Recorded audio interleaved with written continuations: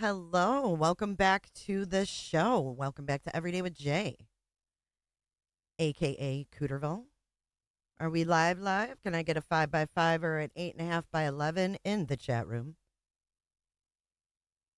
It doesn't look like we're live. What's going on? Can you guys hear me?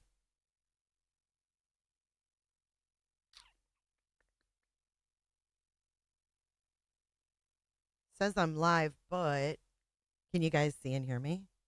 There we are. Man, that took a minute. We were like delayed. I was refreshing. Had a little bit of a delay. Hey guys, welcome in and welcome back to Everyday with Jay.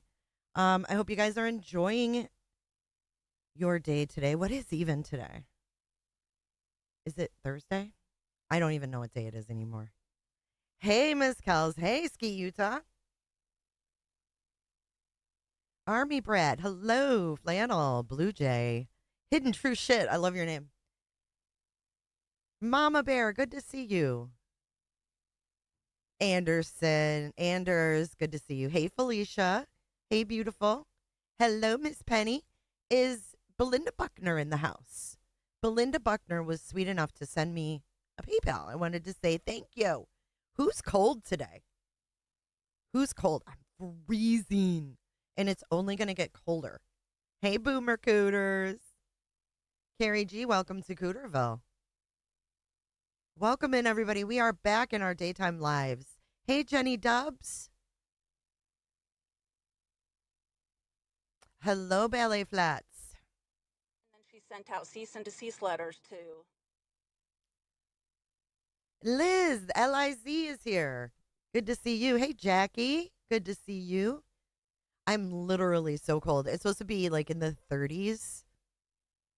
Oh, in Michigan, I bet you are. I bet you are. It's really good to see you guys this afternoon. We were up a little late last night. We did a great stream last night. If you guys did not see it, love you too, Jenny Dubs. I hope you're doing well. We did a great stream last night. I really had a lot of fun. We talked some real talk. Some people may not agree with my real talk, but it is what it is. I have the right to speak my mind just like anybody else. And the other thing was the Web Sleuth interview with John Hinckley Jr. Dude was wild. Absolutely wild. 30s sounds nice.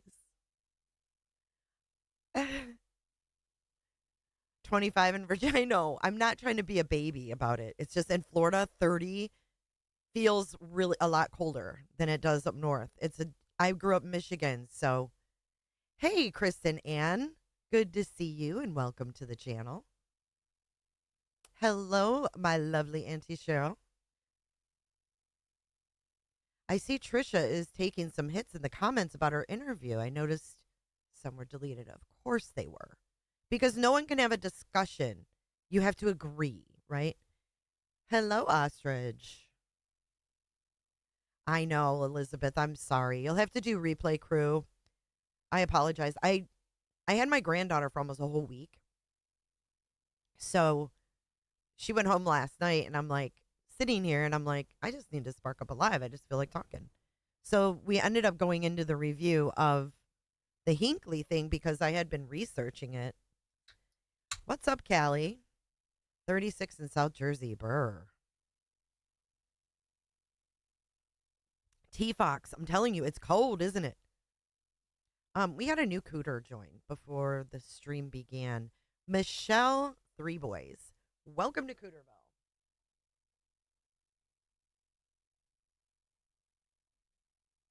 She says, "Welcome to Little delay, Cooterville. sorry. Everybody, close your leg. Everybody coming in, close your legs. Close your legs. Holy shiznuts. We got Mrs. Long. Mrs. Long's in the house. You are the best, Mrs. Long. Isn't she the bestest? 50 cooterships. Coming in hot, just like the fajita. Woo-wee! If you received a cootership from Mrs. Long, Mrs. Love You Long Time, make sure you thank her in the chat. Wow.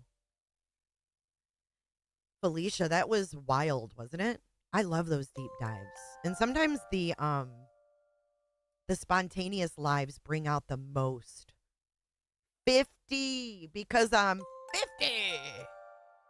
Mrs. Long is really great. Thank you so much. Thank you for your support. Jenny got one. Yay! 50 new cooters. Wow, that is a lot of support. Very generous. Thank you. That is no joke, guys. Like, I can't afford to gift more than 5 at a time. I'm not gonna lie. That's some major support. I really, really appreciate that. There's Michelle. Welcome into Cooterville, Michelle. I know, side gig. We've got some really generous cooters. Hey, Wendy. We still have Santa. I gotta change that. Thank you so much. I really, really appreciate it. Today, though, we are going to dive into Lauren Matthias's one-on-one. I wanna interview Jerry Holeman. We're gonna dig into that. We also have a little AI rundown. That seems to be the thing to do. Did you guys see Megyn Kelly actually did an AI rundown of sicko Tim Busfield's statement? There's Miss Long. Yay, Donna the Brit. Molly Colleen, can you believe they gained another 1,000 subs? I can. Hey, Moose Knuckles.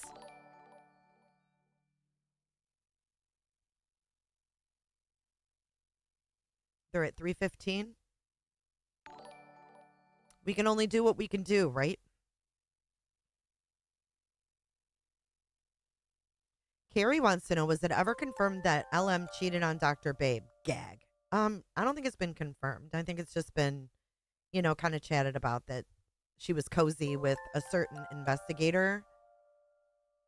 Hey, Sarah, a certain investigator on the Lori or Chad Daybell case. Can I adjust the audio? It's low. Hang on.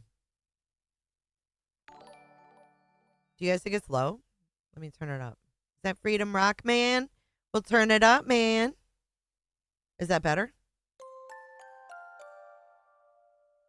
Marissa, I'm not sure, to be honest. Can you report a channel for purchasing subs? I'm not sure. I mean, it's kind of hard to prove that. Like, YouTube would have to pick that up in their... Good morning, Hex, and good morning, Pines. They would have to pick that up in their bot system, if you know what I mean. I don't know if there's really a way to report that, because there's really no way to prove that. Welcome in. Shut the brother out here. Thank you so much. Yes, if you want to receive a free membership, you have to enable memberships in your YouTube. It should ask you. I don't really know how. Maybe one of the moderators. But I think that it...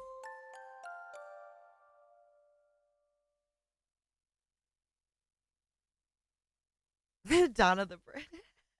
We nearly fell out over the previous Martin Scorsese's discourse. I'm sure you felt my scorn. From the UK, I will forgive for the great content. That's HMS. It's good to see you too. I missed you guys.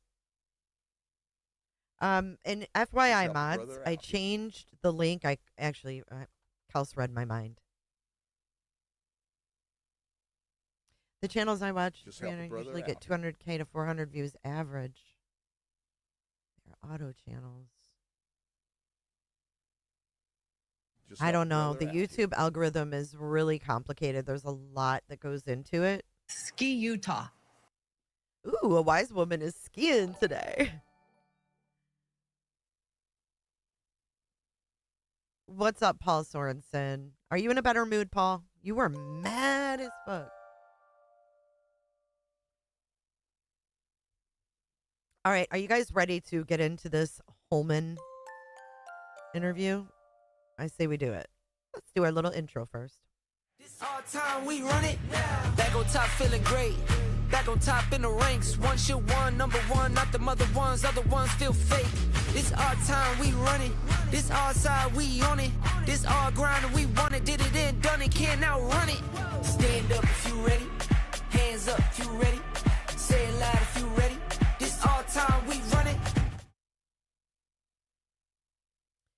Alrighty.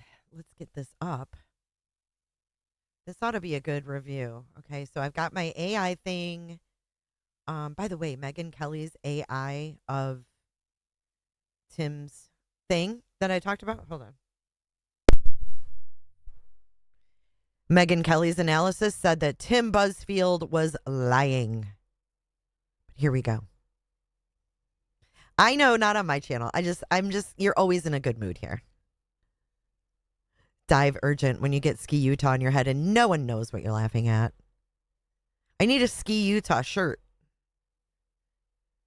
I think maybe we should make a Ski Utah like retro shirt or something.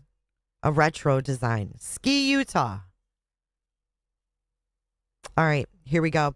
This is December 28th, 2024.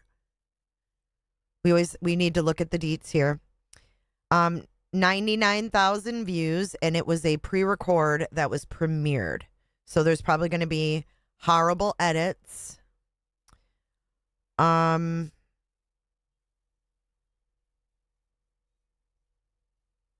and I've got the transcript pulled up, or I did. So I can follow along. All right. Here we go. Here she is. It's just her and him. Why it's just her and him, I don't know. Like, why isn't John in on this one? Because this was her gig? I don't know. Hello, Hidden Gems. We have a very special program for you today because we have a very special interview. I am with the Lieutenant Jerry Holeman. She already started it out with a little leakage.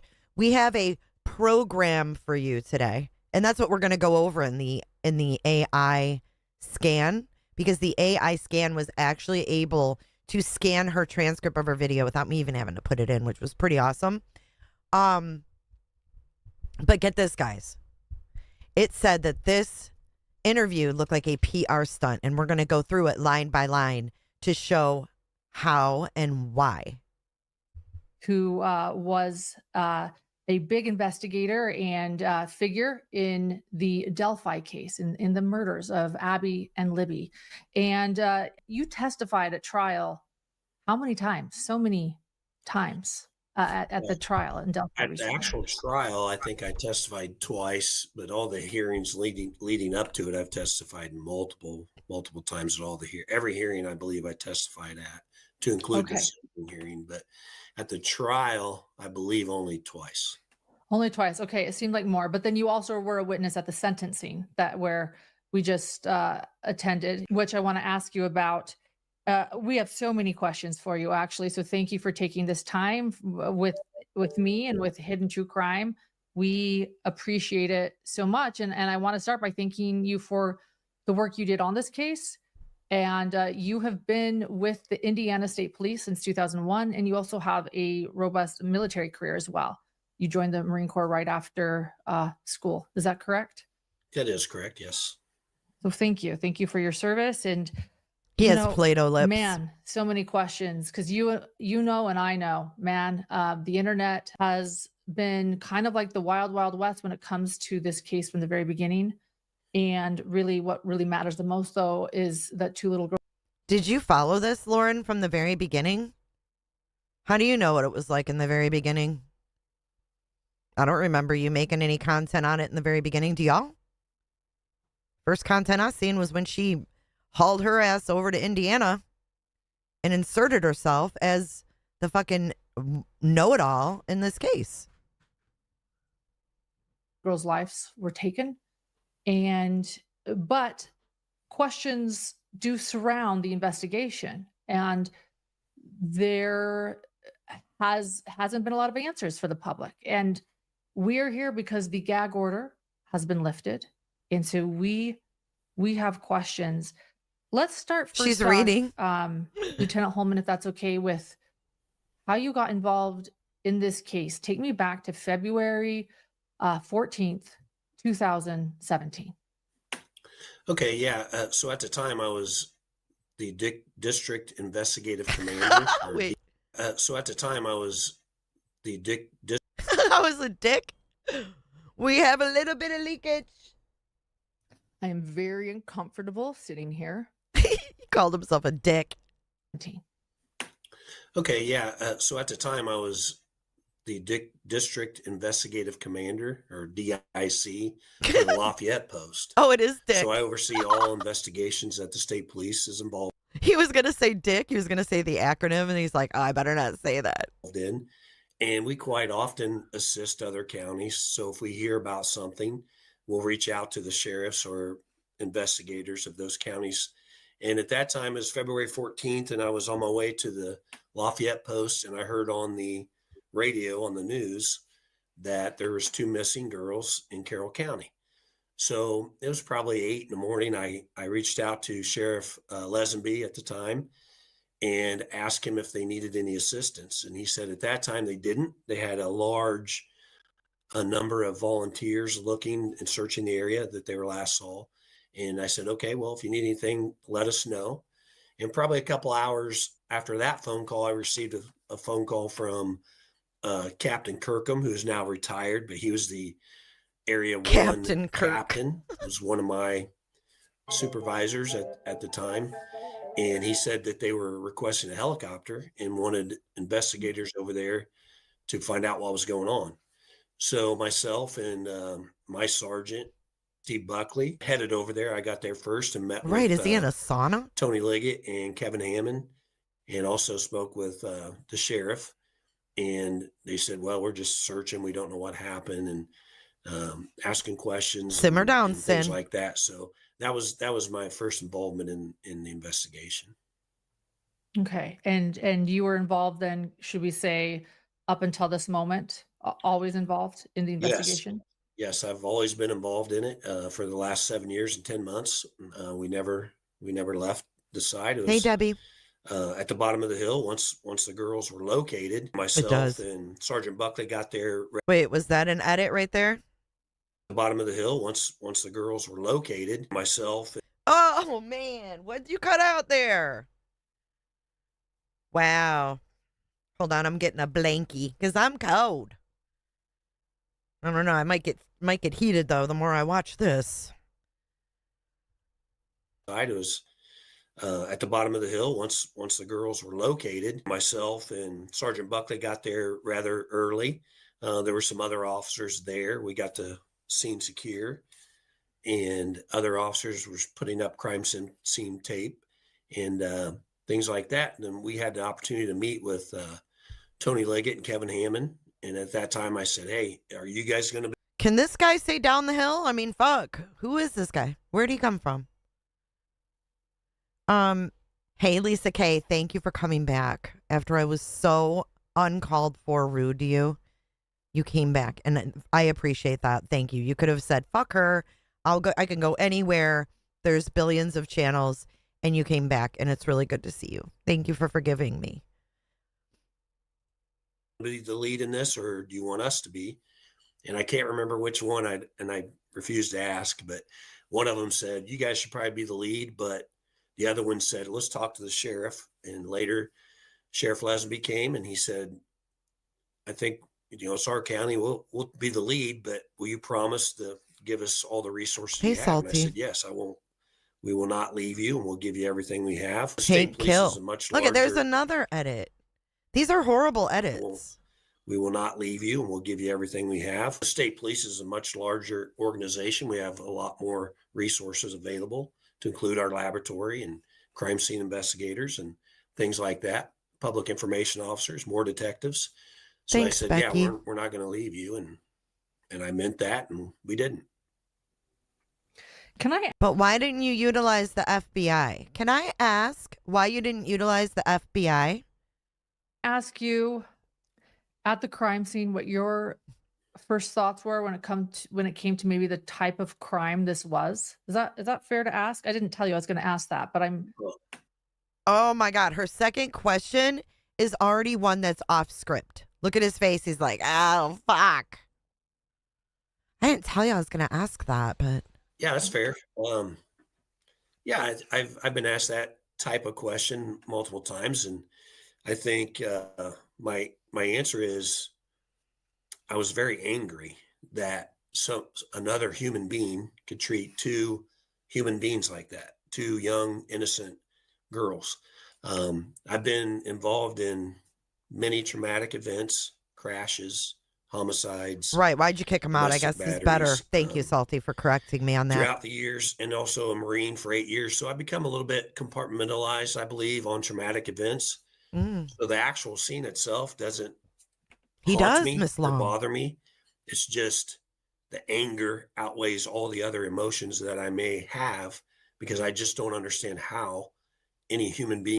Hold on. So anger outweighs all the other emotions I may have. Wow. I become a little bit compartmentalized, I believe, on traumatic events. So the actual scene itself doesn't haunt me or bother me. How can a scene like that, how compartmentalized can you be? But he says the anger outweighs all the other emotions I may have, because I just don't understand how any human being can treat other human beings like that. Being can treat other human beings like that. So I was just angry about that, and not knowing why somebody could do that. The scene itself, I knew it was going to be a very tough investigation because of. There was another edit. The scene itself, I knew it was going to be a very tough. The scene itself, then it cuts. You know, and this is another thing is not transparent, is they should have done this completely live and unscripted, in my opinion. This whole pre-record, these edits at very, pivotal times of information is very skeptical to me. Somebody could do that. The scene itself, I knew it was going to be a very tough investigation because of the location. It's out in the middle of nowhere. There wasn't going to be a lot of witnesses. And it turned out there wasn't a lot of cameras around, or a lot of evidence that we could follow up on. So I knew it was going to be a very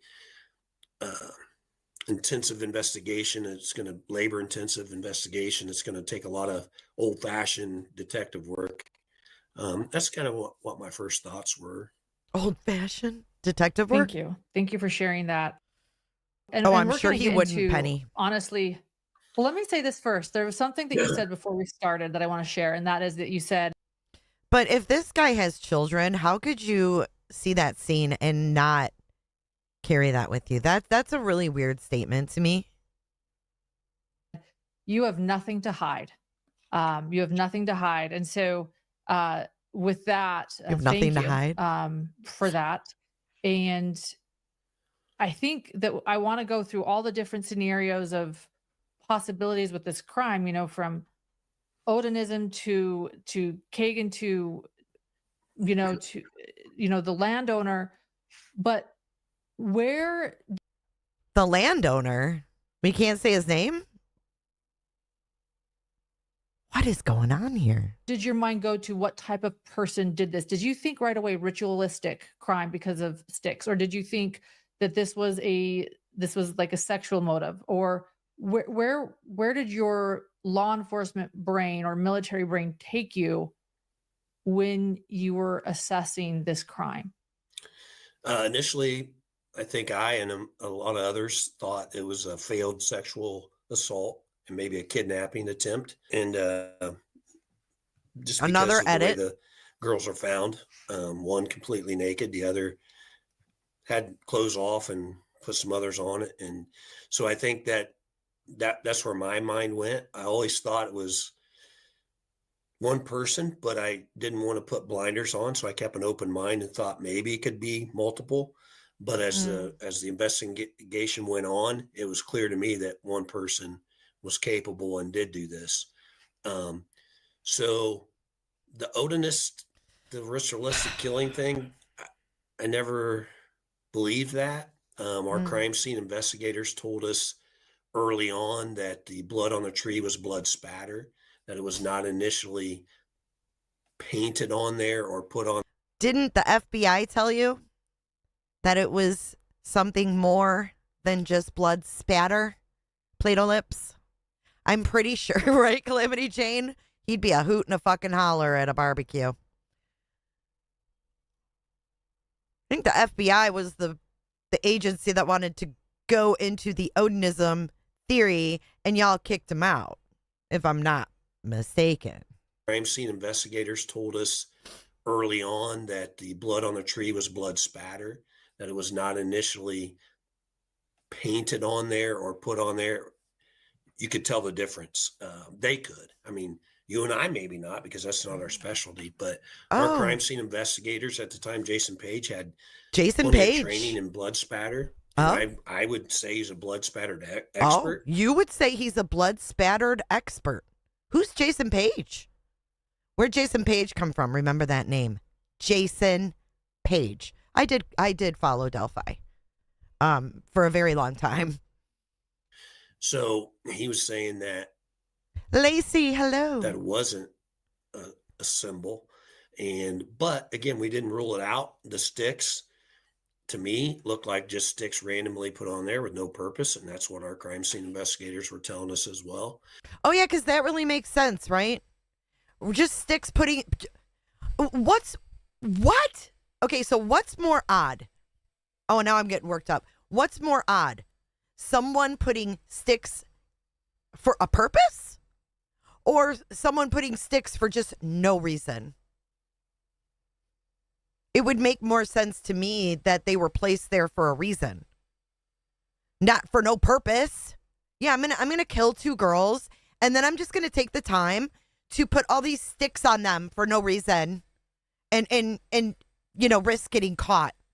What kind of rationale is that?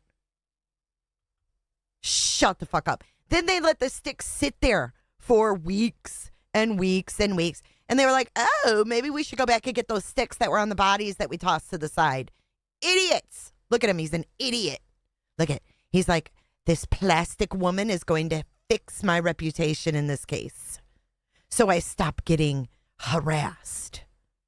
Oh, I'm going to get fired up. I'm going to get fired up. I'd call him a blood spattered expert. This guy's a moron. That wasn't a symbol. But again, we didn't rule it out. The sticks, to me, looked like just sticks randomly put on there with no purpose. And that's what our crime scene investigators were telling us as well. Well, then you're all idiots. I didn't believe it was realistic or ritualistic. I didn't believe it was realistic. This guy's a moron. I didn't believe it was realistic or ritualistic. But then again, we weren't going to leave any stones unturned, he says. Oh, I'm getting really mad. So I didn't believe it was realistic or ritualistic. But you're not realistic. We weren't going to leave any stones unturned. So we did a thorough investigation, did research on that. And you did? You know, behavior analysis units, professors, what? People that specialize in those types of investigations. And they were telling us that it's just not realistic that it would be, because if it was, there would be no doubt. It would be so obvious that it was. But anybody would come and say, hey, I think it's this. Can I look into it? Yeah, go ahead and look. Let us know what you say. But no one could ever prove that it was some sort of ritualistic killing. Now, because Brad Holder and... Because you kicked out the very people that wanted to go down that rabbit hole. Is this guy for real? Is this guy for real right now? Patrick Westphal were involved in Norse paganism religion. Some people jump to a conclusion that that's automatically what they do. Well, that's just not true. And I had no clue about those religions. How do you know? Back then, but doing research and being updated on that. If you didn't think it was Odinism, how much research and how many updates did you actually get? I mean, what do you mean? He's like the professional on Odinism now. So, Paul, how many updates and how much research did you do on Odinism if you didn't think it was pertinent? Oh my gosh. That's just not true. People have no clue. What's up, Austin? Look at him. He's like, my lips are made of Play-Doh. Automatically what they do. Well, that's just not true. And I had no clue about those religions back You then. still but don't. Doing research and being updated on that's it's a religion. It's not a cult. It's not a gang. And they don't believe in human sacrifices. So we pretty much ruled it out, but kept an open mind. Oh, wow. And Wow. So you ruled that out because true Odinists don't do that stuff. Okay. Well, how about we say this? How about we do an analogy? True members of the Church of Jesus Christ of Latter-day Saints, and I'm getting it, my Mormon friends. Okay. I'm learning the lingo. So that would mean that it wouldn't matter that Lori and Chad twisted the Mormon religion and created their own cult, right? I mean, same analogy, right? Just because traditional Odinists don't do that doesn't mean that they can't have another offshoot, Monica. That's a good way to put it. This guy's covering up all kinds of stuff here. religion. It's not a cult. It's not a gang. And they don't believe in human sacrifices. So we pretty much ruled it out. We kept an open mind. You ruled it out? That's my initial thought on that. Well, how'd you rule it out? Because you looked up traditional Odinism? That's how what'd you rule it out on? Oh, this guy's something else. And this is the best woman, person, channel, outlet that you could find to try to salvage any reputation you had after this investigation.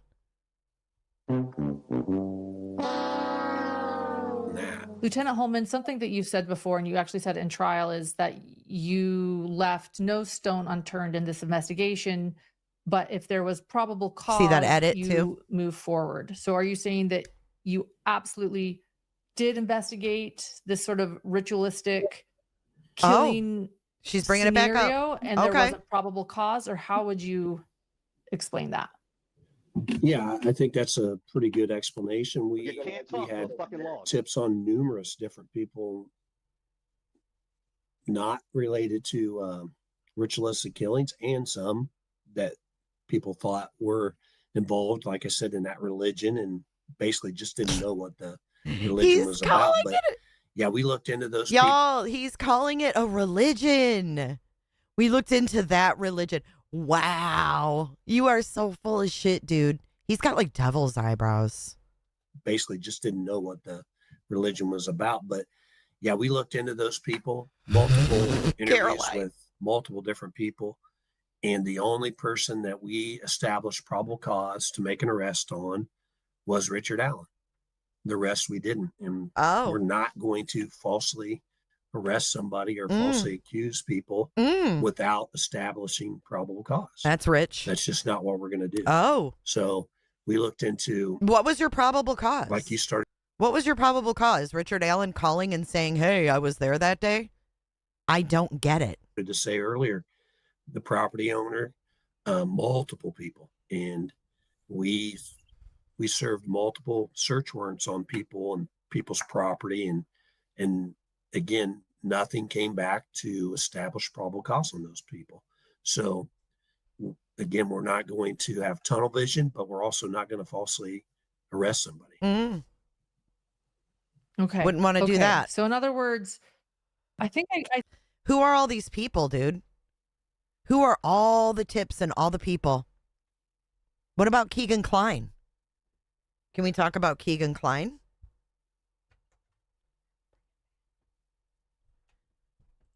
I think I just want to like kind of process that with our listeners too, that there was a base, there was an idea, there was an investigation into, could this be ritualistic? And the bottom line is, you went through the evidence.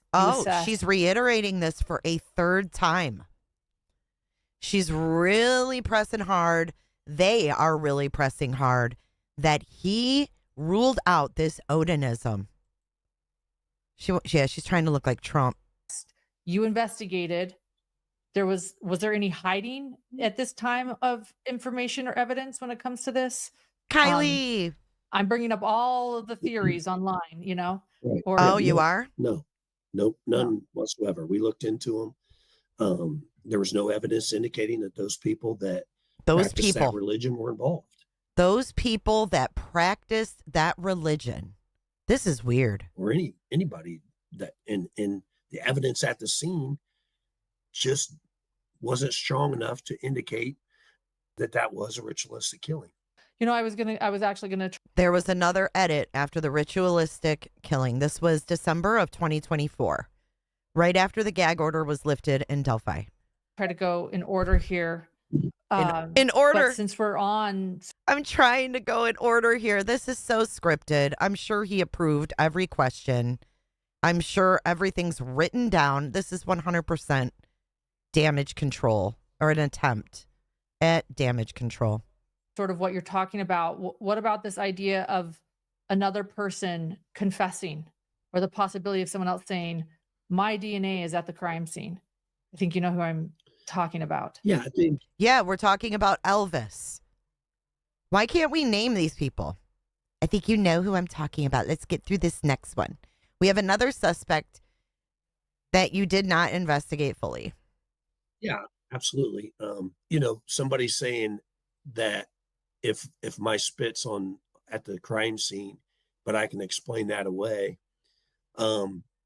doesn't mean that's a clue that we need to go back and talk to that person again. And that person was interviewed multiple times by multiple different people. Oh, And his explanation was he wanted to know, if I spit on the ground and someone scoops that spit up and takes it to a crime scene, would you be able to tell that? That was his explanation. oh, that sounds legit, right? That sounds like a reasonable explanation.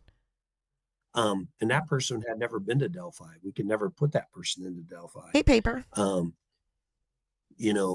I think, again, probable cause goes a long way. And you can't just say, because this person knows this person, knows this person, that knows this person, What? conspired to commit a crime. You can't put them together. They don't know each other.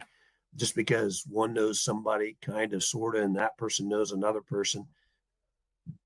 What is he there's talking no about? proof or evidence indicating that they were in some sort of club or organization or cult or gang to do that. So we investigated that very thoroughly.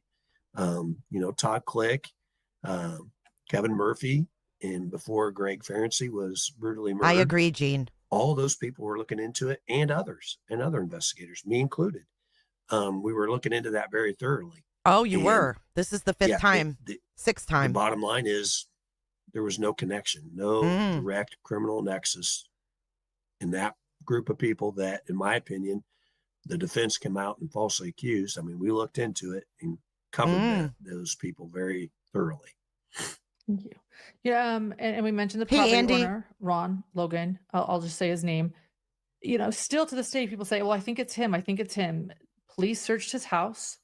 And you're saying, as far as probable cause goes, you could not tie him to this crime. Is that correct? That is correct. Could you rule him out? Could you rule him out, Holeman? Search warrants on him and his property, and there's no direct nexus to him being involved either. He had an alibi. It was tight, but he was, at certain places that we were able to prove during that time that would have made it very, very difficult for him to be at the crime scene during the crimes. Oh, so is that so? We looked into it. Again, searched his house and found no evidence connecting him to the crime scene or the crimes. Thank you for sharing that. I'm sure this feels what we call rinse and repeat for a lot of law Oh, rinse and repeat. She likes that. She likes that saying. Hey, Chris. enforcement as you've investigated this, but for those of us in the true crime community and those of us covering this case, it's sort of this continuous conversation, and we have been waiting, Donna. for the gag order to be lifted to ask these questions once again. So thank you for indulging these questions that might feel like repeat to you. I appreciate it. Please. So how important was then the evidence of Bridge Guy? And by that I'm saying, how important was the evidence that Libby herself, the victim, brought to this investigation? Oh, very important. Very, very important. And like Prosecutor McClelland said, and I've said it before, that the girls are the true heroes in this case. I hate people saying, "Oh, you're a hero." No, I didn't do anything special. You're not a I followed hero. up on the evidence and the facts. Who did something special is Liberty and Abby. And to be able to be a 14-year-old girl and have the awareness to turn your phone on and videotape that, obviously they were in fear of their lives, and she videotaped that. And from day one, Have a great day, after Amy. we got that video, a lot of us, me included, believed that that was the person that killed the girls. And Hey, Jess. we knew up until we found the tip and the information on Richard Allen, we knew that if we found Bridge Guy, and we knew we have not identified him, that we would be able to solve this crime. Okay. And so at what point, Say, can I ask you, that did you know that Richard Allen was Bridge Guy or that guy? I mean, I think once we found Kathy Shanks, found the misfiled tip, or however you want to phrase that, we started doing however a you lot want of to phrase intelligence it. gathering and looking in. She found the misfiled tip, or however you want to phrase that. How about we just phrase it as a stroke of luck? To Richard Allen, like we would anybody else that we thought was out there on the bridge, either as a witness or as a suspect. And we started putting circumstantial evidence together, leading us to believe that he was Bridge Guy. And then I think when I first believed it was when Steve Mullen and Tony Liggett interviewed him, and he basically described himself as Bridge Guy and being out there on the bridge. And at that point, I knew that he was Bridge Guy. That's all it took? Whoa. Hold on. And he basically described himself as Bridge Guy and being out there on the bridge. And at that point, I knew that he was Bridge Guy. Wow. Hey, stay humble. I hope you get her. Wow, that's how he determined he was Bridge Guy. Because he was wearing a Carhartt coat, a beanie, and jeans.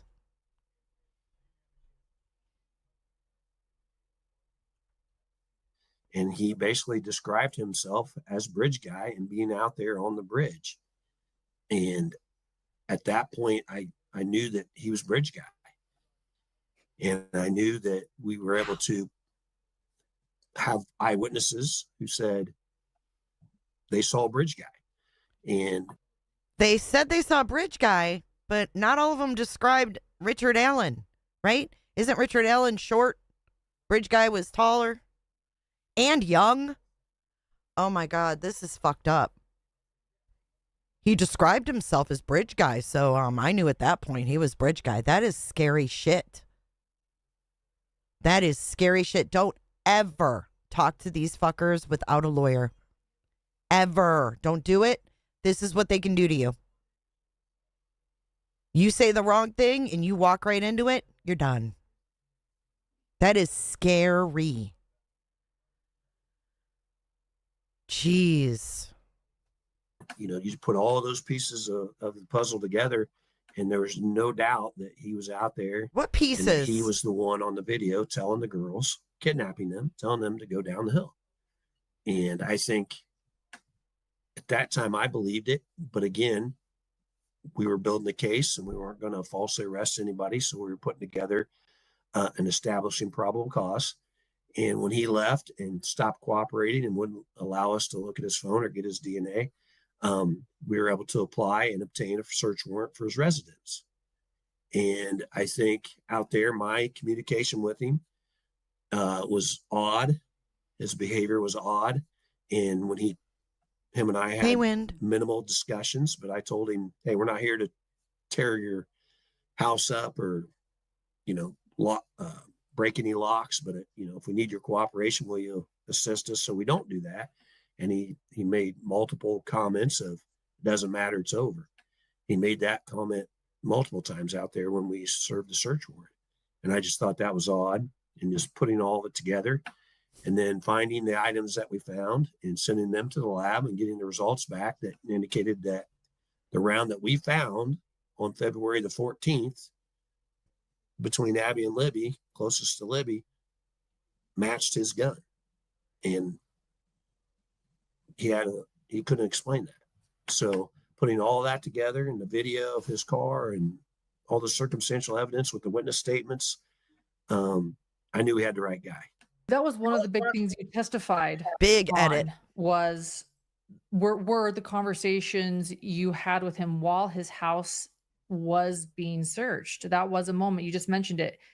So he stated to you, and I want to understand this, he stated to you, it doesn't matter anyway. Or can you take me back to what he was saying to you? Because this was a really important part, in my opinion, of your testimony on the stand of conversations you had with him during the search of his house.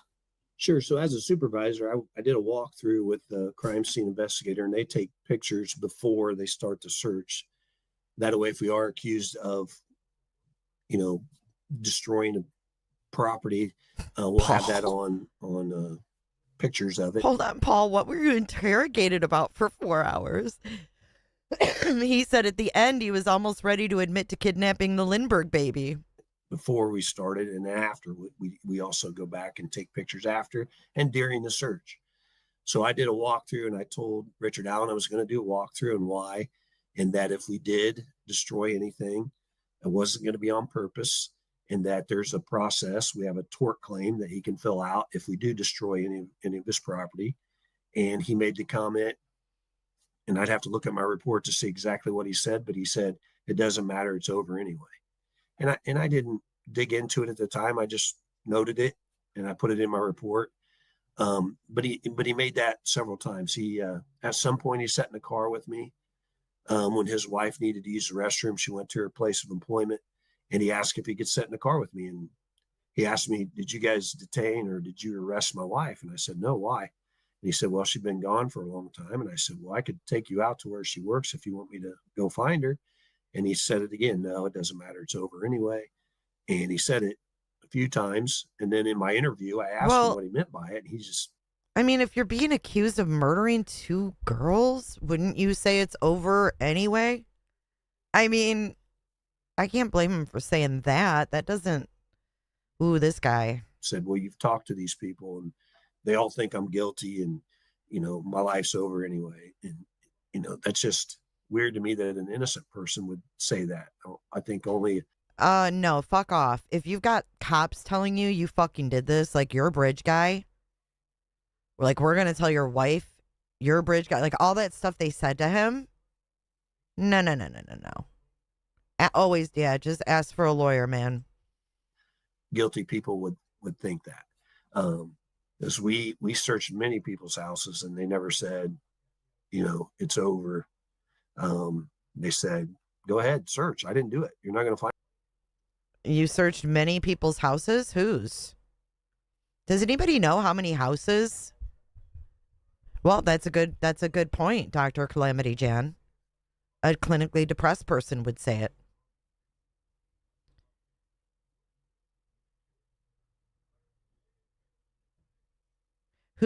I mean, besides Keegan Kline, was he on the job when they searched Keegan's house like 2 weeks after the murder?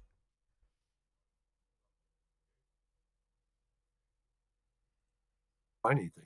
So it was just odd to me that he would say that multiple times.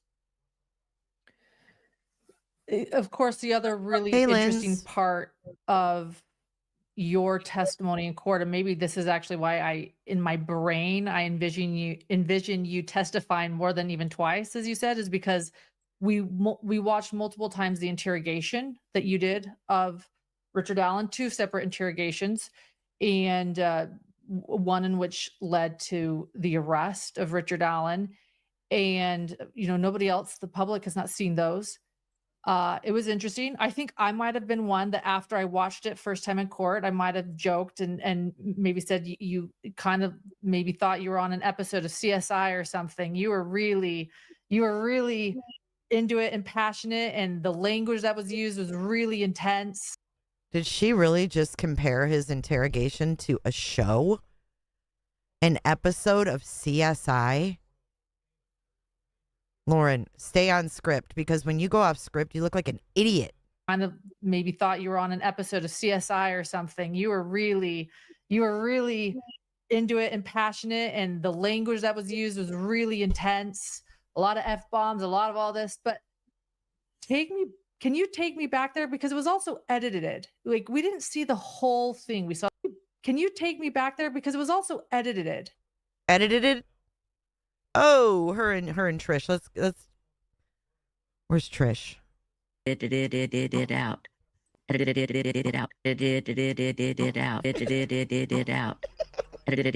I have to make you guys laugh because this is too hard to watch. Thank you, Paper. Your first super to me. Thank you for the $1.99. I appreciate that, Paper. Good to see ya. Edited. Like this, but can you take me back there? Because it was also edited. Like, we didn't see the whole thing. We saw the majority of it, but all of a sudden it went from like a bit of calmness to you just sort of really yelling at him and, telling him he did it. Can you take us? Can you take us to the unedited parts? I'd love to see the unedited. Through this interrogation. I hope that the public is able to see it one day. But one day. What Oops. were your tactics and what were you feeling and thinking during this interrogation? After the edited. It wasn't meant to be an interrogation. We actually hadn't set up a time for him to come in, and we planned on giving him his car back. But we wanted to talk about some of the results of the tests that we had. One being Bing bang. The tool marks on the round that was found matched his gun. And then also we were still testing other items, and we wanted to know if he had lent.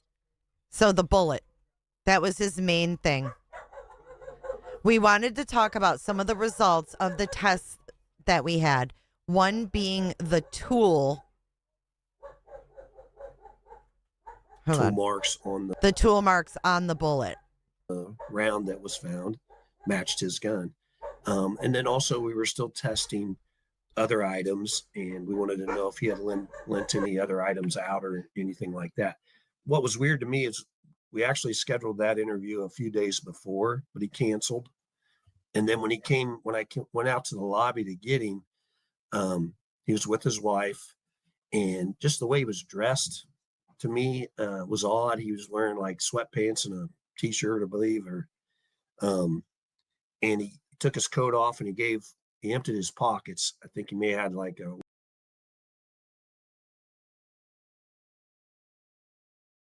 Sorry, I was muted. I need to analyze these words a little bit. What was weird to me is we actually scheduled that interview a few days before, but he canceled. And then when I went out to the lobby to get him, he was with his wife. And just the way he was dressed to me was odd. He was wearing like sweatpants and a t-shirt. Okay, what's so odd about that? Dude, this is what you're judging this guy on in a crime? Is what he wore to the interview? You thought that was odd? Dude, you suck. And so do my dogs are going crazy.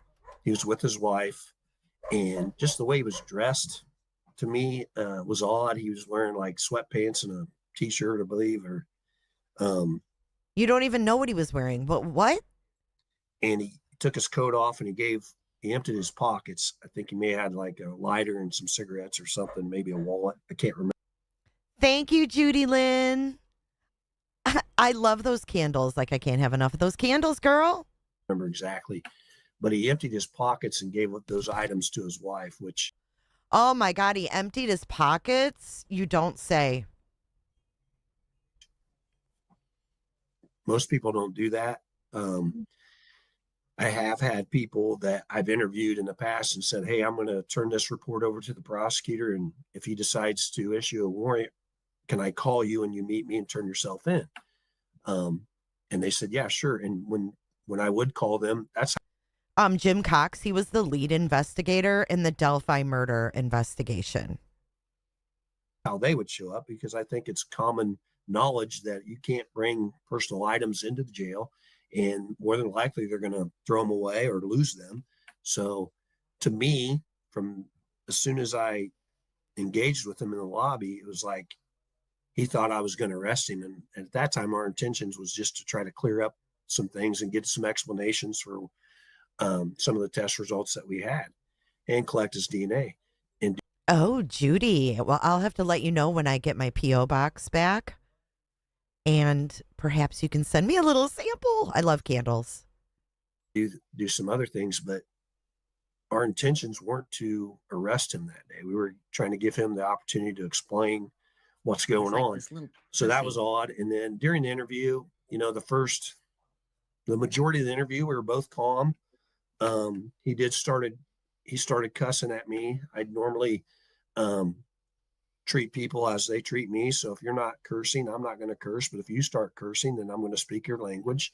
Yeah, And he Gene, had I remember dropped that. the F-bomb a couple times, and I did not. I was giving him the, benefit of the doubt that, I was accusing him of killing two people. And, but he made some odd comments and things like that to me. Odd comments. I made the comment that he said he cared what people thought about him. And I said, yeah, I understand that. And, your wife doesn't think you're a bad person, and I don't think you're a bad person. And he made the comment, well, what kind of good person kills two girls?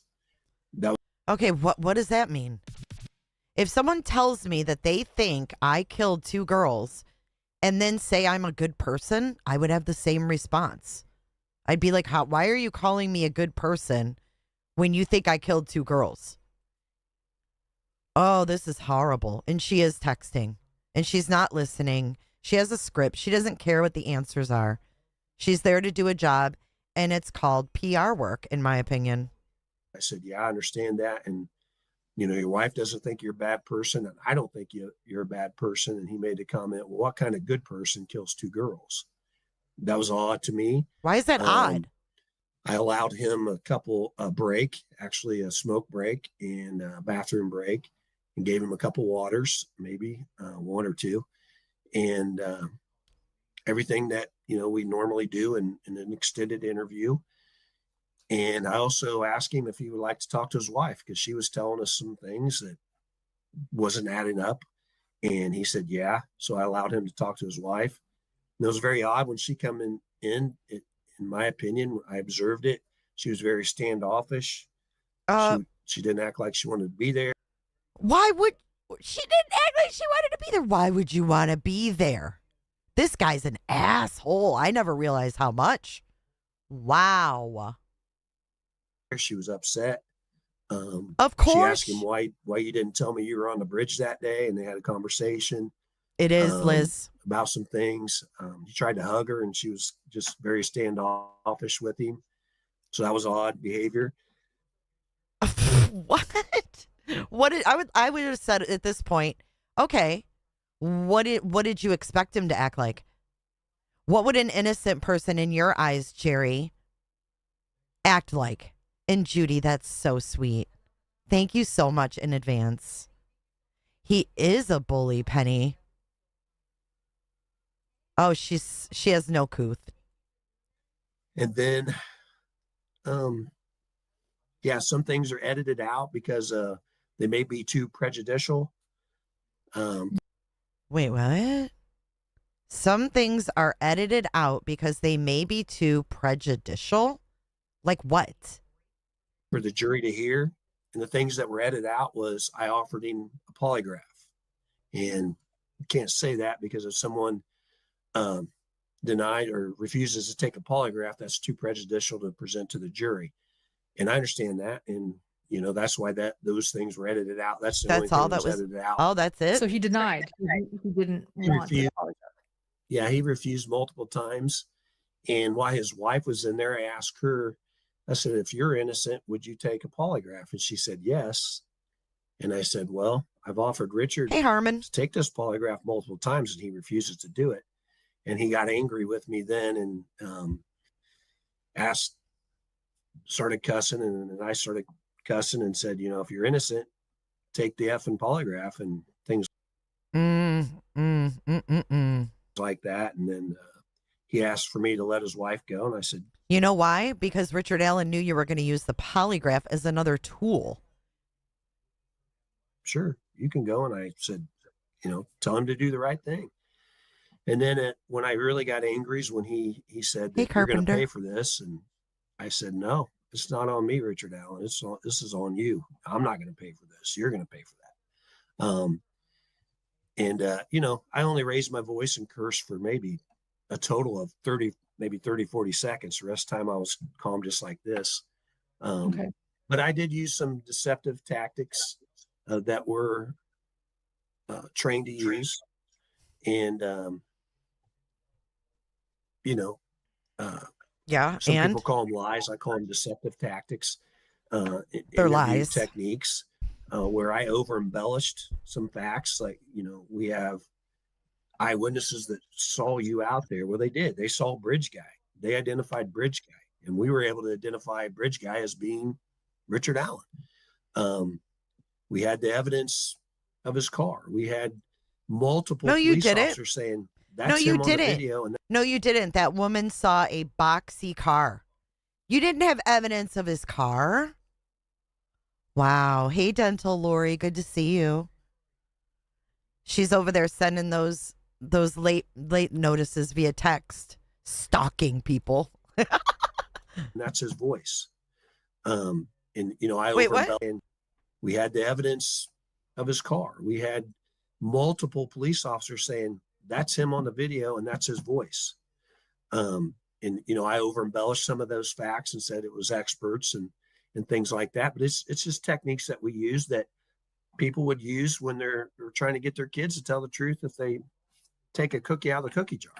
I mean, it's simple tactics that we use to try to elicit. Same tactics you use on a kid to get them to tell the truth if they took a cookie out of a cookie jar?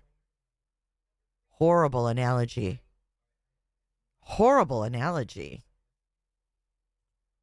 A response, not necessarily a confession, but just a response that we can build on. And at the end A response we can build a narrative on is what he means to say. of it, we were both calm. I drove him to the Carroll County Sheriff's Department. We had no interaction at all. Definitely no heated interactions, but and that was pretty much it. Thank lie you to for my kids explaining either. that. You know, that interrogation was Yeah, thank you for explaining that you think it's okay to manipulate kids. Weird. the talk of those that were sitting in the gallery in court. And I want to say, well, I thought, oh my gosh, that was really intense. Now that I understand some of the edits, it makes a little bit more sense to me. But although I was one that was like, man, like they definitely didn't edit you yelling at him. I want you to know that someone else in court was sitting there saying, no, like I thought it was great. I thought he did such a great job. So like we were all discussing, sharing what we thought about this interrogation. But I want to point out one thing I noticed, and you brought it up too, was when his wife came in, when Kathy Allen came in. I actually thought that was really interesting. My take on that was, and you weren't part of this. You guys were, I guess, as you point out, watching. I felt he was really manipulative to his wife Hey, in that Rachia. room where he said, you know, I wouldn't have done this. You know that I'm not capable of this. And she wasn't hugging him. You're right. She was standoffish. And she was sort of like almost, she wasn't sold. And he was like, you know, I wouldn't do this. You know me, Kathy, you know me. And then to hear, you know, yeah, that she stated was one that she didn't even know he was at the bridge that day during the sentencing, which just happened 6 days ago, actually. That was when this gag order was lifted, and is why we're able to talk right now. You were called to the stand 6 days ago, and you mentioned that he was manipulative to his wife and family, and you even mentioned specifically religion. That was a moment for me because Oh, shut up, Lauren. Welcome into Cooterville, Ratia. Glad you're here today. She says, welcome Close to your legs. Cooterville. Everybody Close close your your legs. leg. Everybody coming in, close your legs. Close your legs. So she's saying that Richard Allen was manipulating his loved ones. Meanwhile, this guy's just straight up telling him lies based on zero evidence. as I'm explaining to you, I saw some manipulation of him that wasn't really addressed, but it's just something I noticed in this interrogation. What did you mean when you shared 6 days ago Hey, Moody. at a sentencing that you felt he manipulated his family and those around him? I think that would have been after, the arrest was made, his phone conversations and his conversations with corrections officers. I believe I stated that I felt he used religion to manipulate his mother, wife, and corrections officers to get What what he religion? wanted. And maybe not just religion, but I think he manipulated them by behavior or his actions that he was doing at the correction facility to get what he wanted. He broke his iPad. He wanted a new one. He wanted, he didn't like his living conditions. Yeah, so he ate shit, right? Yeah, because that's what most people do. They eat their own shit, wipe shit all in their food, right? That's yeah. He didn't like his living conditions, so he ate his own shit. Fuck off, dude. Right? What religion? It makes no sense. He's calling it religion, but basically he was just talking about like God in general. He wanted to be moved. He wanted in person visits with his wife. Wow. And I think he was being manipulative, saying those things and at some point using religion and his Bible to try to convince people that this dude is really spinning this religion thing. He found God, and I hope he did. I hope he did. I hope he confesses to all of his sins, and I hope he's forgiven for those sins. And I just have a hard time believing that. And I think that he is definitely manipulative and persuasive and selfish. And that's kind of what I meant by those comments. Okay. Thank you for explaining that. Thank you. Yeah, that was there any reaction of Kathy after that arrest, by the way? That's something, of course, we didn't see. I saw her reaction in that room, sort of standoffish to her husband, but did she have any reaction during the arrest or anything you remember? Well, I wasn't with her, but what I was told was she was upset and maybe even began to hyperventilate a little bit. And they did talk to her several minutes, if not hours, after I took Mr. Allen to Carroll County.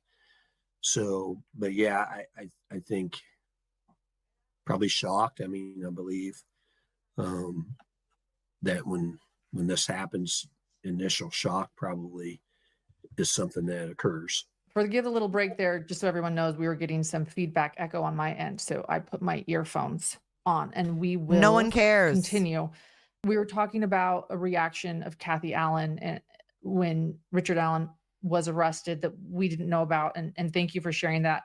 I want to also reiterate that she too is a victim in this, and I don't want to blame her in any way. Hey, Higgins. It was actually heartbreaking for me to see her in court every day sitting there. One thing about the interrogation too, the defense brought up after, as you say, the interview that turned into an interrogation on accident, or the accidental interrogation the day he was arrested.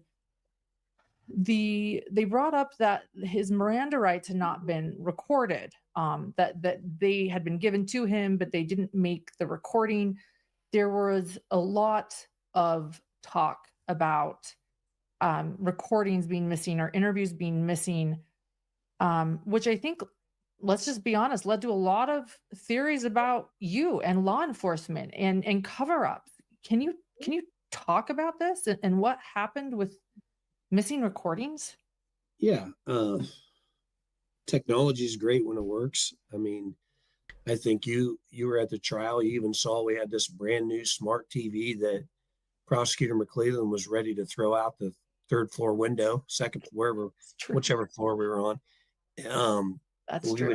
We would practice that thing the day before, playing videos and even on break to make sure it would work. And then when the jury would come back, we'd hit play and nothing would happen. So technology is great when it works. I can tell you that none of the errors or technical difficulties that we had were intentional.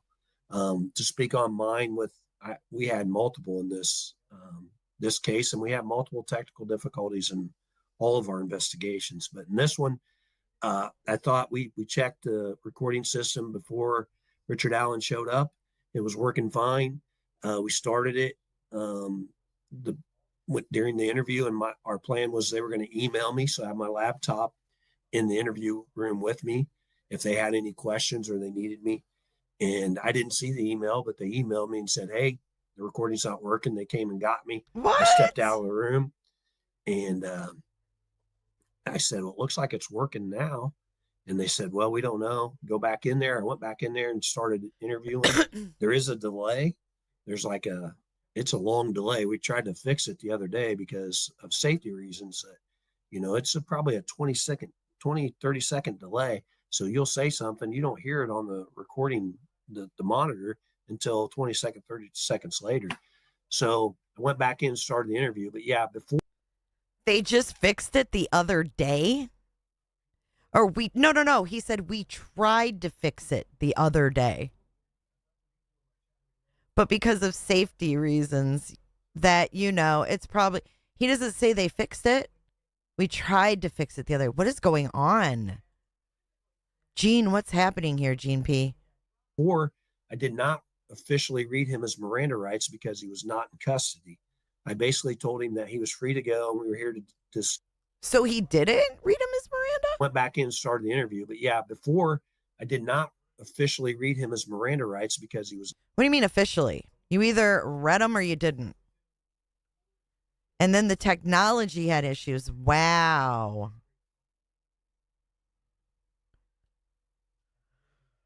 Started the interview. But yeah, before I did not officially read him his Miranda rights because he was not in custody.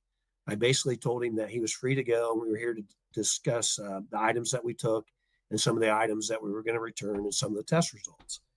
And I asked him, "Do you remember being interviewed a couple days ago by Investigator Mullen and Detective Leggett?" And he said, "Yes." I said, "So you're aware of your Miranda warnings?" And he said, "Yeah." I said, "That door's not locked. You're free to go at any time. You're free to stop answering questions." So I didn't officially read him Miranda warnings, but I made sure that he was aware. And yeah, unfortunately, that was not caught on the recording system. It was not intentionally done. I'm not even intelligent enough to know how to delete interviews like that. I wouldn't even know where to start. You're not intelligent enough to know how to delete an interview? And you're the lead detective? Okay, dude. Like, we're buying that. So that was that case.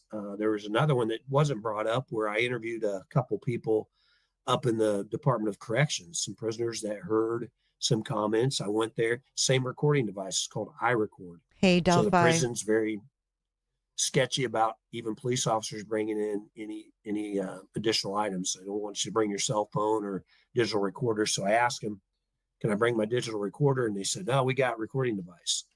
So I interviewed 3 or 4 people at the Department of Corrections. And after the interviews were over, they were going to download it on a thumb drive for me. And it didn't work. And I'm like, "You got to be kidding me." Wow. I mean, I can't even laugh at this point. What? He's got the worst luck ever as the lead investigator on this case with no evidence on the suspect. Oh, it didn't work. Are you kidding me? Oh, wow. What a bummer. It's just a double homicide case. Ah, shoot. Darn it. Why didn't those save? No, Richard Allen needs an appeal. Just hearing this crap, holy smokers. On a thumb drive for me, and it didn't work. And I'm like, you got to be kidding me. So I called the 2 or 3 of the prisoners were still out there in the waiting area. So I called them back and got a digital recorder and re-interviewed them. So it happened again. And at that time, the other prisoner went back and they were having a hard time locating him. He was actually with some services, and he wasn't in his room or wherever they held him at. And they actually put the prison on lockdown. I said, I'll come back. And they said, no, you can't leave. We're on lockdown until we find him. And they weren't concerned about it. They knew he was probably at an appointment. They just took him a while, but they located him. But yeah, we had technical difficulties even up there. Imagine that. And then the ones that were referred to in court about at the Delphi City, I can tell you without a doubt that Steve Mullen did not intentionally erase or lose any audio videotape statements. What happened was there was the more system stuff? they have. It's either a key or switch outside the recording. Wait, they had all these things happen? Oh, wow. All eyes on Delphi. She said Holeman told the newspaper they thought meth would go away when the economy got bad, and he was surprised that people started stealing supplies instead. Dude, this guy's an idiot. This is really scary. Interview room, and you turn that on, and usually in most of them a green light comes on, and you know that somebody's in there recording. And then when you're done, you turn it off and there's a red light. Well, whoever went in there accidentally left it switch on, so it just rewrote over multiple interviews early on, and we weren't aware of that until this guy's Idaho State Police, isn't he? Is he Idaho State Police? Oh my God. This is effed up. Weeks or months into the investigation.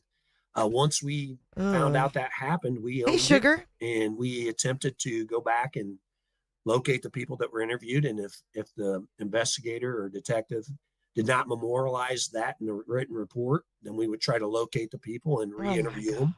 Re-interview? And make sure that we had that on an audio videotape statement or memorialized. God almighty. And then later on, at the other place that we had. What did I say? Did I say Illinois? I meant Indiana State Police. Like, he's the state police, though. Oh, I said Idaho. My bad. I meant Indiana. But he's not a local cop. He's not a small town cop. This guy's Idaho State Police detective. This is really scary. Or Indiana. Sorry. Fuck. I don't know why I keep saying Idaho. Command center, the old because Idaho RMC building. We had made several interviews there. And at some point, the audio quit working. And we didn't know it until a few months or a few weeks, or when people started listening to them and trying to put things together. And as long as the officer memorialized what was said in the report, he is getting redder. Some people maybe felt comfortable going back and re-interviewing, and some of them were comfortable with the memorialized information in the report. So we were able to correct most of those mistakes with the audio video, and none of it pertained towards Richard Allen. None of those mistakes were, except for the ones at DOC, were about Richard Allen's comments. But the early on mistakes, you call them mistakes, I call them technical difficulties. But I'm telling you, if anybody knows Steve Mullen. Oh. But the early on mistakes, okay, this is what he says. These are his words. Listen. But the early on mistakes, call them mistakes. I call them technical difficulties. But if anybody knows Steve Mullen, the most honest guy I've ever met, I've known him for years when I first came on in 2001. This guy's a fucking liar. I hope Richard Allen gets his appeal. If he doesn't, dude, that's a travesty. So we were able to correct most of those mistakes with the audio video, and none of it pertained towards Richard Allen. None of those mistakes were, except for the ones at DOC, were about Richard Allen's comments. But the early on mistakes, you call them mistakes, I call them technical difficulties. But I'm telling you, if anybody knows Steve Mullen, he's the most honest guy I've ever met. I've known him for years. Fuzzy slippers When I first and came lip on in gloss. 2001, he was a deputy, and he was so calm, cool, honest, and I enjoyed working with him. I didn't work with him a lot on the road, but if I ever got a call and Steve Mullen was there, I knew it was going to go smooth, and I had no issues about him at all. And then we became the chief. And He's an honest guy. Honest guy. And Oh, I know just he just feels a- bad, but he had no control over it. That's just just things a that we can't honest control guy. when technology doesn't work our way. It hurts, but it's nothing that we did intentionally. We're not withholding any information or any interviews that we did. It just happened, and it's unfortunate, but it happens in every investigation. Okay. Well, thank you for explaining that. While we're on the topic, then let me jump into, Mullins was a concern, but let me jump into Sheriff Liggett. He was running for sheriff at the time Richard Allen became a suspect and was arrested. There's a lot of talk. I mean, I admit that like the timing of that does not look good. There's a lot of conspiracy theory about wanting to win an election. And I know that you're not Sheriff Liggett, but anything you can say there about that? He's not going to I say think anything that's about that. ridiculous and very appalling to everybody involved. Oh, please. Because I'm everything's not political. corrupt. I'm not a liar. I'm a lot of things. I've been accused of a lot of things, and I am a lot of things. I'm not perfect, but I can tell you that I would not jeopardize my career, and nor would Tony Liggett ask me to jeopardize my career to do something like this. And first of all, so now you got to go back and say we purposely hid that tip before Sheriff Liggett was going to run for sheriff. He had no intention of running for sheriff when this investigation started in 2000. I had heard about that, All Eyes on Delphi, about R&M. I can't believe she went through that. That's horrible. Thank you so much, Miss Jess, for 5 more cooterships. Welcome in, Amber, Skin Row, Writer, Just a Chick, Inky, Debbie Miller. Welcome to Cooterville. Sorry, it took me a minute to read those. Welcome in. Let's give an official welcome. Take a little deep breath. This is welcome to Cooterville. Everybody close your legs. Everybody coming in, close your legs. Close your legs. 17, to my knowledge, maybe in his mind that was a dream of his someday, but he never said, hey, I'm going to run for sheriff in 4 to 8 years or whatever. So then now you got to come up with these ridiculous, outrageous conspiracy theories, and everybody involved is very passionate about their job. So now the public wants us to stop the investigation, wait until Tony wins or loses, and then arrest the guy that we believe killed them. We found the information. We acted on it as best we could. And within a couple of weeks, we made an arrest. Had nothing to do with an election. I mean, that is a Republican county. And people saying, oh, he was losing. He was Republican running against an independent or Democrat. That's a very Republican county. And in my opinion, I don't know, because I'm not into politics, but the Republican was going to win that election, whether we found this tip and arrested Richard Allen or not.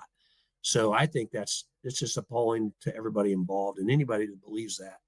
That's just ridiculous to me. I mean, you can't make that up. That would take a lot of time, effort, and resources clear back in 2017 to stage an election in 2022. Ridiculous. It's just ridiculous to me. You're ridiculous. Yeah. Thank you for letting me talk about that. And thank you for your transparency also during this interview. I want to say that a big issue with this case, I think, is Hey, Sayaban. the lack of transparency. Yeah, I have to admit, I feel like you're being very transparent. Before this interview, you said, I have nothing to hide. The gag order's been lifted. I have nothing to hide. About that. Just everything I hid. A lot of these things that we are discussing today have to do with a lack I have nothing to hide other than transparency everything or I hid. theories about this case running rampant. Anything you want to speak to about that? Transparency is comes up a lot, and I believe in transparency. As you Oh, can sure see, you do. I'm going to be honest with you, and I'm not going to voice any other people's opinions on these. This is just mine. But transparency is key. But we often get put in between a rock and a hard place when it comes to protecting the integrity of the investigation. I think we thought long and hard about what information we could release. The state police has policies and procedures that we follow. And we also don't want information out there that the killer and only the killer knows. That helps us solve cases.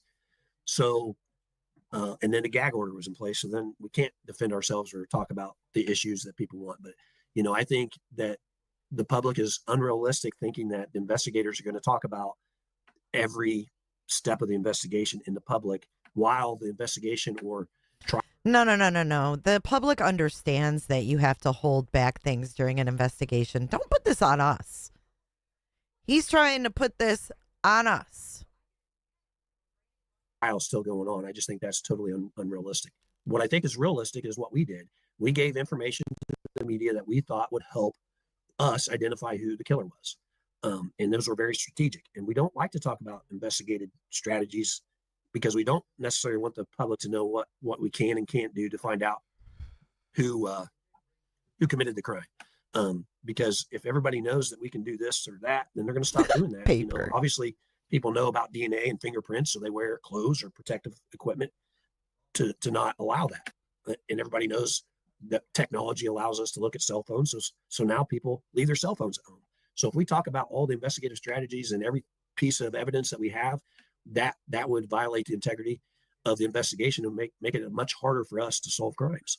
So I wish we could tell everything. And Please. even now, I don't think the public is ever going to know everything about this investigation. Why? I wish they could. Why can't we? Why can't we? What does that mean? I don't think the public is ever going to know everything about this investigation. I wish they could. I wish everybody could come out. Not a lot of people are going to want to talk because everything I say today is going to get twisted by the defense, and they're going to say, oh, look, he said this. What he really meant was this. So a lot of people are afraid to talk. No, bitch. We hear exactly what you're laying down. We are picking up exactly what you're laying down. Stop. I'm not. I have nothing to hide, and I want the truth to come out. And the truth is, we did a very thorough investigation. We established probable cause and arrested the right person for this crime. But transparency is key. But again, we get put in between a rock and a hard place, and we can only do so much. I hear you. I appreciate you and your transparency. I feel like you have very much been transparent.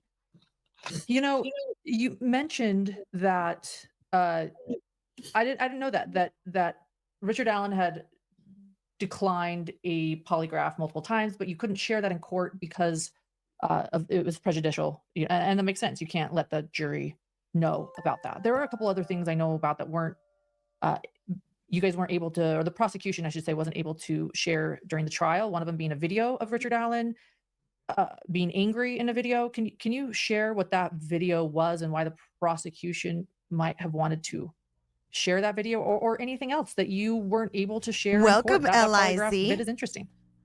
Yeah, there was probably a few things, but there was probably a few things. Okay, hold on. I have got to give the LIZ an official welcome into Cooterville. She says, welcome to Cooterville. Everybody close your legs. Everybody coming in, close your legs. Close your legs. Thank you, Miss LIZ. She said, I went to send gift memberships and realized mine had expired. Well, thank you for rejoining. Appreciate you. I don't know the trial rules, and like I should, I'm not an attorney. I know the criminal law and traffic law and investigative techniques and strategies, but when it comes to the trial rules, I learned a lot. I joke around with Prosecutor McClellan saying I'm a apprentice attorney. Joke around. Because I've learned so much about what Funny. you can do and can't do. And because I was like, why don't we say this? You can't. That's too prejudicial. And I understand that. Shut and up. I respect the judge for her decision, although I was angry that we couldn't play that video. Thank you, Judy. I think the reason that we wanted to play it, and again, I'm not the prosecutor, but the reason I thought we wanted to play that video is because they were trying to make him out as, I think the term they used, a fragile egg, and he's not. And we thought he was faking some of those actions. Oh, wow. So during this video at Cass County where he probably had 3 or 4 incidents while he was at Cass County. This is fucking crazy, yo. And the one was he became very abusive verbally. He was sitting on his cot. Oh my reading the gosh. Bible, and he just Lynn's coming in hot with 5 cooterships. And the lucky recipients were Wolf Gurley, Carrie, Paws, and Laws, Real Reality with Krista Marie, and Shannon Burrier. Welcome to Cooterville, ladies.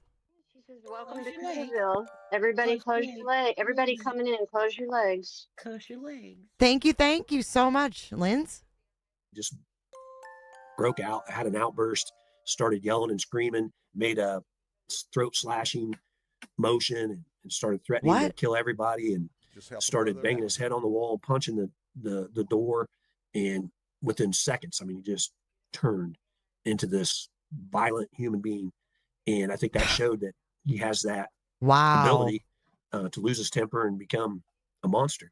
And then within seconds, he'd come back down, sat on the bed, and said, "No, I'm fine." They wanted to take him to the padded cell, and he was just able to control it like that. And I think that, in my opinion, is he got angry at the bottom of the hill on February 13th. The girl said or did something, or something happened. And Aw, Wolf Gurley, welcome in. He's capable of losing his control and coming into and being that beast that he is that day, and killing 2 innocent teenage girls. So I think that was kind of important. She is a But generous again, the judge cooter. ruled against it, and it was too prejudicial, and I believe that she made the right decision. Although I don't understand it sometimes, I think we should put everything out there. Oh, you do? Same thing, I'm sure the defense thinks, why couldn't we put the Odinism in? Well, the judge ruled the Indiana statute clearly states that you have to establish a direct criminal nexus with a third-party defense. And they couldn't do that. They had 3 days to do it, and they couldn't do it. And we knew that because, again, we spent months trying to tie those people to the crime, and there's just not any evidence. You did. Or you facts spent months trying to tie them to the crime? that tie them into it. So that's another decision that she made. And I think that those are the reasons why.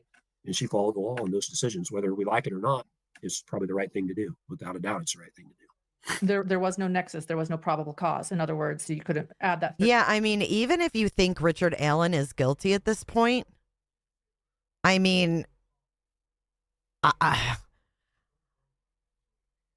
feel like, yeah, this is Jerry Holeman. This is the lead investigator of Delphi investigation from Indiana State Police. I said it right that time.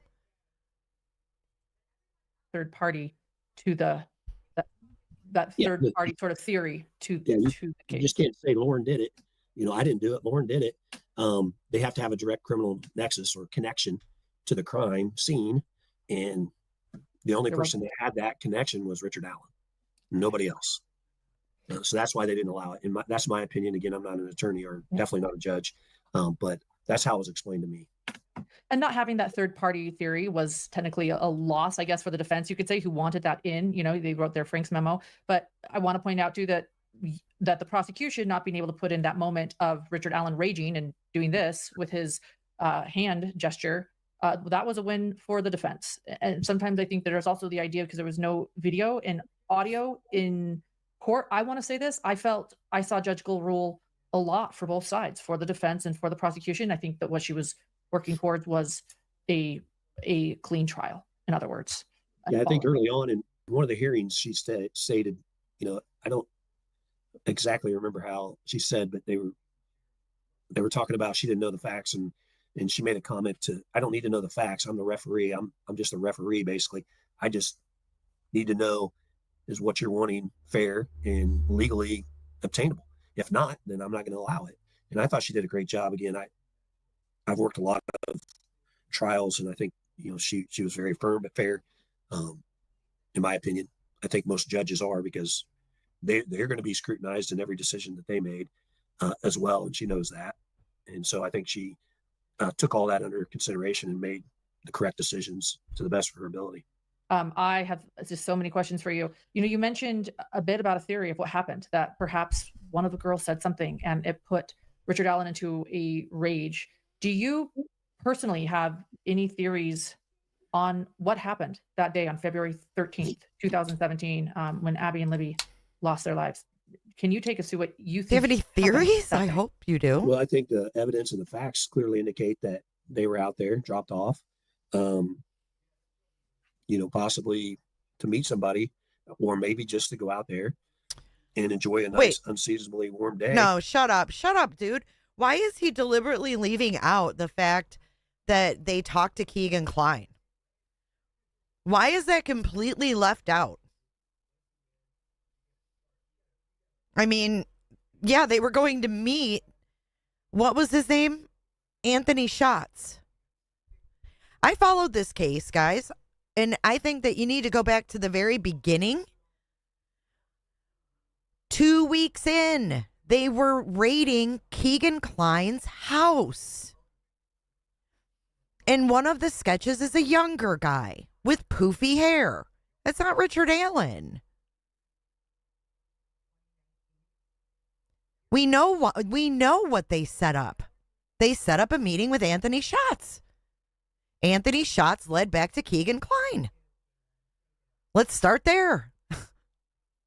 Let's start there. My goodness gracious. And yes, I can do a poll, Higgins. Just give me a minute.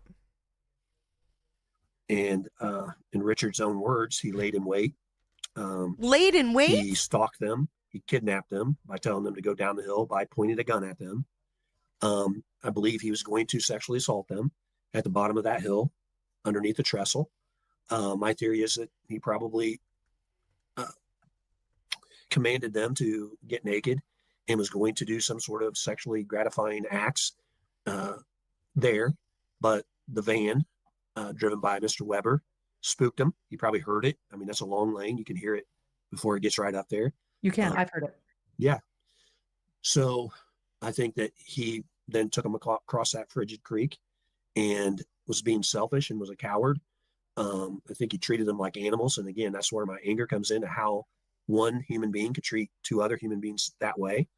I think that he was selfish and thought that they were going to turn him in, that he failed to kidnap him. He failed to gratify himself sexually, and he slit their throats, put sticks on him, and how he can go on and live his life, I don't know. I'm not a psychologist, but he did.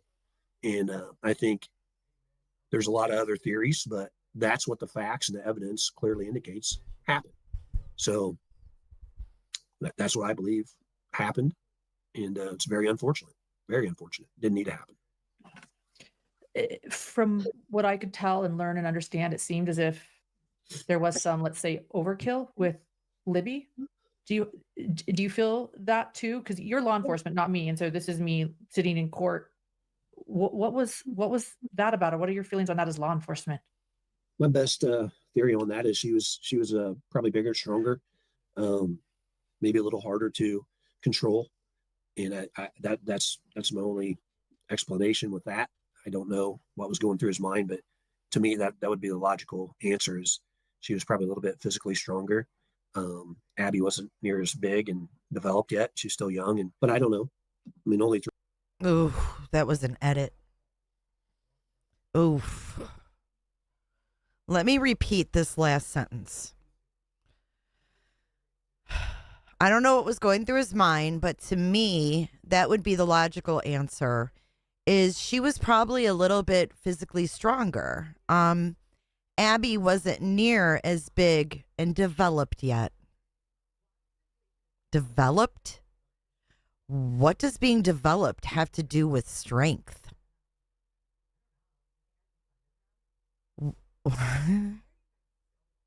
This is weird, right? And then there's an edit.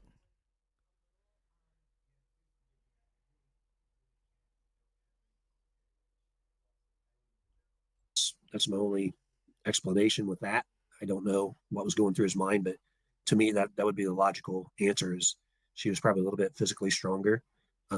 Abby wasn't near as big and developed yet. She's still young, but I don't know.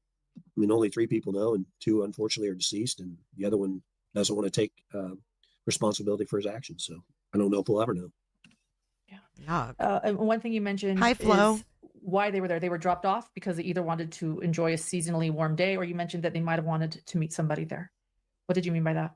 Yeah, I mean, there's been a lot of speculation about Keegan Kline and the Anthony Schatz account, but we know that Anthony Schatz was communicating with Libby and some of her friends. We don't know for sure if that's why they were going out there or not. Unfortunately, with Snapchat and Kik and Musically and some of those apps that people use to communicate, we can tell people are communicating, but sometimes we can't tell the content. But it wouldn't surprise me if maybe they thought somebody was going to be out there, or maybe a friend or something like that. Really? So they made an exact plan with Anthony Schatz, and you're discounting that. Wow, this is a huge cover-up. And I think it has to do with pedoism. I'm just going to say pedoism. Maybe I won't get flagged for that, but pedoism. Remember the guy that offed himself because they had the naked crime scene photos? How many pedos are being hidden in this? Look at Keegan Kline. His fucking dad got a deal, man. His dad's free. What were they doing in Vegas? You know, there's a lot to the Kline connection, and the fact that they were in that. What do you mean you couldn't prove it? Why did you raid his home 2 weeks in? I do. I have a whole playlist of Delphi on my other channel. But wait. What was Keegan's dad's name? Jerry? Is it Jerry Kline? I want to see what date they raided. House raid. I don't know if I'll be able to find it, but 11 days later. That's where you need to go to. This is where you need to go to.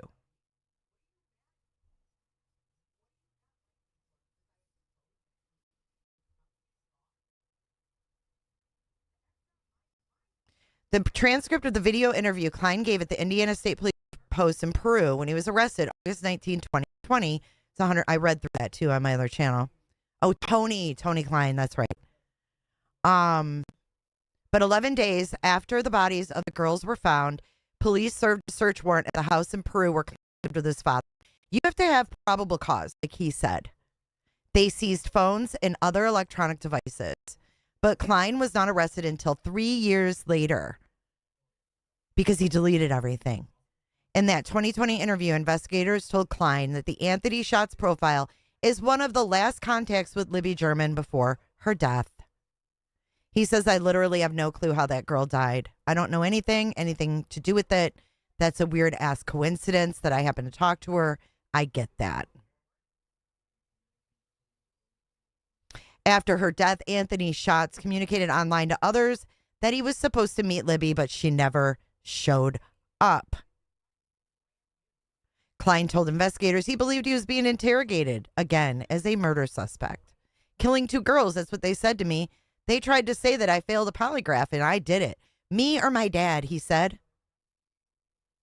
Investigators intensely and repeatedly questioned Kline about someone else using his devices, suggesting his father may have had access. His father's name is Jerry Anthony Kline. It is Jerry. I was right. You guys are right too.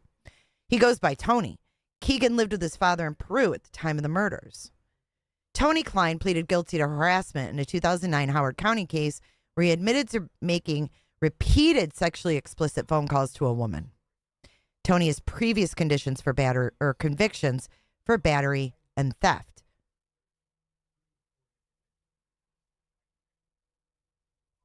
And then they talk about the freaking murder sheets. There's something up with this, y'all. Hold on. I want to see this video really quick. And thanks for joining us at 5 o'clock on this Friday night. We kick off tonight with some new and startling details about the Delphi murders investigation. And this comes from the transcript of a police interview with Keegan Kline. He's the man allegedly behind the fake Anthony Schatz social media profile connected to the killings of Abby Williams and Libby German.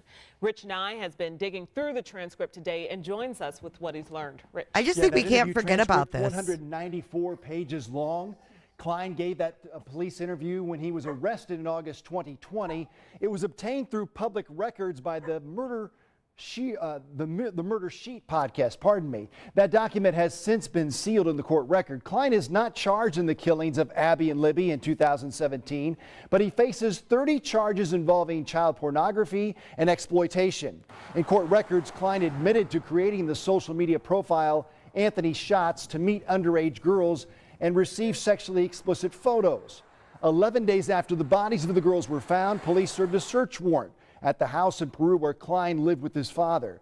They seized phones and other electronic devices.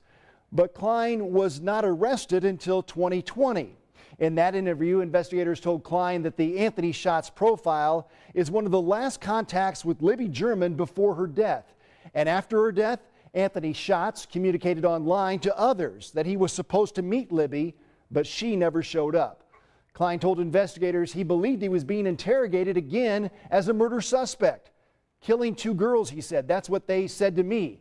They tried to say that I failed a polygraph and that I did it, me or my dad. Investigators intensely and repeatedly questioned Kline about someone else using his devices, suggesting his father may have had access. His father's name is Jerry Anthony Kline. Again, he goes by Tony. Keegan lived with his father at the time of the murders, and I'll tell you more about Tony's criminal past coming up at 6 o'clock. There's a lot to unpack with that, and you can't ignore that 11 days into the investigation, they raided his house. You have got to have probable cause. So for him to sit here and go, oh, with Snapchat and all this stuff, he's making it sound like, oh, social media is so hard for them to track. No, it's not. No, it's not. Because they got all of the evidence to charge Keegan Kline with that CSAM material. And I got to wonder why he was given a deal. They actually took off a few of the charges for him. His dad was given a complete deal. I think he lives in Florida now. Just more to that. Good afternoon, Shortcake. So that's what I meant by that. Do you think it could have been Keegan? Do you think maybe they were perhaps wanting to meet Keegan or a cute boy at the trail or Possibility that Anthony Shots they thought might be out there, who obviously was a fake persona that Keegan was using. I don't think Keegan was out there. I mean, again, evidence indicates that he was not that day and time. So really? Where was he? Where was he, Mr. Holeman? I'd like to know where Keegan was.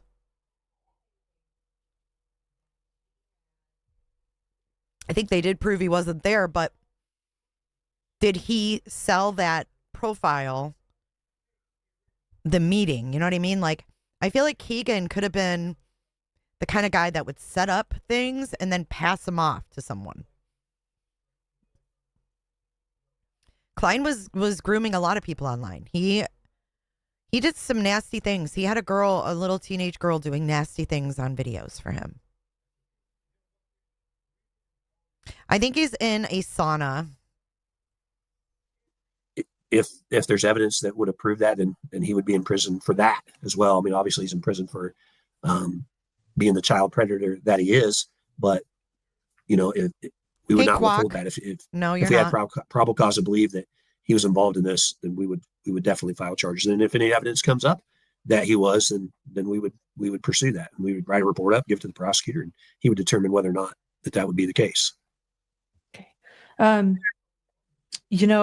I do want to go back to Odinism really quickly, because Odinism became a very, very big deal when the Frank's memo, the defense wrote Frank's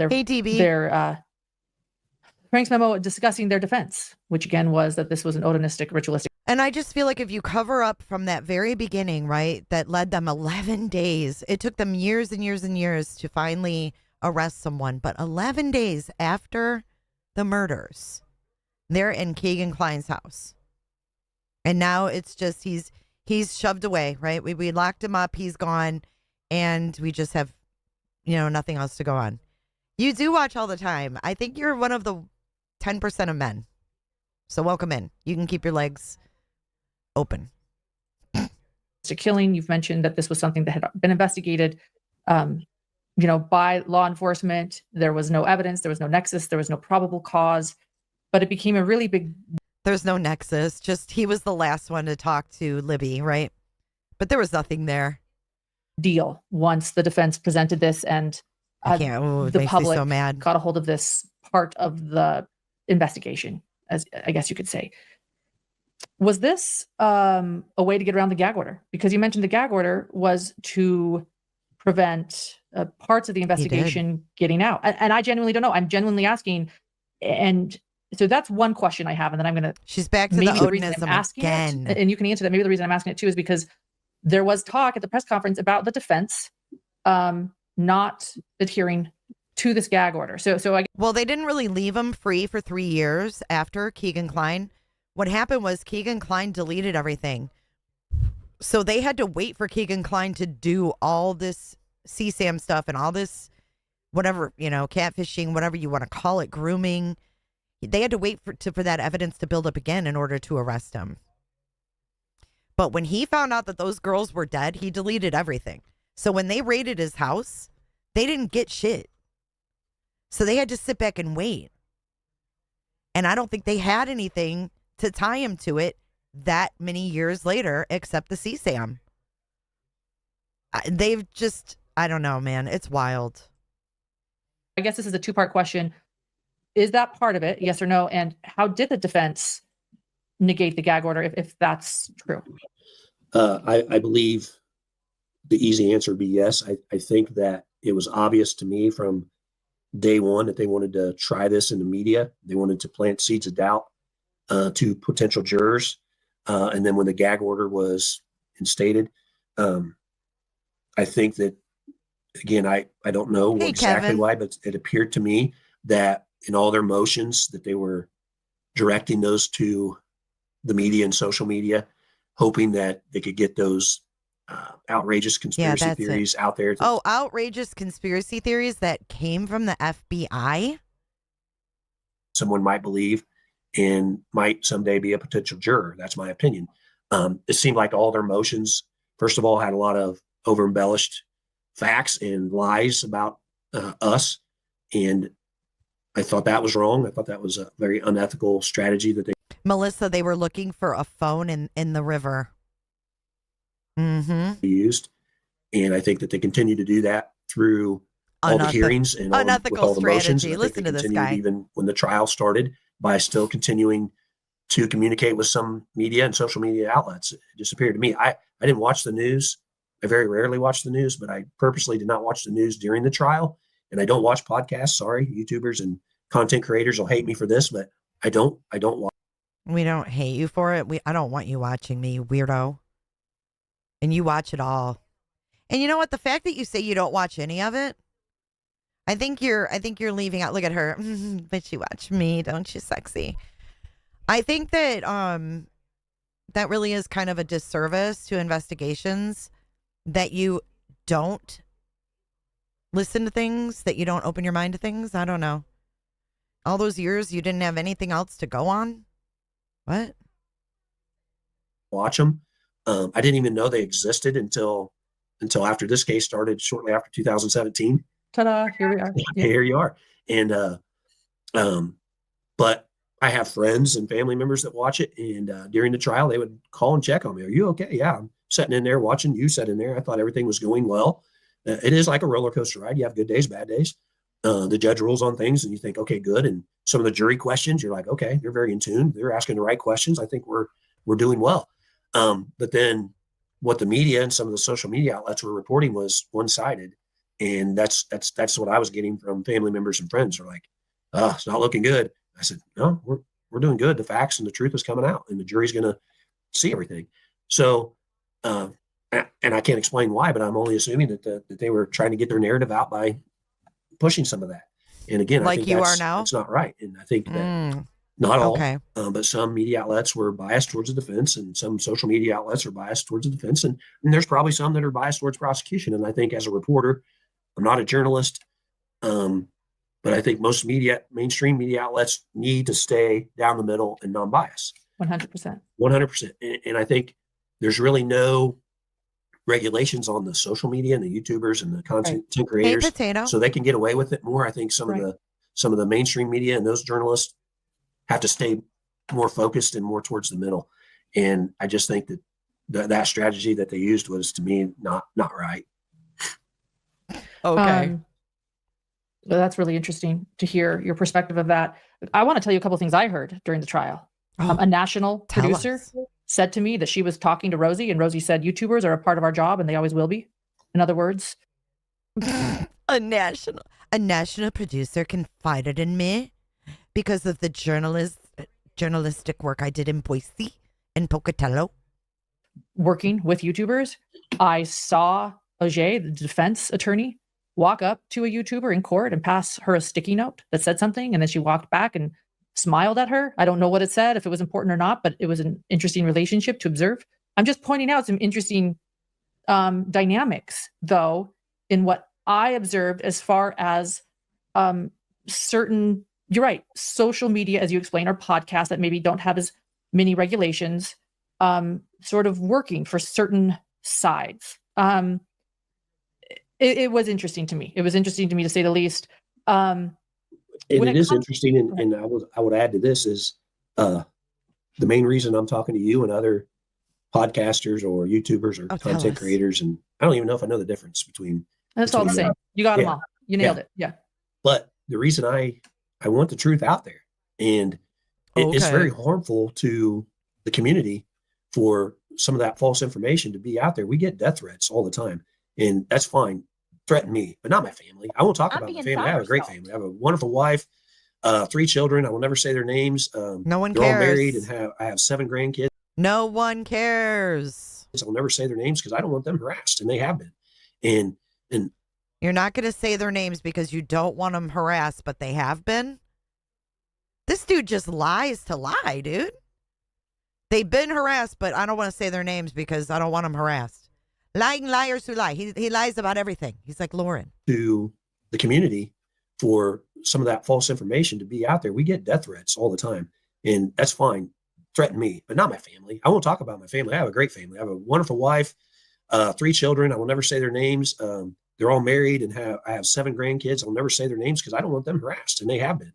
And, but more importantly, the victims' families, leave them alone. Stop putting those disgusting photographs that were leaked by whoever, however you want to put it. I'm not here to debate that. But wait, what? I've never even seen the photographs. So who's he talking about? Who's showing the photographs? Last I heard, one of the guy that had the photographs killed himself. Can you tell me more about that, Holeman? What I am here to debate is, if that was your loved ones, you would not want those photos out there on the internet for, like Becky Patty said, generational effects. Libby's nieces and nephews, and they're going to have to see that, and we're going to have to explain that someday. And that's it. Right. This is really weird, right? I've never seen those photos. That doesn't prove anything. Those photos don't prove anything. And I think that's where the hate needs to stop. Those photos don't prove anything?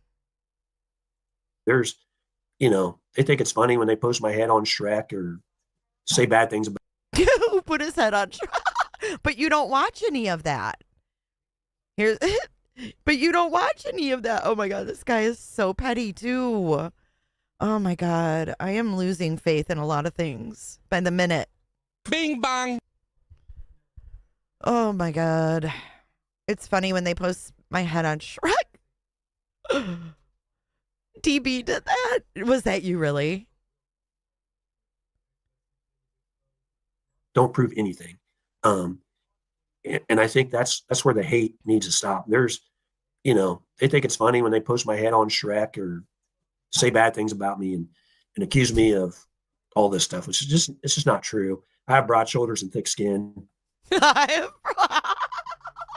Dude, he's so put off by looking like being put on Shrek's body. Oh my God, DB, you got him so upset that he actually brought this up in an interview about the case. I have broad shoulders and thick skin. Not thick enough that you didn't mention it, you little. Oh, Trisha has a word for that. He's like this little pussy. Go DB. That's so fucking amazing. What a fucking toddler. think it's funny when they post my head on Shrek or say bad things about me and accuse me of all this stuff, which is it's just not true. I have broad shoulders and thick skin. Come after me all you want, but leave family members and community members alone. And I think a lot, like I said earlier, Lauren, a lot of people don't want to talk to anybody about this because of the threats that we've gotten through emails and people getting our cell phone numbers, Email threats, family members' cell phone numbers. And, you know, I just hope that stops sooner than later. Yeah. I was threatened too. I was threatened. They said, show up at the courthouse. Yeah. Show up at the courthouse. You know, my husband's at home seeing the emails. Wait, what? Now you were threatened? Oh my gosh, please do. Here's my email. I would love to see Shrek. That's so funny. Somebody once told me. Thank you, Potato. There's my email if you guys want to send me anything. I have thick skin. Tell me you're a... He's like this little pussy. Without telling me you're... He's like this little pussy. And now coming in going, now she's getting threats. Kind of like how her picture was stolen for her dating profile, Walwyn. Look at her. My husband's seeing these threats. She probably sent them to herself. They said, show up at the courthouse. Yeah, show up at the courthouse. You know, my husband's at home seeing the emails coming in going, what is going on? Are you okay? And Were they from a Proton? Were they from a Proton email? Being very, very worried. You said that you don't know how. Wait, you were getting threats in Delphi, but you never called the cops, but you called the cops on Christina when she wasn't even in Boise, and you called the cops on all of the trial tourists in Boise? What? What? Crime scene photos got out. You don't want to blame anyone, but I am going to point something out that in the victim impact statements by both Mike Patty and Becky Patty, they blamed the defense, and they were upset that Richard Allen's counsel were so careless with the photos in their offices that somebody got a hold of them, took the photos of these crime scene photos and put them on the internet. And they brought up Rosie sharing something at an October 2023 hearing about what he said about these photos being released. And I'm bringing this up because I've never seen actually a victim impact statement where they didn't just talk to how they've been hurt by the suspect, by the criminal, by the person convicted, but by the counsel. And they brought up something that Rosie said. And when I read their victim impact statements online, and you can see those victim impact statements or listen to them. I read them verbatim on our channel, and we'll have a link to that in the description of this video. So, because I think the victims' voices are so important in this case. And so that's why I'm bringing this up too. This is what Rosie said. Rosie said, now we can, let me see. So this is Ballet Flats. Remember in the Henderson body cam, she said she was going to go to the FBI, but that was for a different case? I do. What do you think it was for? I mean, if she felt threatened in Delphi, why didn't she make a report in Delphi? Tracy, thank you for the pound, $5. This bastard crying about the judge not letting the vid of RA losing his shit. The defense were not allowed to put on any defense at all. Wanker. Thank you, Tracy McMillan. This is what he said. He said, look, I saw the pictures. I know where those came from. And if you know, the point here is, I'm going to say this maybe a little loosely, but forgive me. I don't care. I don't care that all of this stuff is out there because it's been out there for 5 or 6 years. I don't have the time. He doesn't have the time, meaning Andrew Baldwin. He doesn't have the time to sit and try to marshal all of this stuff while this case is ongoing because there's no end to it. But at this point, the point is the court needs to have some context that this is nothing new. That's what the victim impact statements were referring to when they said that somebody on the defense team didn't seem to care. And they asked if he would care if it was his children's photos. And while you point out you're not putting blame, it wasn't Rosie that took the photos, but it was the photos that the defense had possession of, that somebody took a photo of, that they were carelessly strewn. And so I just want to point that out because the victims stated that in their impact statements and they wanted to share that and they're hurt for generations and generations to come. And Judge Cole said herself that she hadn't considered the generational impact and that she was going to take that into consideration. I don't know if you have anything to say to that. It wasn't really a question, but I think I just wanted to share that here as something I hadn't I hadn't read Rosie's statement, what he said, and I don't know if you have anything to say to that. Well, I would say that it was, we had those photos from day one pretty much, and none of those photos were released until after discovery. Now, they accused us of leaking crime scene photos, but they were confused. There were some photos taken by citizens of the clothes in the creek that were released, but those were not from law enforcement. They were not crime scene photos. They were confused, huh? Everybody's confused except him. Once the crime scene was secured and photos were taken, none of those were released to the public. Now, was there some information being leaked, second, third hand? Absolutely, but not crime scene photos. And I think they should be held responsible for that. I do think that they should be responsible for securing those photos. And how all that happened is just, in my opinion, it was done intentionally. She said it was Andrea threatening her? And why do you think it was done intentionally? Again, same thing. I think that some of the photos were not just of the girls, but they were of things that they thought would indicate that it was a ritualistic killing or Wait, hold on. She thought it was Andrea that was threatening her, but she was getting emails? So she's claiming that Andrea emailed her? That doesn't even make sense. One was the infamous blood spatter on the tree that they were trying to say was painted on there or purposely put on there, and it just wasn't. And they were trying to get opinions from the public to say that they thought that was what they were trying to portray it to be, which it wasn't. And I do believe that that's again, they were trying to taint the jury pool. Mike Patty brought up in his victim impact Pulling him up statement now. that he didn't believe that the justice system consisted of lies being spread, that the forefathers who created our justice system would be shocked and appalled that this was the American way. I'm paraphrasing what he said. I have his exact verbatim, again, victim impact statement. I don't want to, you can hear it verbatim on, again, in the description of this video here. But that's Okay, what, as I recall, he implied. What lies? Was this one of the lies? What were the lies that you think Mike Patty was referring to? I would probably refer to the Frank's memo. Most of the information in there was either over embellished or lies about investigators. And thank you to DB and All Eyes for your emails.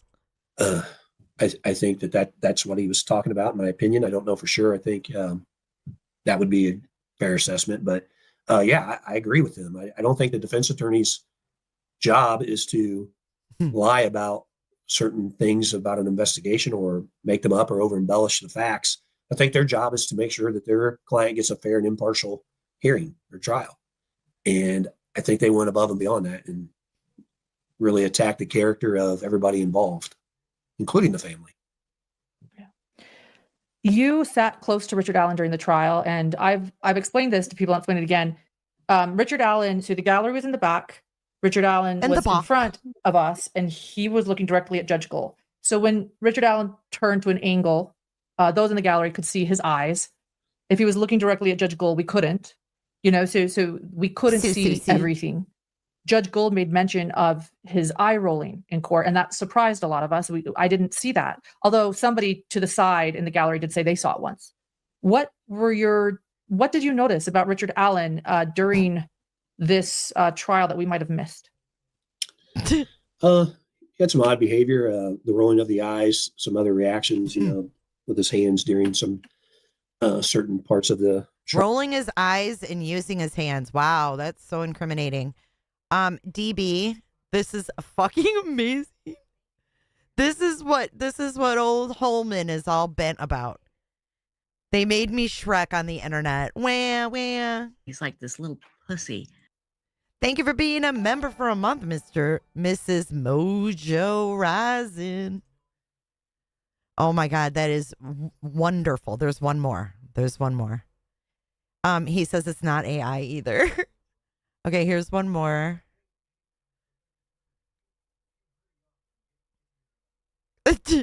The Matrix. Oh, but the Shrek one is just amazing. We need to keep this up here for the remainder of the stream because he's so bent out of shape about it. All right. Thank you, DB, and thank you, All Eyes. You guys are freaking hilarious. So let's continue. Trial. I observed him writing something on a sticky note showing it to one of the attorneys and then grabbing it and eating it a couple times. Oh, the Thought that sticky was note. very odd. Wow. I was trying to focus more on the jury and the witnesses. We had very little reaction. He did speak to me a couple times. I gave him a bottle of water early on. They didn't have water yet, so I gave him one of my bottles of water that was on the table. What a nice guy. Maybe a couple breath mints. And, you know, he is a human being, and I'm going to treat human beings like human beings should be treated. I think that he needs to. I'm going to make a short out of this with the Shrek meme where he says that I got thick skin and broad shoulders. It's like Shrek. Look at those shoulders, boy. I mean, it's uncanny. It's literally uncanny. Dude, the look on his face is fucking great.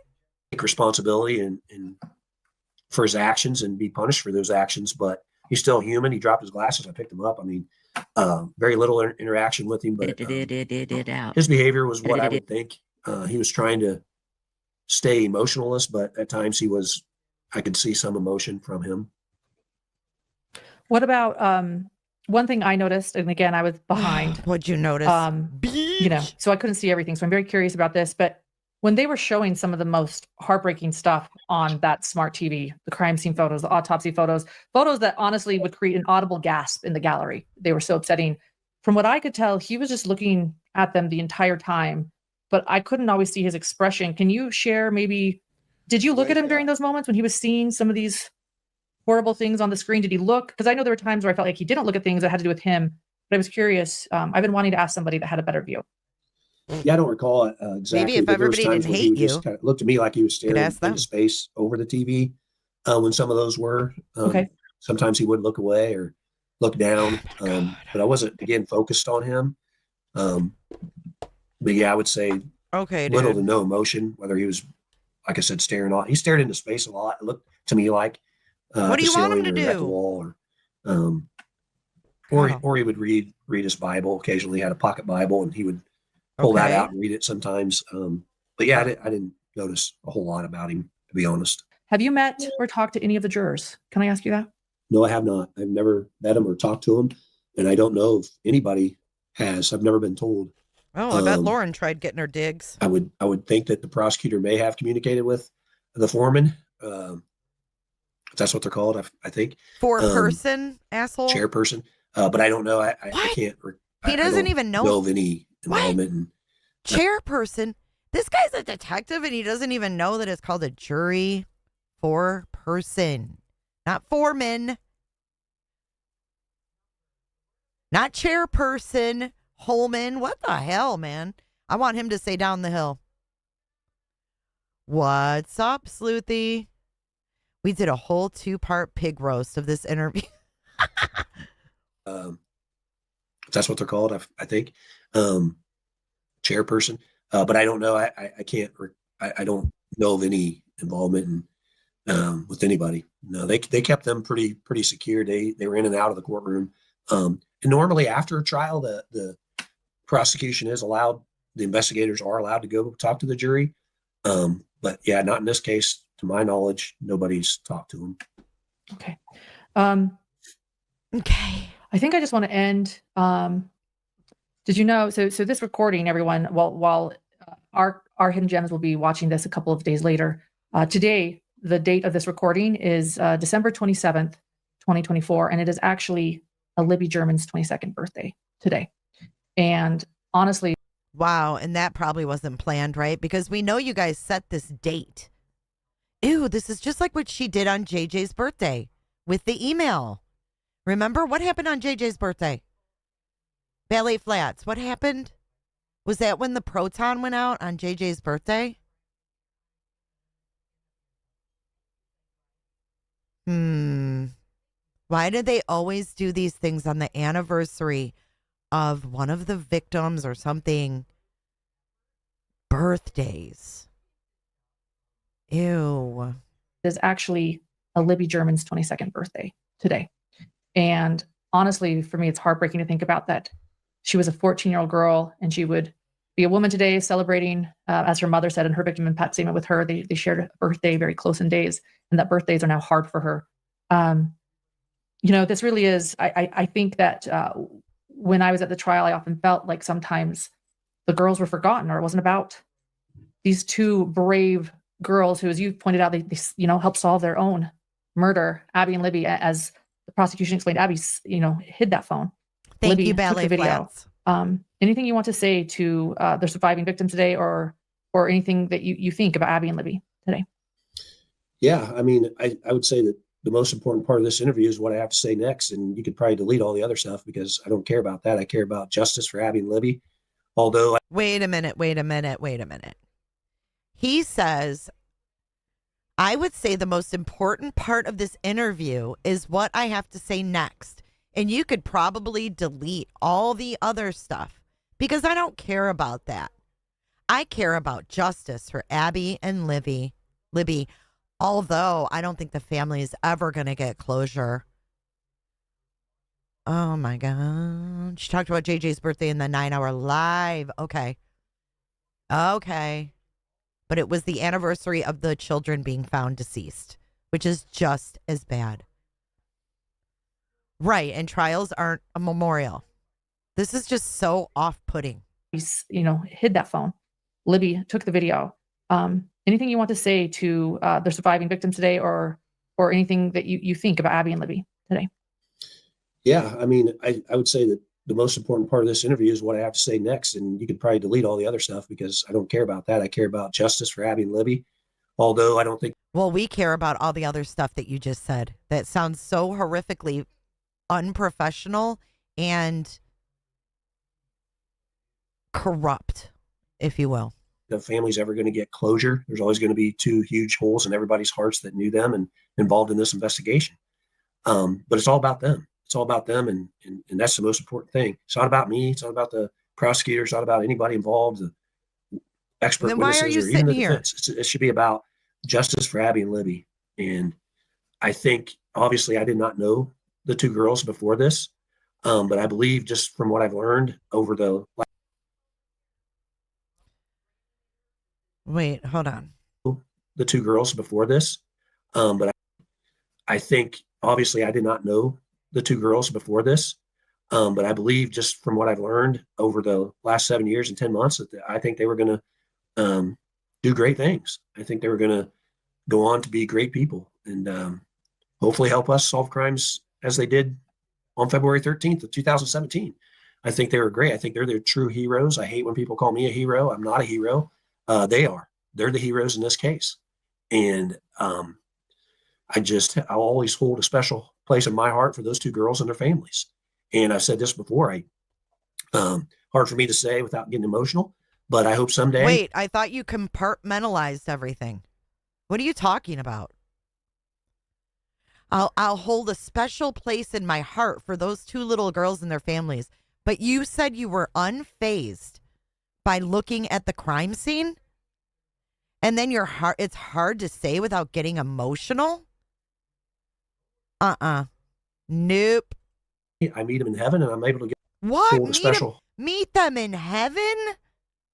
Oh my God. They're the heroes in this case. In this case. And I'll always hold a special place in my heart for those two girls and their families. And I've said this before, hard for me to say without getting emotional, but I hope someday I meet them in heaven and I'm able to give them a hug and thank them for making me a better person, a better father, a better. Stop. What? Give them a hug in heaven and thank them, but you compartmentalize everything, right? Husband, a better grandfather, a better investigator. Everything that I've experienced through this investigation is making me a better person, and I owe that to Abby and Libby. Thank you. I don't think anything else needs to be said. We'll end on that, and I just want to thank. Wow. I can't wait to go over the AI analysis with you guys. Thank you for your time, Lieutenant. And it really does mean a lot that you would come forward and show the transparency and honesty that you say you value.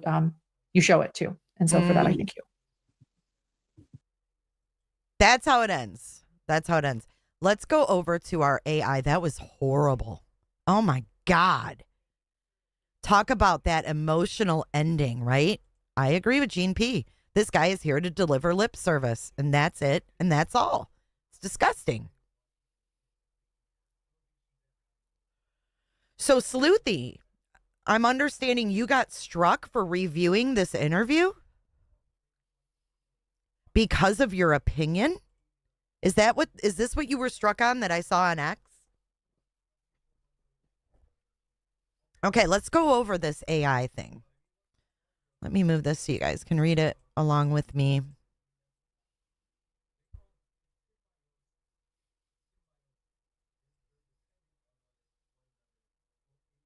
Okay, so it says here, my question to the AI is, can you analyze the Hidden True Crime YouTube interview with Lieutenant Jerry Holeman and tell me if it's pushing a narrative? Here's ChatGPT's response. Yes, based on a review of Hidden True Crime's post-verdict interview with Lieutenant Jerry Holeman, there are clear indicators that the interview advances a specific narrative, even if it does so in a polished journalistic tone rather than overt advocacy. Context of the interview. The interview titled Gag Order Lifted, an interview with Delphi's lead investigator Jerry Holeman, aired after Richard Allen was found guilty on all counts. The timing matters because the verdict was already secured, public debate was intense, and lingering criticism focused on the following: investigative delays, the handling of Richard Allen pretrial, confessions under incarceration conditions, and exclusion of third-party suspects. Then it says, is the interview pushing a narrative? Short answer, yes. The interview reinforces and stabilizes the state's narrative rather than neutrally interrogating it. Long answer, it does this through framing, question selection, omission, and tone. How the narrative is shaped. Framing Holeman as the final authority. Lieutenant Holeman is presented as calm, methodical, and justified in investigative decisions, even though he doesn't know what a jury foreperson is called. Okay. There is no sustained adversarial questioning challenging why Richard Allen was dismissed early and then revisited years later, whether confirmation bias developed after Allen became the focus, and the handling of alternative suspects before the gag order. This framing encourages viewers to accept investigative decisions as settled and validated by the verdict, rather than still open to scrutiny. Verdict as validation messaging. A recurring implicit theme is the jury's guilt verdict confirms the investigation was sound. However, the interview does not meaningfully explore whether a guilty verdict automatically resolves concerns about the investigative process and whether errors or tunnel vision can coexist with a legally valid conviction. This subtly equates legal success with investigative perfection, which is a narrative position, not a neutral one. Soft handling of controversial topics. Certain high-interest issues are mentioned but not pressed, including Richard Allen's treatment at Westville prior to trial, mental health deterioration and confessions while incarcerated, and the judge's refusal to let third-party suspects at trial. These are acknowledged without challenge, creating the appearance of transparency while avoiding uncomfortable follow-ups. This is a classic controlled disclosure technique. Platform choice and relationship context. Hidden True Crime had extensive courtroom access, built audience trust during daily trial coverage, maintains professional relationship with the justice system. This doesn't mean bias is intentional, but it does shape incentives. This interview is designed to preserve access, provide closure, and reduce public skepticism post-verdict, rather than to stress test the state's case after conviction. What's not asked, and arguably most important, some of the most critical unanswered questions. What investigative theories were wrong and why? What would Holeman do differently knowing what he knows now? Should the public still scrutinize process even after a guilty verdict? Their absence protects the narrative. The final assessment says, is the interview propaganda? No. Is it neutral journalism? Also no. What is it? A post-verdict narrative stabilization interview.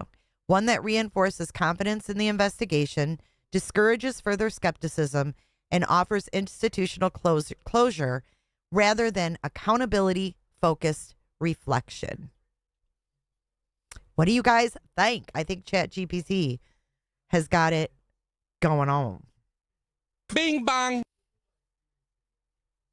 And that's just asking, can you analyze and tell me if it's pushing a narrative? I'm sure I could get more detailed if I wanted to. Like, for example, let's see. How does Hidden True Crime and Lieutenant Holeman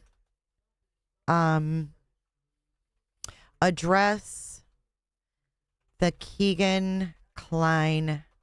I'm curious what it'll say. Connection.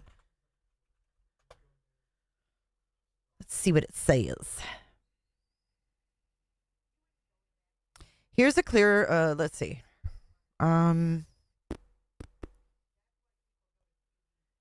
Keegan Kline is framed as investigated, then closed. Holeman's messaging around Kline follows a consistent pattern.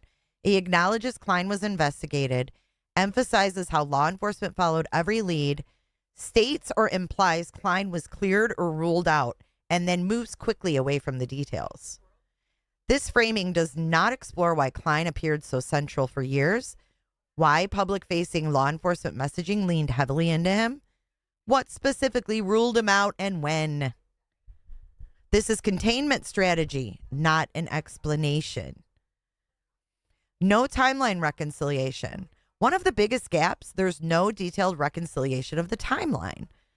What's missing when investigators internally moved away from Kline, right? Because we know that they were on Kline 11 days in. So when did they move away from Kline? We didn't find that out. What public messaging didn't shift why public messaging didn't shift at the same time? How long investigators believed Kline might be connected?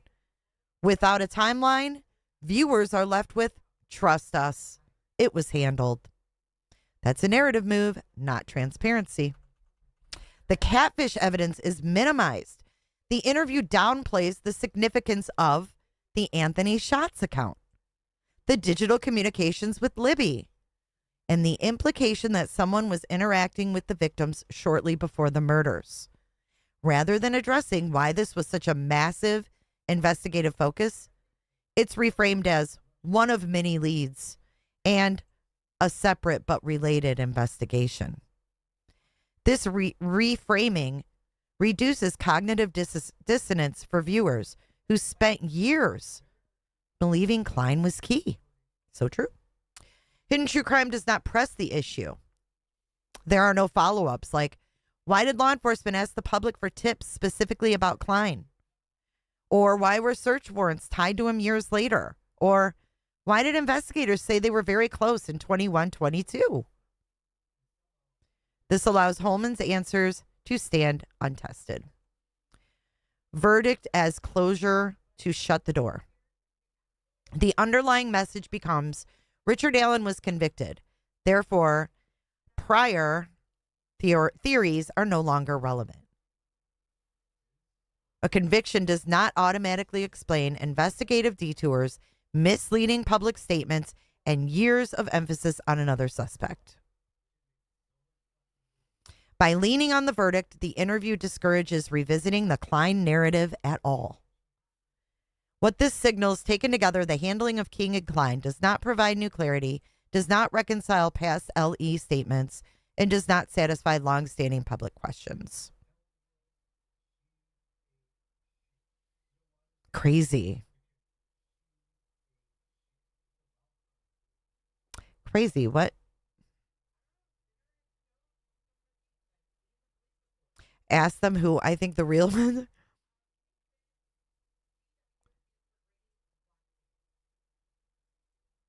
Right. It's either related or it's not.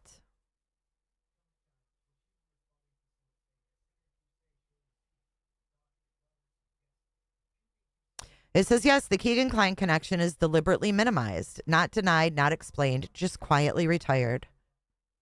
That's one of the strongest indicators that the interview's purpose is narrative cleanup, not retrospective accountability.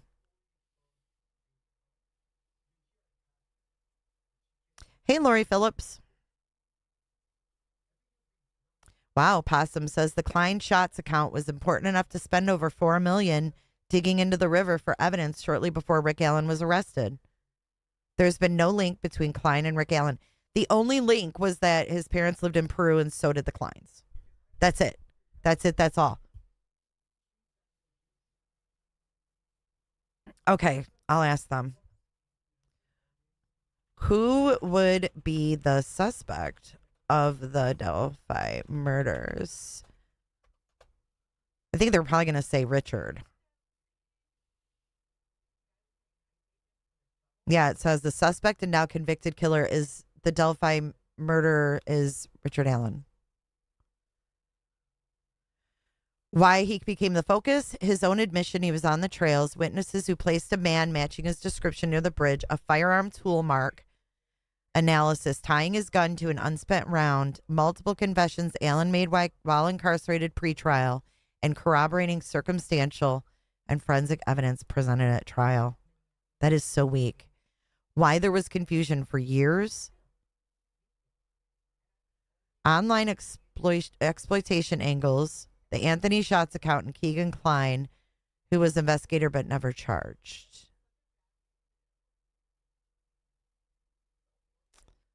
The bottom line, yeah, that's pretty much it.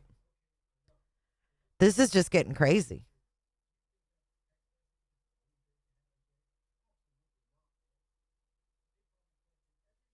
Crazy.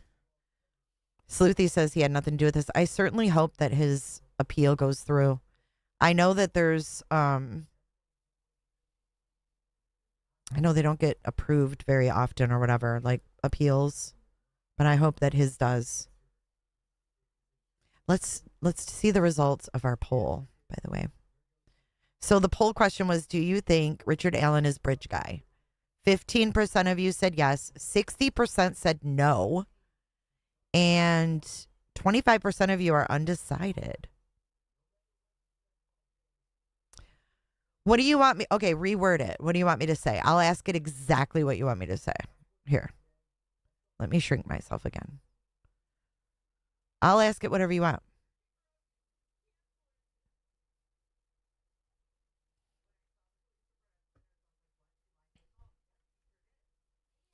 How scientifically, okay, accurate is tool mark analysis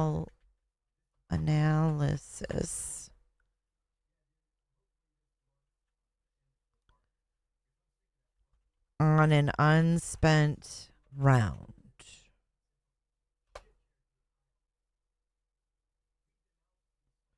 I think it was too, Carpenter. Very significant, the catfishing.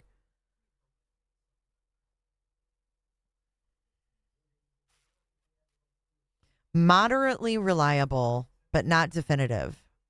And not significantly less strong than a fired bullet or casing analysis. Wow. Firearm tool mark analysis does not have a validated, universally accepted error rate. Conclusions often rely on examiner judgment, not statistical probability. And this has been flagged by the National Academy of Sciences in 2009 and the President's Council on Advisors on Science and Technology in 2016. These two reports concluded that firearm tool mark ID lacks a solid statistical foundation. Bing bang. Did they argue these in court, I wonder? Unspent rounds are weaker evidence. There's no rifling marks, fewer unique impressions, and marks can be shallow, inconsistent, or altered by normal handling. Marks can change over time. Firearms wear down, are cleaned, and have parts replaced. Two guns of the same make and model can produce very similar marks, especially when new. This discipline relies on expert opinion. Examiners typically testify using phrases like consistent with, cannot be excluded, and in my opinion, this round was cycled through this firearm. These are professional judgments, not probability statements. Wow. This round comes from this gun to the exclusion of all others. They prohibit those kind of See, they even say scientific strength scale. DNA, very strong. Fired bullet casing tool marks, moderate. Unspent, lower, moderate. Eyewitness ID, variable. And how much of that was in this case? Wow. That's crazy. I think he needs an appeal more than ever. This is a travesty. Absolute travesty. I don't like that. Yeah, I feel uneasy about that. I mean, honest to God. And why was he on Lauren's show? We all know why. To try to stop the skepticism. They thought that Lauren had a voice that was going to overpower all of the other channels that are questioning all of this.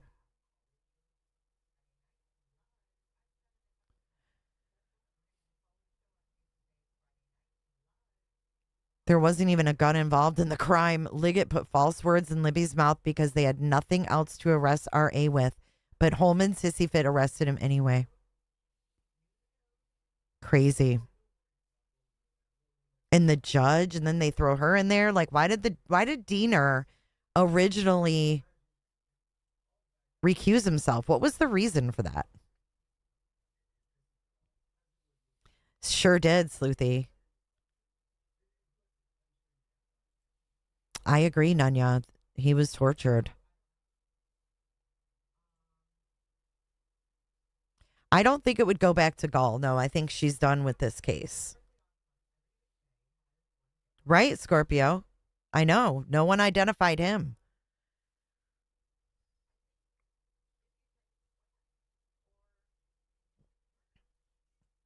Caroline says, don't stop exposing HTC. It's all fake news. It is. It's all fake news and narratives. Look at what she did with the SLC shooting. She said, there was someone just arrested in front of my eyes. Never followed up with the actual arrest. It wasn't the guy that she saw detained. The bitch does not care about victims. I don't know how else to say it. Diener, Gall was more corrupt. The judge lied about defense attorney asking to quit. Yeah, I remember that too. Oh, it does go back to Gall? I thought she was done. Attorney Diener said him and his family were getting death threats. Huh. Who did that? Who wanted Diener off the case? Well, I guess Mary Doyle, this is how I look at it. Mary Doyle says, I have to ask why the families of the girls are okay with it, though. Because you have to put yourself in the victim's shoes as much as you can. It would, Sleuthy. You have to put yourself back in and try to put yourself in their shoes. If this happened to your kids, wouldn't you want to trust the investigation? I mean, I can't speak for them, but I think it would be very hard to not trust the investigation. And you've got a lot of families and a lot of dynamics. I don't know those people. I don't know what they think or how they feel, but I'm just saying from my mind, like, I would have a hard time, like, not having faith in investigators because who else is gonna find who did this to my kid? But they're also, being led to CrimeCon and put on a stage right away too. So, I mean, were these people groomed to accept it? What was the first year that this family was put on a stage at CrimeCon? Should we revisit that? Because is that all part of this too?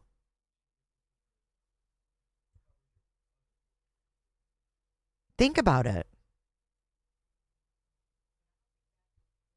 They've been thrown on the CrimeCon stage since the beginning. So let's go CrimeCon Delphi. Let's see the first year they were there. Oh, and let's not forget that Lieutenant Jerry Holeman, Prosecutor Nick McClelland, and the victims' families were honored as Crime Fighters of the Year this year in 2025.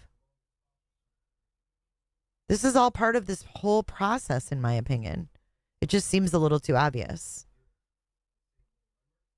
Look at this. Like, there's literally steps to this whole process that we're viewing of this exploitation.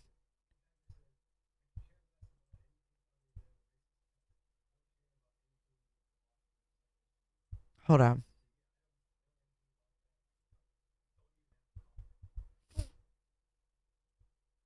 Oops. Okay.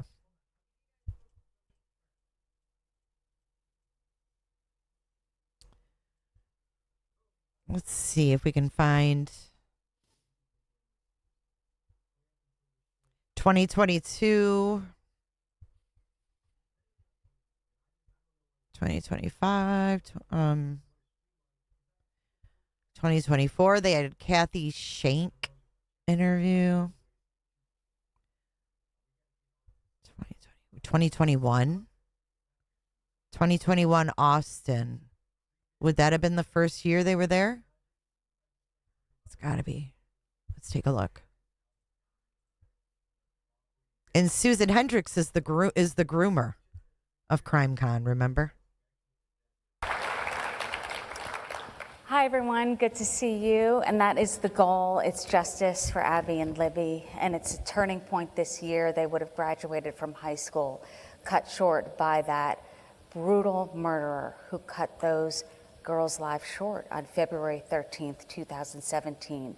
I want to bring in the family members who have been so resilient and just fighting ongoing for justice investigation all the way through. I never want to bring understood in, this. Of course, Kelsey German, who you may know from different panels. They bring in the sister. This is June 28th, 2021. Oh, 2017? Okay, wait. CrimeCon 2017. Wow, right after. Hold on. Nancy Grace. CrimeCon. Oh, here it is. Wait, nope, that was 4 months ago. 4 years ago.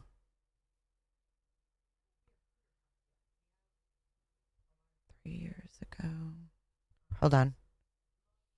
Family members of Abby Williams and Libby German plan to travel hundreds of miles this weekend to try to find justice for those two girls. We want to show you a tweet. This is from Kelsey German, who happens to be Libby's sister. She announced her... Okay, so here we go. Looking forward to sharing the girls' story, seeing all of you and meeting tons of new faces. See you there.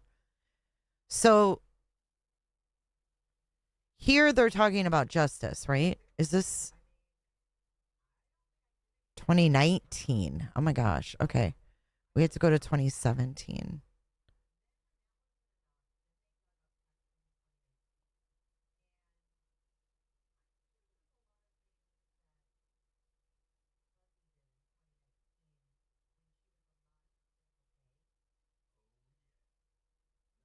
I can't find anything from crime. I mean, they've made Down the Hill. Look at this, 5 years later. I can't find 2017. I don't know if they were on the stage in 2017. The relief will be knowing that he's no longer out there and could ever do this to anybody else. At that point in time, we know another family's not going to go through what we are. This is 2022.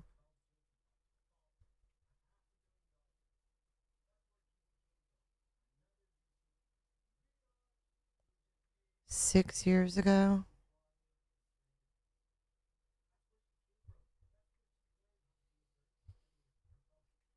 Yeah, I'm literally not seeing any footage from 2017 Okay.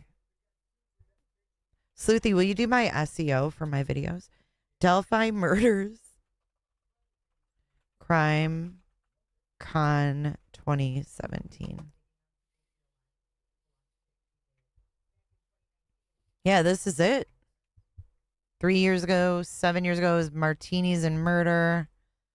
4 years ago, the commercial we watched.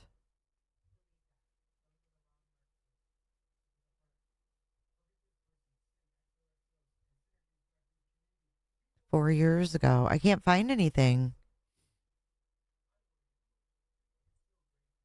Ugh.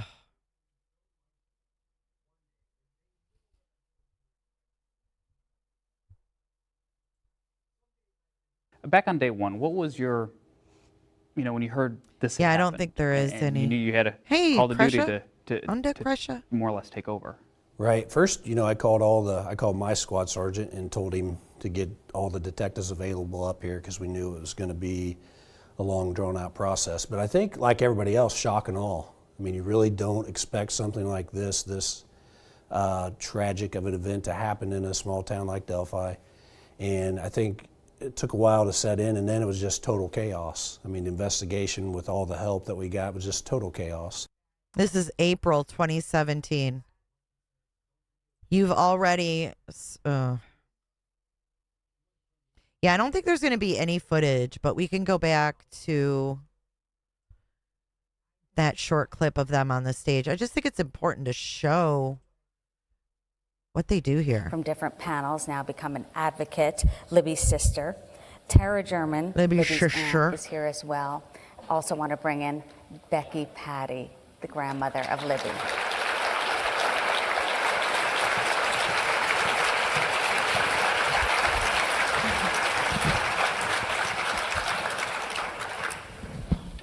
And I've gotten to know the family so well through the years, through just heartache and looking at Libby's gravesite and what should have been a year of celebratory times and just the heartbreak.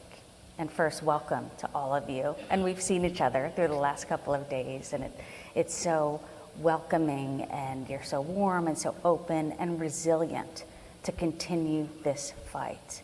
Kelsey, I'll start with what choice do they have? And how difficult it's been. But if you go through your Instagram, even your first day of your senior year, you say, I miss you, I wish you were here. But all of these times are difficult in their own right. Yeah, this has been the most challenging year. Libby should have been doing all of these amazing things. She should have been graduating, starting college, getting her driver's license, like all of these things that she could have done, she should be doing, she's not. And all of these big milestones in my life that are happening that she's missing. So every single one of them, I try to remember her, and I try to make sure that I'm honoring her in the best way I can through all of my big wins and all of the wins she should have had. And Becky, we spoke yesterday. That is true. And I know that, Kelsey, that you said you feel her kind of there with you. Oh yeah, all the time. Actually, I have a tattoo that says, I can't see you, but I can feel you. And that's because in all of those moments, and every single moment that happens, whether it's good or bad, or no matter what I'm going through, she's always there, and I always feel her presence right there with me every step of the way, holding my hand, giving me a hug, just making sure, encouraging me to go on when I don't feel like I can. And just those moments that we take for granted. You said that Libby would come in your room and say, what should I wear? Does this look good? And those were cut off, those moments. Yes, she's not here anymore for that. I agree, I can't Pines. go in there and talk to her about boys. I can't tell her about Caleb. I can't tell her all the amazing things that are happening for me. And she can't be there to talk to me about all of the other things that are happening in my life and what should be happening in hers. And Kelsey has been sending me pictures, as you're seeing, and video. And Tara, there you are with Libby. We see still photographs. What was she like as a person, just in your relationship together? It's okay. I know it's your first time here at CrimeCon or even talking about this, and it's excruciating. It's tough. And this is the reality of it.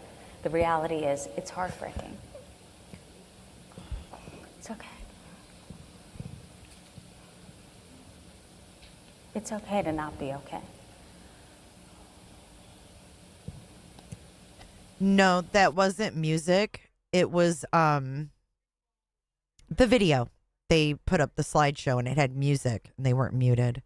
But yeah, here we are with the long pause. She's crying. It's absolute. Listen to her. It's okay to not be okay. This is the reality of it. I know this is your first time at CrimeCon talking about this. Listen to this exploitation at its finest. It's okay. I know it's your first time here at CrimeCon or even talking about this, and it's excruciating. It's tough. And this is the reality of it. The reality is it's heartbreaking. It's okay. Oh my God. It's okay to not be okay.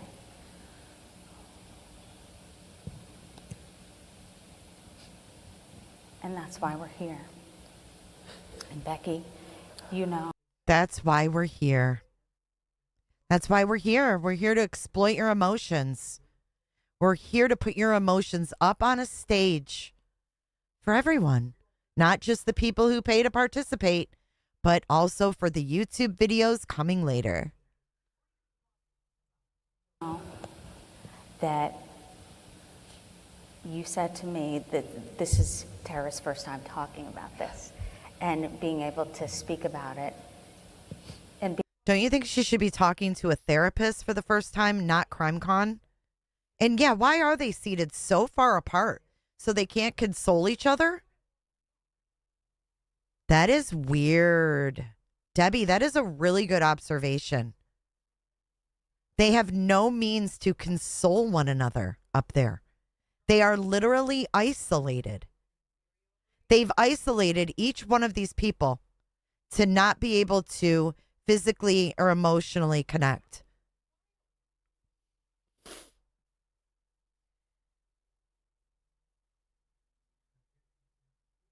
Wow. Be okay. No one's really okay. They just talk about it to keep it in the public eye. Because especially with the sister, right? She doesn't even have anyone she can hold her hand. She can't hold anybody's hand. This woman's unconsolable in the middle. And no one can even touch her. No one can console her. She's just left there solo with this big spotlight on her in the middle of this stage in front of all these people. This was 4 years ago. This was June 28th, 2021. You think it was COVID separation? Well, these people certainly, look at all the heads. They ain't separated. The audience surely isn't. Caw-caw, caw-caw. Speaking to Becky at the table earlier, this was yesterday, and she said, someone came up and said, oh, I thought that was solved. So that is what you don't want, because we want to get this guy that did this more than 4 years ago. And that's what's at stake. No, when it was COVID, CrimeCon was online. Pre-arrest. Why would they even do this before they had an arrest? Yeah, during COVID, CrimeCon was all online. It was lame. And Becky, that's what keeps you going. That's hey, exactly Jammers. what keeps us going. That's the girls deserve this. They deserve us. Libby did everything she could to help us out, and it's now our job to keep it out there, to keep the pressure on this guy, to never let him think that he's got away with this, to think that we aren't searching for him, because Okay, so I have a weird twisted thought. Get your tinfoil hats on. Someone came up to, hold on. I think this is fabricated, and maybe I'm sick for thinking this. But picture this scenario. Here's Becky and Susan sitting at a table together. And some random person comes up to Becky and says, I thought this was solved? Or was this just to further the narrative that Becky needs CrimeCon to spread the word that this is not solved and that they need them? Because how ironic. Who at CrimeCon is going to think that Delphi was solved? No one.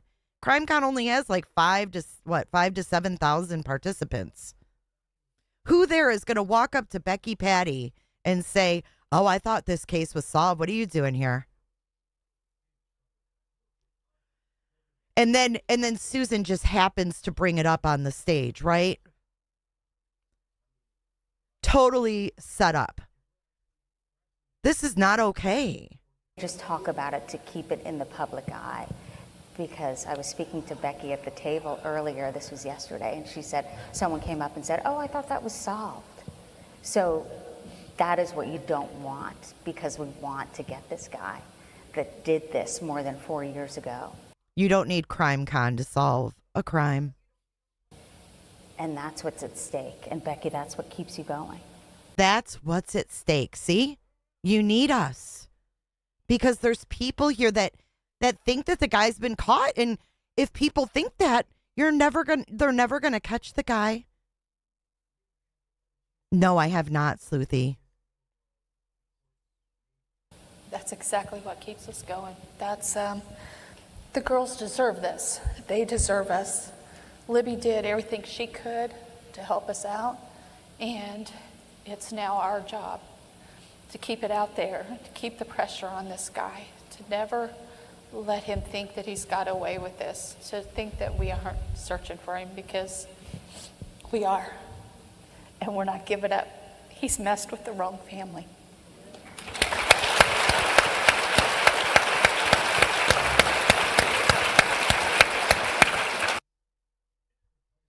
Wow.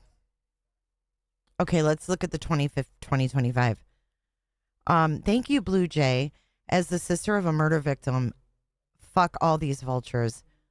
Blue Jay, I'm so sorry for your loss, and I'm sure this has to be difficult for you to see. Really sorry. You got your Hear Me Out beanie on. Okay, let's see. Delphi. Okay. Oh, crap. Oh, crap. This is long. 70,000 tips, so we had to go through all of them. And it took a lot of time and effort, but 69,999 of them weren't the one we were looking for. So once we got the one we were looking for. Oh, wait. This is criminality. What is this a compilation? I can't watch 45-minute video. Delphi. Let's see.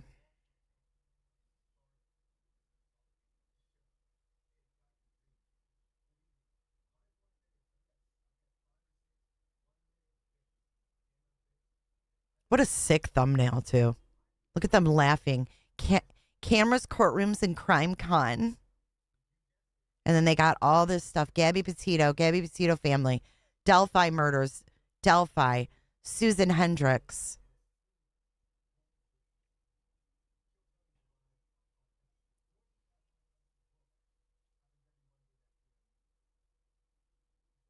Oh, here's Susan Hendricks on HLN interviewing Becky Patty.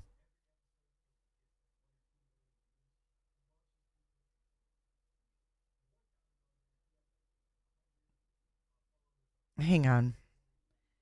Clue Award.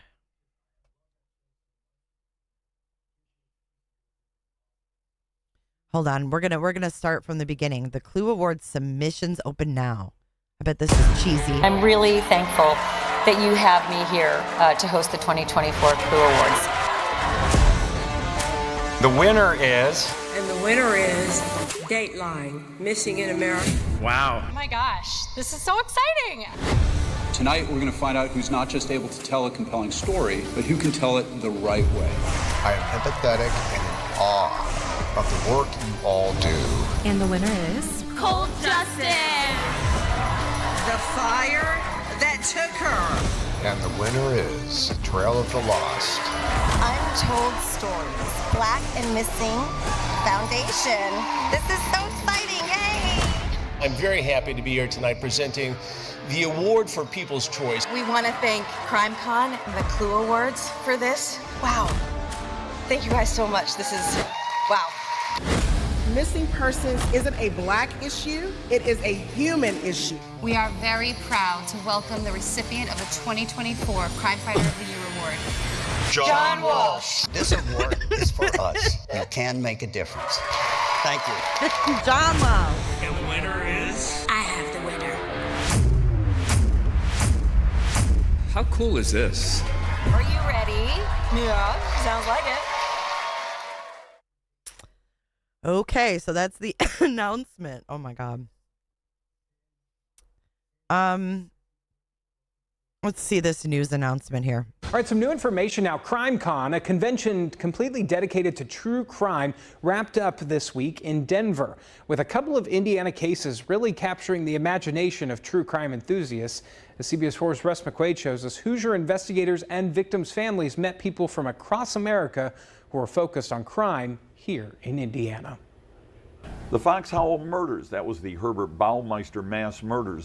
Right, but Gron, the amount of people that attend CrimeCon is not enough to put it in public attention. Like, it's just not. Like, CrimeCon doesn't make their videos and show all these unsolved crimes. They're not drawing attention to it. They literally, like, have a bulletin board where you can walk over and look at, like, missing people and stuff like that. It's just not their focus when they put things out into the public. Up in Hamilton County was the subject of a major breakout session. But even more important to the true crime followers at the convention this weekend was the case against Richard Allen and the Delphi double murders, which received a lot of attention and even some awards. Right after Richard Allen was sentenced for the killings of Abby Williams and Libby German last December, Carroll County prosecutor Nicholas McLeland defended investigators from the online abuse they had suffered throughout the case from the internet community.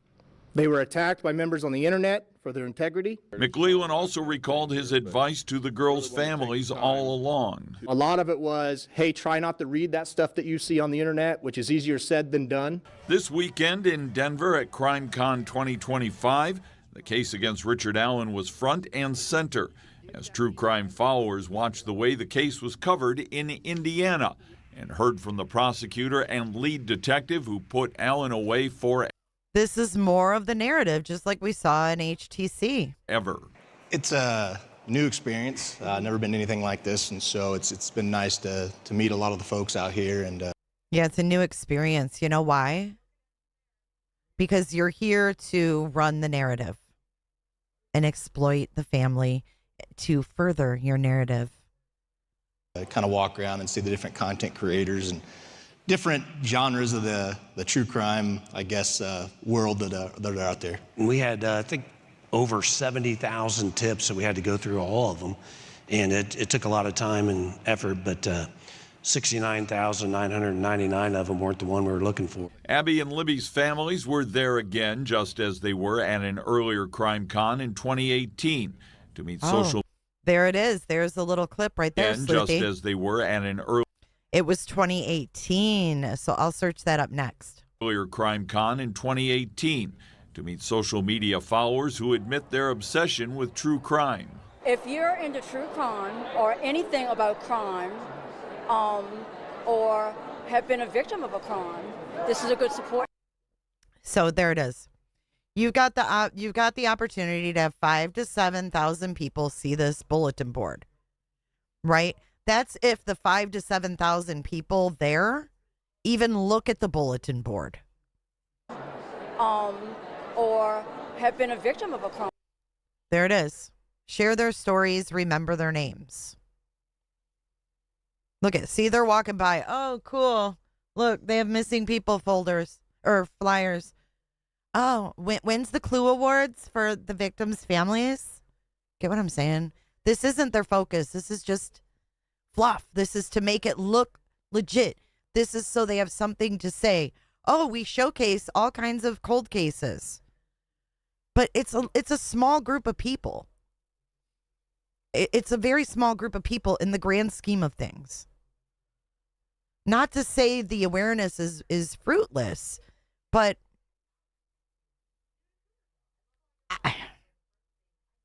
pitiful. I mean, look how many there are.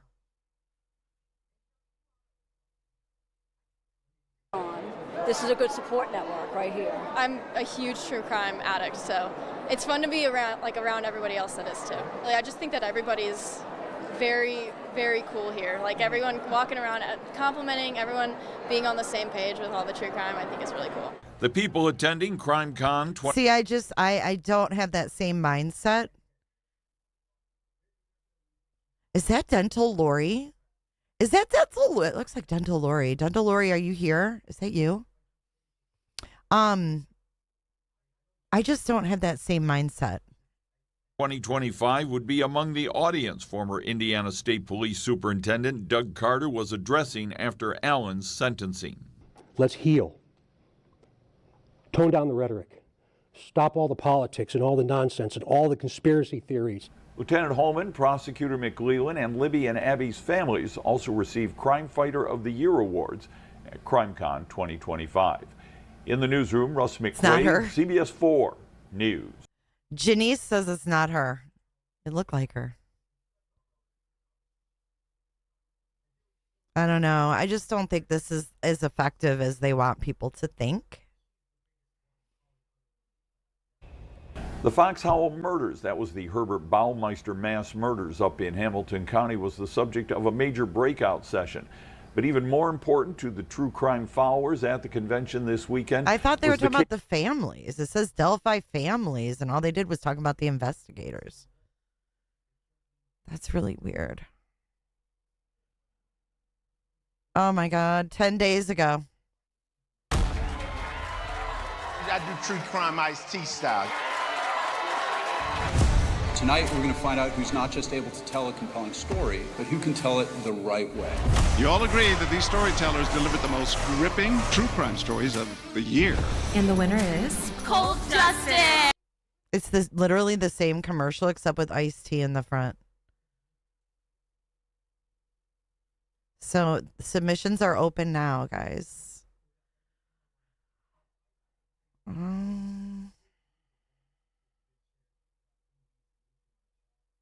I can't find the actual video from CrimeCon.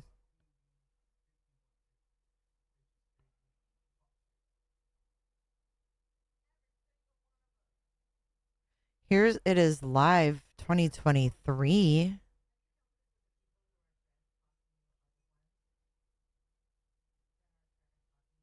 Here's 2024. Why can't I find the Clue Awards from 2025?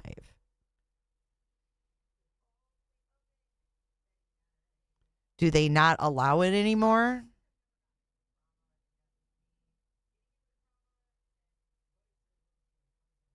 There's Sleuthy and T. You guys are playing something.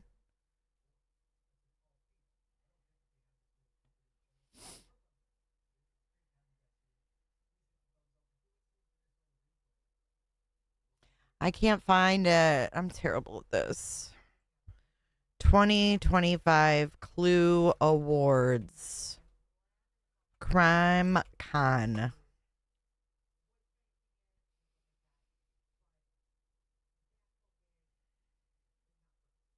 Yeah, they have 2024 full show. Oh God, we could watch Megan from 2025. I have that in my watch later. Vinny.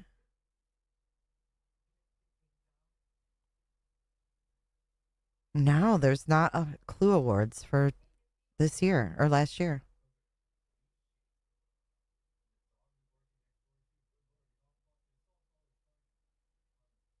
Let's go here.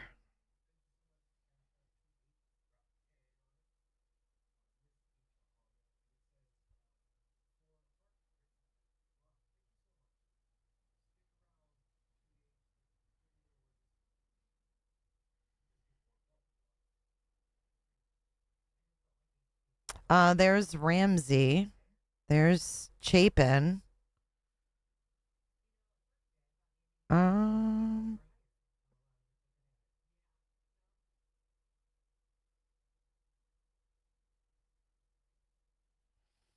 I don't see it. Submissions open. No, they don't have it on here. Isn't that weird? In the body cam at CrimeCon, Lauren hands a missing persons paper to Grayson from her purse and says something like, here, maybe go set this at a table. It will do more work there. Interesting.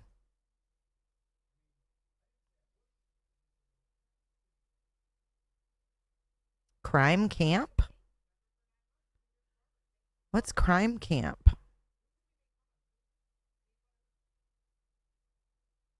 Did you guys know there's crime camp? University of Florida.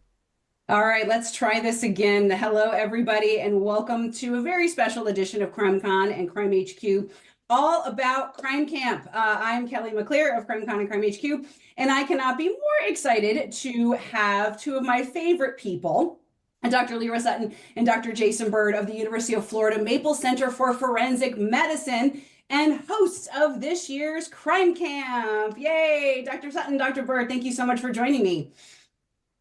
Great to be here. Thanks for having us.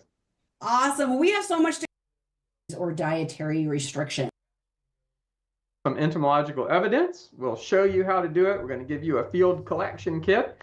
You'll get to go glove up and then go get friendly with the maggots. We'll be working in groups, so we're going to make glove up and then go get friendly with the maggots. Oh my God. Ew, I just skipped forward, dude. Okay, at first I was like, okay, cool. Maybe this doesn't involve victims and it's going to be like an actual learning activity. And then he's like, let's go get friendly with the maggots. Fucking gross.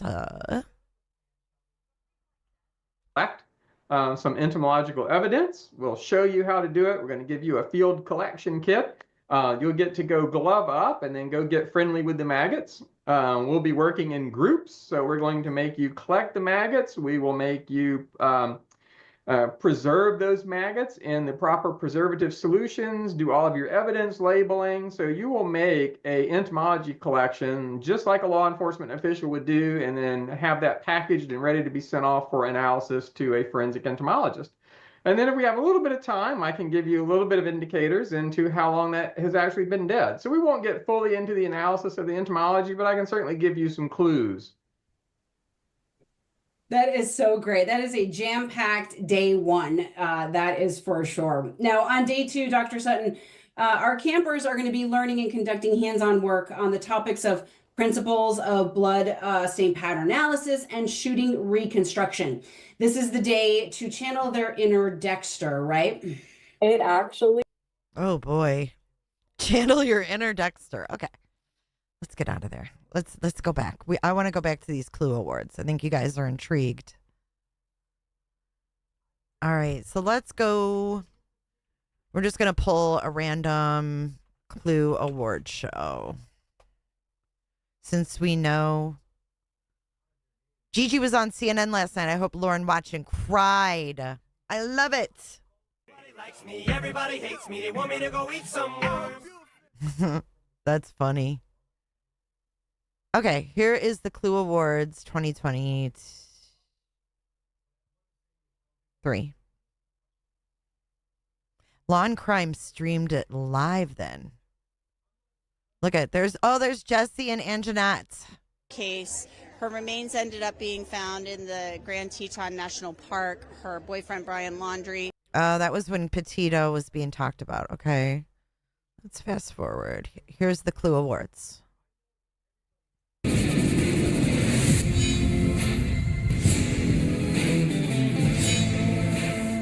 At age 75, Alan Bregman is found guilty of second-degree murder with a firearm.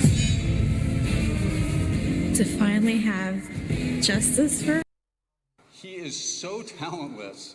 Every student that occupied that space at my piano is worse off for him sitting there. I probably need to relearn how to teach the piano. And if you are ever driving by my house, please make sure he's not in the car. So, Mrs. Atkinson, who I'm sure is watching us right now from wherever she is thinking, please, God, nice people do not give that child a microphone and an opportunity to sing. But the more I thought about it, I realized that hosting this is not all that different from prosecuting a case. Although there are many skills needed to be a successful prosecutor, some of the more important ones are preparation, credibility, and of course, no shortage of charm. So first, let's talk about preparation. As a prosecutor, you have to do your homework. Okay, I'm skipping ahead. I don't even know who he is. On behalf, and she has a video greeting. Who won Hi, it? I'm Catherine Miles, the author of Trailed. On behalf of my very wonderful editor and publisher, Betsy Glick, and the entire Algonquin book family, I want to thank you for this tremendous award. I don't have to tell everyone in your audience here that The nominees include a lead investigator from Ohio, a Texas prosecutor leading a conviction integrity unit, and a New York-based genetic genealogist. It's time for you to meet these dedicated and inspirational nominees. Hey, Indigo. Hi, my name is Cynthia Garza. I am the chief of the Conviction Integrity Unit of the Dallas County District Attorney's Office. Recently, my team successfully litigated the exoneration of Tyrone Day. In 1989, Tyrone Day was charged with sentenced to bars. Later, they Klaus with her family in a 41-year-old cold case. As 17. Detective Troy Lee, and an investigator with the Akron County Police Department, where I led the investigation. Looney and his team. Cynthia Garza.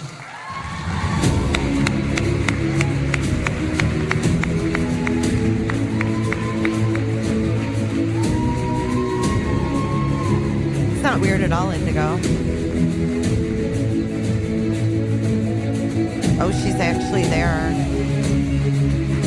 On Prime Crime.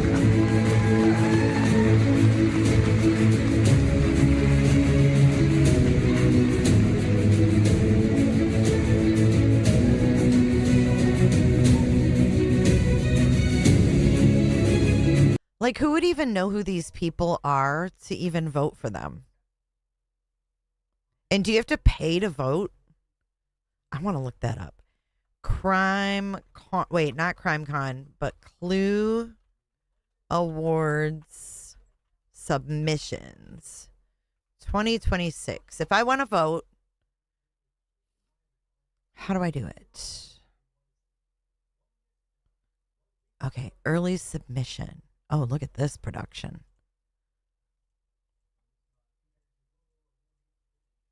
Hold on.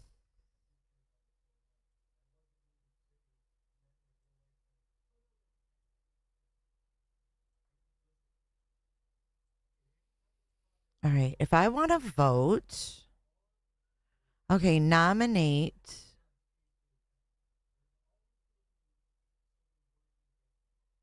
What? Oh, you paid Oh, I thought they had like where you could vote. What the hell? Y'all, look at this. You got to pay. The person with the most money wins. Look at that. If you want to vote for me, let's see. Oh, I don't fit any of these. But look, $250.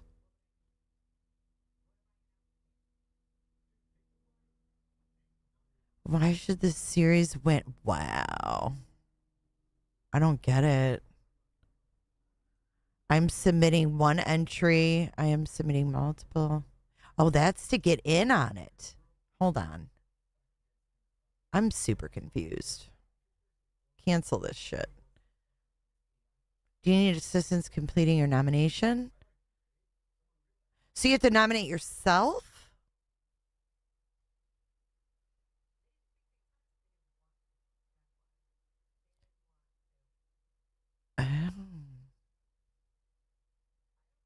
I guess you have to pay to get yourself on the thing.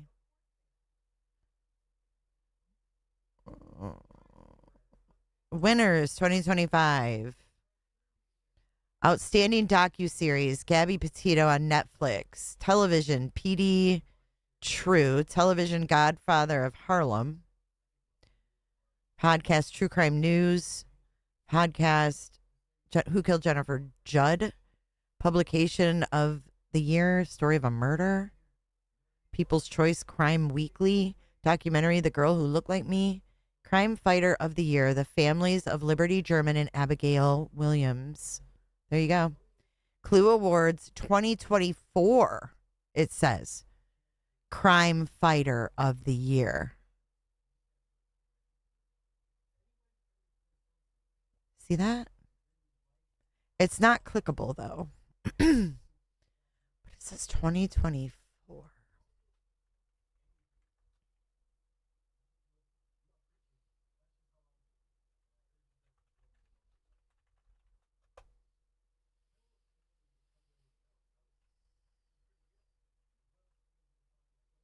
It said 2024, but I thought it was this year.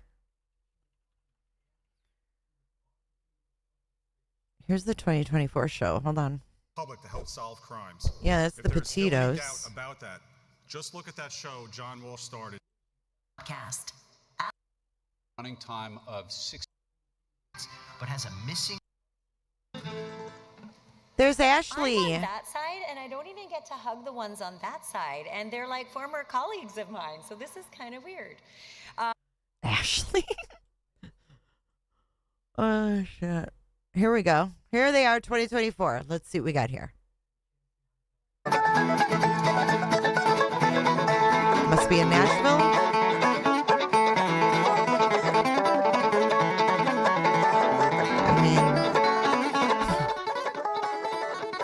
This is their Nashville music.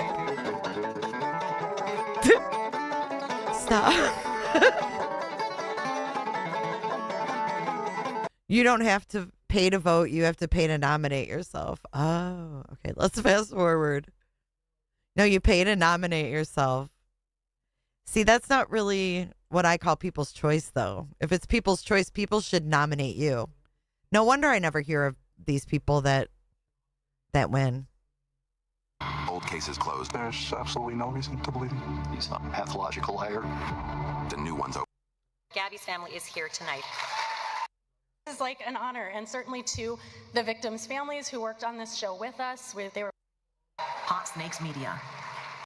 People who are outside of law enforcement who really care about solving these cases, banding together and, volunteering hours and hours of their lives to go search for people. I don't see the Delphi people on here. America's wilderness. I don't know why it said 2024. People versus Karen. And Stephanie Harlow. Exist. I don't know. Society. I've never seen any. It's a great partnership, as you mentioned. John So I have a Walsh. simple premise. You. Yeah, So there's this- nothing. That's weird that on their website, though, it said 2024. Sleuthy, you know how my streams go. Yeah, you have to nominate yourself, yo.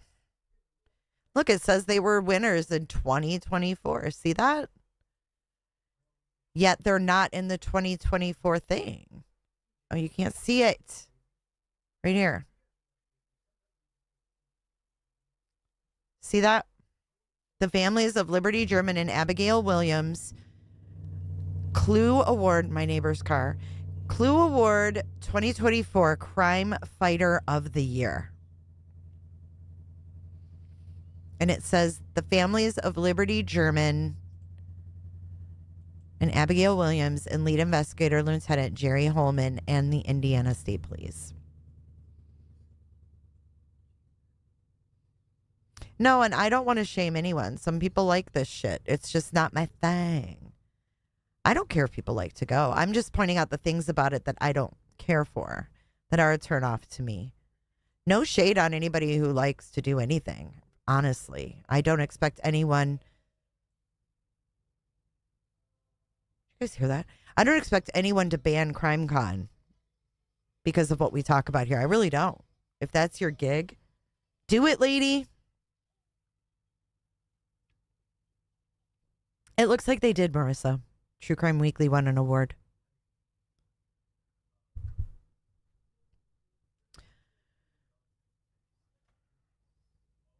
Take everything, that you learn here with everything that you know and do it that way. Oh, they are? Nate Eaton and Susan Hendricks are the judges? Oh, let's go and look. Oh, you're right. Angeline Hartman, Anjanette Levy, Anna Michaels, Ann Paterno, Bill Thomas, Carrie, Kathy, David. I don't know any of these people. John Lorden.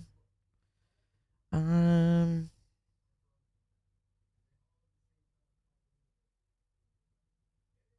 know any of these people. I've heard of her. Nikki Egan. Oh, there's Nate Eaton. He's a judge. Susan Hendricks.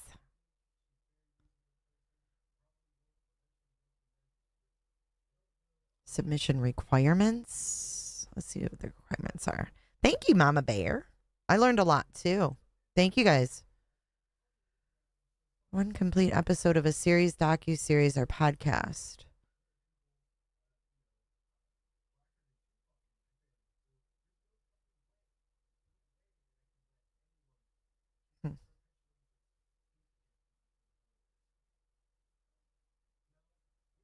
Event photos.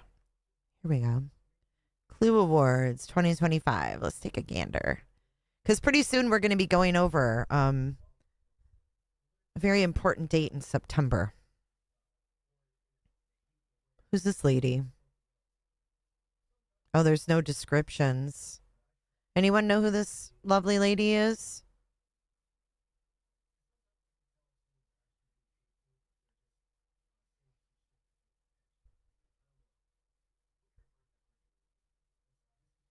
All right, we got iced tea. Let's see. Is there any pictures of the Delphi families? That's what I'm looking for.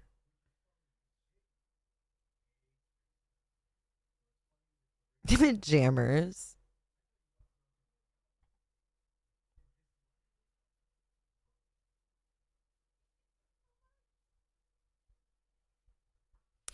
I'm not seeing the Delphi people. The Gabby Petito family's there again. Oh, this must be something like something held outside. I'm not sure what that is.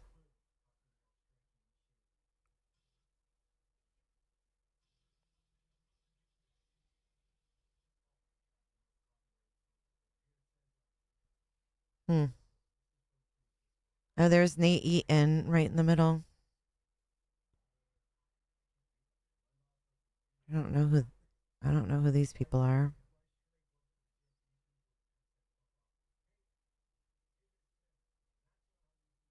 I'm just not seeing the Delphi family. Like, when did they get this damn award?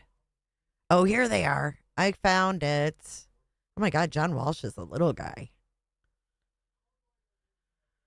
Okay. Hey, Tooties. It'd be way too much for me to catch you up. Let's blow this baby up.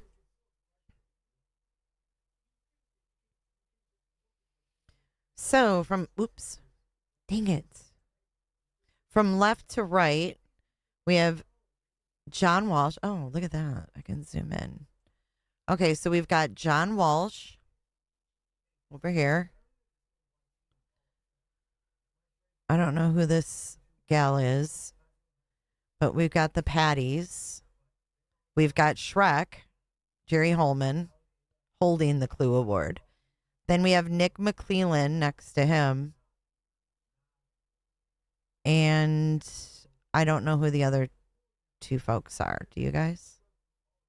I don't know who they are. There's Holman. It says CrimeCon Clue Awards Crime Fighter of the Year in honor of Liberty German and Abigail Williams.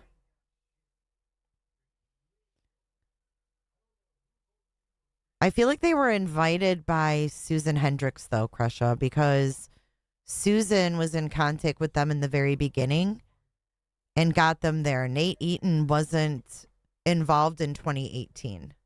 You know what I mean? And that's what I wanted to look at. CrimeCon 2018 Delphi murders.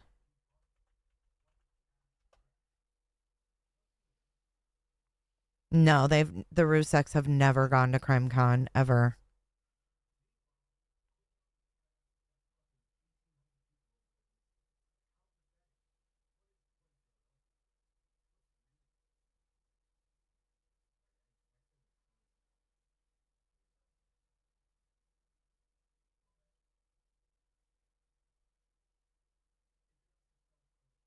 Okay, look, it looks like they have a booth here. It was different then. Here's CrimeCon 2018. So they got him in there by saying, you know, you can spread the word. I get that. I'm not against that. So it looks like the family had a booth with a banner to spread awareness. Oh, your parents. I'm sorry, Crusha. I shouldn't just pop into chat and assume you're in my head. I got you. Nate Eaton invited your parents to CrimeCon.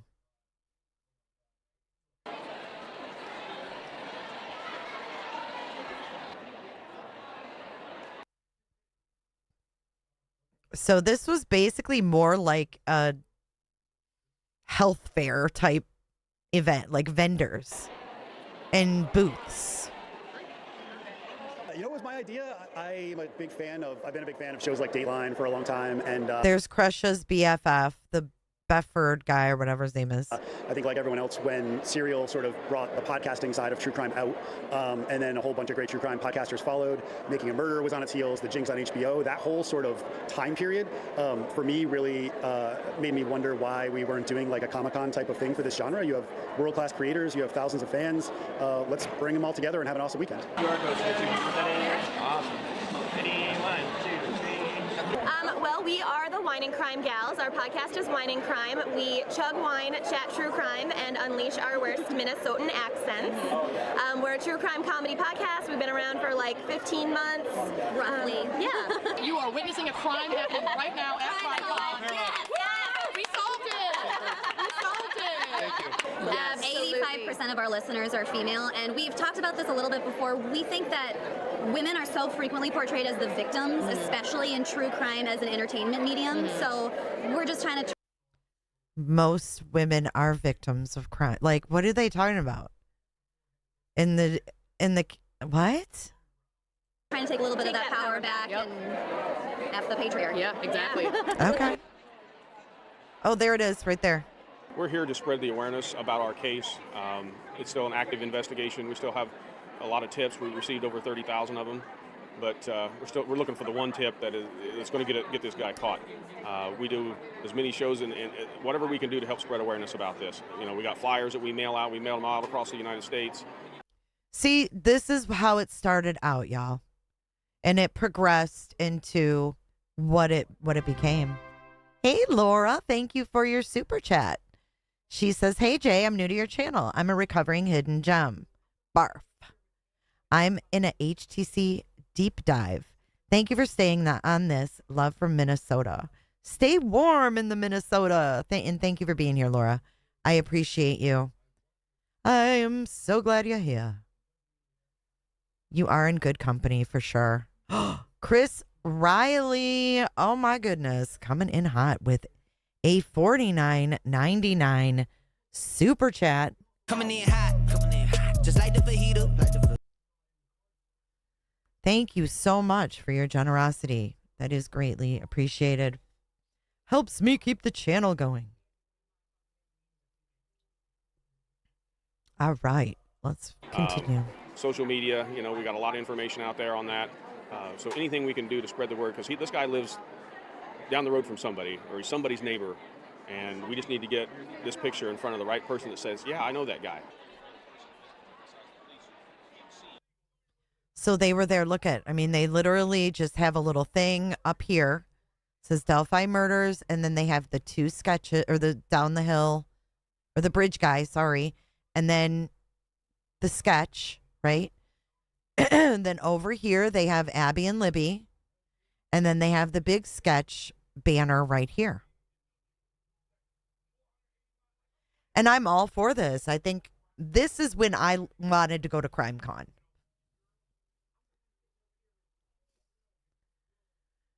Thank you again, Chris. I think this is when I wanted to go, when I wanted to be a part of this. I don't think it's like this anymore. Thank you, Chihuahua. I do my best to greet people. Ooh, hot chicken, broccoli, and Parmesan pasta and Cheddar Bay biscuits. Yummy. This was before they switched the sketches to an entirely different person. Right. This was 2018. 7 years ago.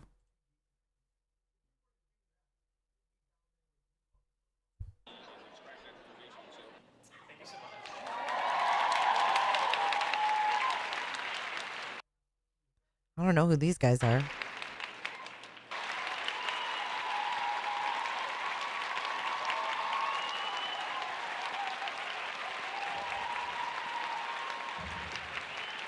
Who are these people?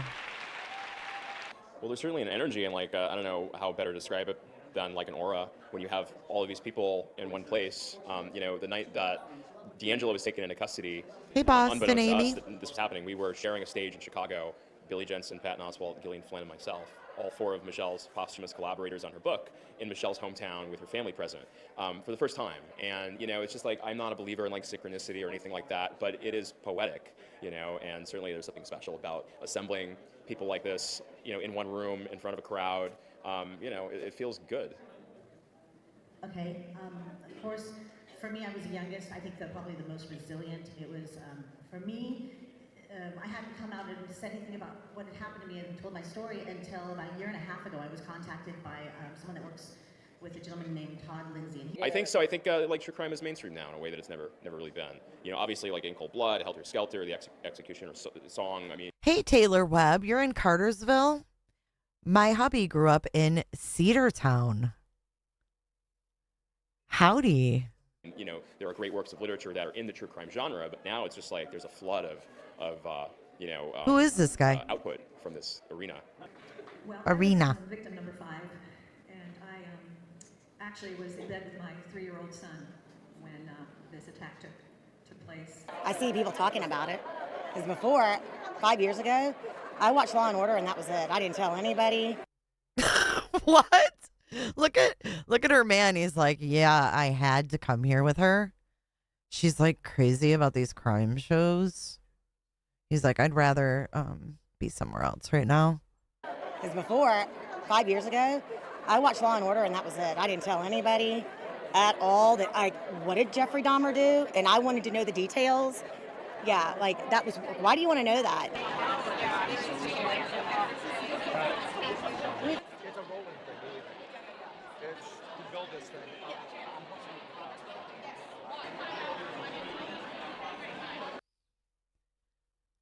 I'm an addict. Girls Weekend True Crime. Well, it's changed a lot, and you know why? Because money, money, money. Here's Nashville. Ladies and gentlemen, please welcome Nancy Grace, host of the new Oxygen original series, Injustice with Nancy Grace, and founder of CrimeOnline.com. She founded CrimeOnline.com? I did not know that. So happy to be here. Hello, CrimeCon. Thank you for being with us tonight. Woo! I am so happy also because that is the first time I have shown a clip of our brand new program, Injustice. Hang on, I'm looking for something. I wanted to show it here. Their audio's horrible. Because you were the ones with me way back when. You were with me when I first started off at Is she Courtney crying? and Larry King. Remember those days? Summer Shiflett was at this And crime you were con. with me when I announced I was having twins. And when Lucy and I almost died in childbirth, you were there. In fact, I still have all the baby booties, all the picture frames, all the blankets. What is going on? And one day, I'm going to reopen those boxes. I'm going to show them all to the twins. And I want to thank you. It's so important to me that you got to see that first because it is our next chapter, and I'm so proud. That was the first of a series that starts July 13 at my new TV home, Oxygen, and we have worked and worked and worked to bring it to you guys. You know, I handpicked that particular case for a reason, because in that case, that young husband, that father, yes, he kisses his wife and the baby goodbye that morning, and he leaves. Okay, we're gonna pause, Nancy, and we're going over to this because I want to show you guys Tony Kline, and on a whim, this is the best that I can do. So, let me get up the bridge guy screenshot or sketch rather.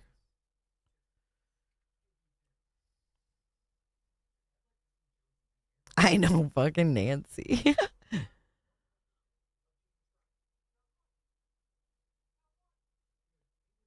Why do you see Dolly when you see Nancy? What's the correlation? Okay.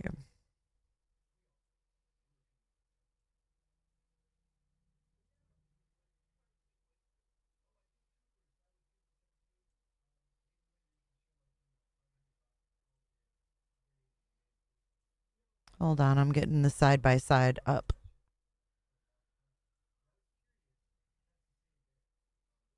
Okay, let's try to make this a little bit bigger.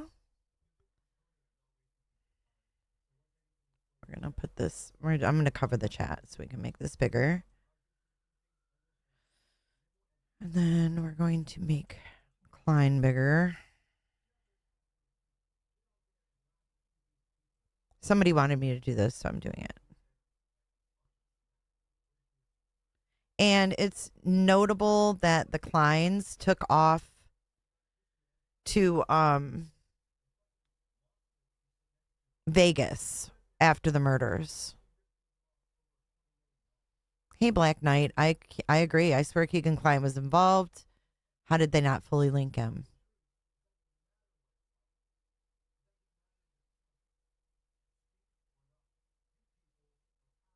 Crystal says, I always believed Keegan Kline was supposed to help RA and chickened out.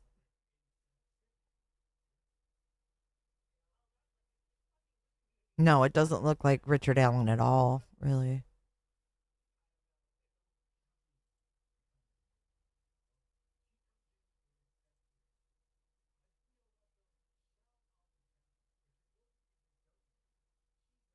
And you know the younger sketch? Hold on.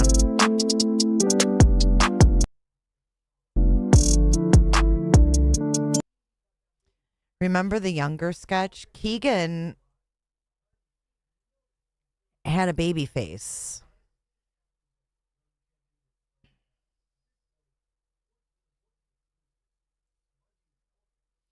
Keegan was Anthony Schatz. That's what brought the girls out there. Right. That's what I was saying earlier. Hey, Gypsy. Hey, J-Ski.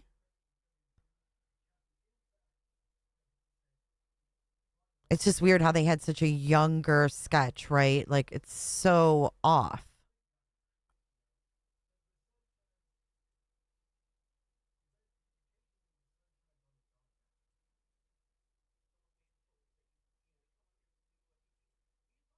There's Keegan's dad, Tony Kline. They raided Tony and Keegan's house 11 days after the bodies were discovered. And that's that. If you guys want to go deeper, I mean, they literally were going to go to trial 2 years ago with him. Here, listen to this. Prosecutors have published a list of witnesses they intend to call in the trial of Keegan Kline. The Miami County man is accused of dozens of counts of child pornography and exploitation. He's also been connected to the Delphi murders investigation. Fox 59's Russ McQuaid. It has read the list, is familiar with many of the names, and is here to tell us what it all means. Oh, they couldn't let this go to trial, could they? They just couldn't let it go to trial because what would have had to have been testified to at trial? Do you know what I mean? I think this was a ring of pedos for sure. And God knows who was all connected. Leah Keegan Kline has not been charged with any involvement in the 2017 murders of Libby German and Abby Williams near the Monon High Bridge east of Delphi. But detectives say he was in social media contact with one of the girls the night before the killings. Keegan Kline has been in jail since the summer of 2020, facing 30 charges of child exploitation, child pornography, obstruction of justice, and identity deception. After investigators figured out he allegedly hid behind the social media persona he created named Anthony Shots to message back and forth with Libby German the night before she was murdered with her friend Abby Williams outside of Delphi. The witness list filed this week has the names of several people prosecutors expect to testify. Oh, David Vito, Indiana State Police, Brian Bunner, Christopher Cecil, Tracy Kunstek, Josh Maller, Jason Rage. Who are these people? Brian Harshman. Mostly law enforcement investigators, but also a Jeremy Clinton, U.S. Marshal. Nicole Robertson, FBI. Andrew Willman, FBI. Tiffany Hot something, Miami County something. MD. Oh, Barbara McDonald, CNN, HLN. Huh? Reporter, Kline's father. Barbara McDonald, CNN, HLN. A representative from NCMEC. Juvenile number 10. Allie Conklin, Dirk Hayes. And two friends. Oh, Jerry Kline and Vincent Kowalski. His dad was going to testify against him.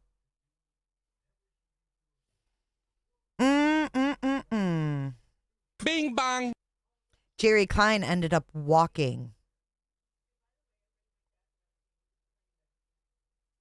And just one victim who was a juvenile at the time Kline was allegedly communicating with her before the Delphi murders. Even though investigators first claimed Kline victimized 15 young females, which is a surprise to a podcaster who has investigated the Delphi killings extensively. It makes you wonder what exactly happened with those other witnesses, or if they just feel like one is enough. Well, the most serious count that Kline What is she talking about? Faces carries a maximum 12-year prison sentence. He's due for trial May. Gene P., that's what I've always thought, that it was Tony and Keegan. 10th, coming up at 5 o'clock. We'll have more on those witnesses and why investigators continue to wonder if Keegan Kline has anything to tell them about Delphi. Aaliyah? All right, Russ, thank you so much. Rich. Crazy. And then Rich. Okay, here's another one.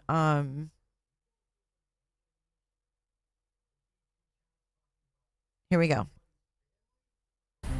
Breaking news right now at 12:30. We have learned that. Okay, so this is right before. This is March 30th, 2023. That a man facing 25 charges ranging from child exploitation to possession of child porn is changing his plea to guilty. Keegan Kline admitted to creating the fake Anthony Shots profile online. Investigators say that account was one of the last to talk with Libby German before Libby and Abby Williams were killed in Delphi in 2017. Our Rich Nye is live with what happened today in that Miami County courtroom. Rich. Good afternoon, Karen. Keegan Kline has sat in the Miami County Jail now for over 2.5 years. He told a judge inside the courthouse today that no one has offered him any kind of plea agreement, no promises. He understands that he is voluntarily pleading guilty and that no one had forced him to plead guilty, but that's exactly what he wanted to do. And so he did. He was convicted today on all 25 charges. Now, we had hoped to show you Keegan Kline, but local law enforcement snuck him in and out of the courthouse today here in Peru. Kline is now convicted of those 25 felony counts: child exploitation, child solicitation, possession of child pornography, synthetic identity deception, and obstruction of justice. Kline gave testimony in court admitting to every single crime, some of them involving sexually explicit photos of girls under the age of 12. He also admitted to creating the Anthony Shots catfish social media account. This was one of the accounts that he used to solicit those photos, and that account was one of the last to communicate with Libby German before she and Abby Williams were killed in 2017. Now, there was no mention today in the courthouse of either the Delphi murders or Libby German or Abby Williams. In fact, Keegan Kline has never been named a suspect, and there are no charges against him involving either one of those two young ladies in Delphi. So Keegan Kline will now be sentenced on May 18th. Those charges that he has been convicted of carry sentences ranging from 6 months to 6 years. There'll be much talk between now and his sentencing between the attorneys and the judge as to whether those should be served consecutively or concurrently. All right, so then I wanted to leave you guys with this. I think Potato and I read through the Keegan Kline interview that he did with the reporter. We read the transcripts. It's for Sandy Hook as well. So I'm going to give you guys the link to this if you want to listen to that. This is the reporter's interview with Keegan when he was behind bars. And we did a walkthrough of that. I know we did more on Keegan Kline. I was trying to look for it, but save that to your watch later. You remember that, Flo?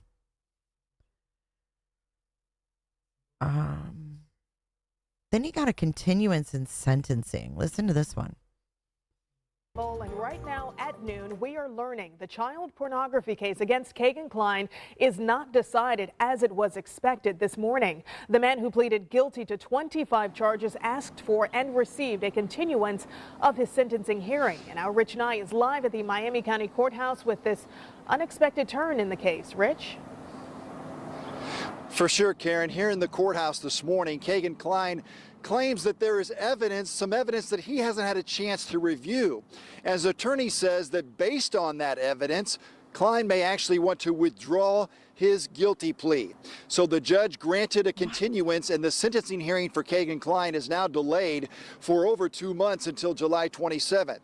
We do now have video of Keegan Kline, and we can show that to you as Keegan was leaving the courthouse today after his hearing, and that hearing was delayed for over an hour this morning. And when it started, we found out why. Kline's attorney asked for a continuance of the sentencing. The prosecution argued strongly against that delay.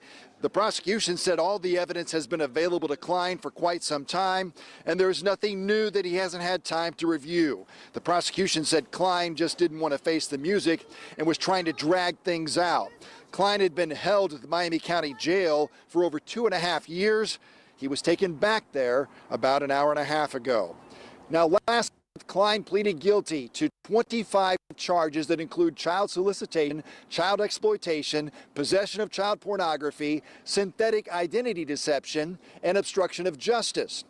All this attention to this case is because Kline was connected to the Delphi murders investigation because Kline admitted that he created the catfish social media profile Anthony Shots. And that profile was one of the last communications with Libby German before her death. Now, Kline has never been charged in those murders or even been named a suspect, but we had hoped to learn today if perhaps Kline had provided. Jean, to answer your question, she said, I wonder what was on Keegan's phone that they arrested him 11 days later. Was Libby's correspondence on it? I think everything he had deleted because he found out that there was text messages between him and someone else as Anthony Shots, and he said that the girls never showed up to the meeting.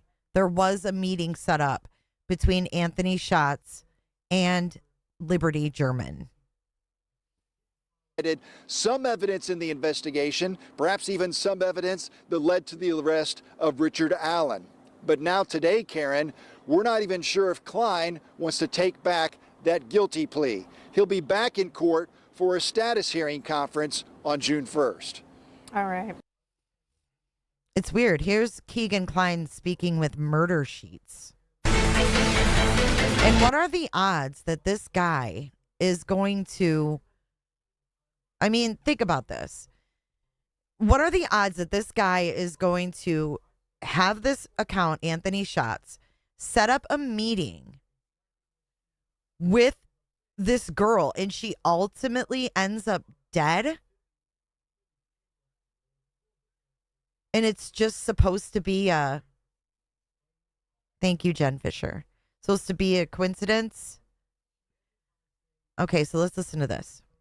He was arrested last year and is expected to stand trial for those murders. But there's another man, Keegan Kline. He's long been linked to this case. And though he's never been charged, investigators say that Kline used a phony social media account under the name Anthony Schatz. And he used that to communicate with underage girls online. And that account is also known to have been communicating with Liberty German just before the murders occurred. And while Keegan Kline has never been charged, I want to emphasize that, in connection with the Delphi murders, he has been charged with more than 24 crimes, including child exploitation and possession of child pornography. Now, Kline was expected to be sentenced last week because he pleaded guilty to those child pornography charges, but he withdrew that. And our friends Anya Kane and Kevin Greenlee from the Murder Sheet podcast, they had a chance to speak with him from behind bars there in Indiana. And before we get into the specifics of Kline's case, here's some of what he told them about the Delphi murders. How did they talk to him? Do you feel you have information to speak with authorities on that case? I've already tried. They don't want to hear anything I have to say. So I've met with the prosecutor there, and I mean, yeah. You've met with Nick McClelland? Yeah. Can you tell us anything about what he was like or what that experience was like? I mean, he's a real nice guy. I mean, he was really super nice. And this is big. Oh, sorry, go ahead. I can't really get into any more details, you know what I mean? But that's understandable. I mean, he was a real nice guy, and yeah, I met with everyone.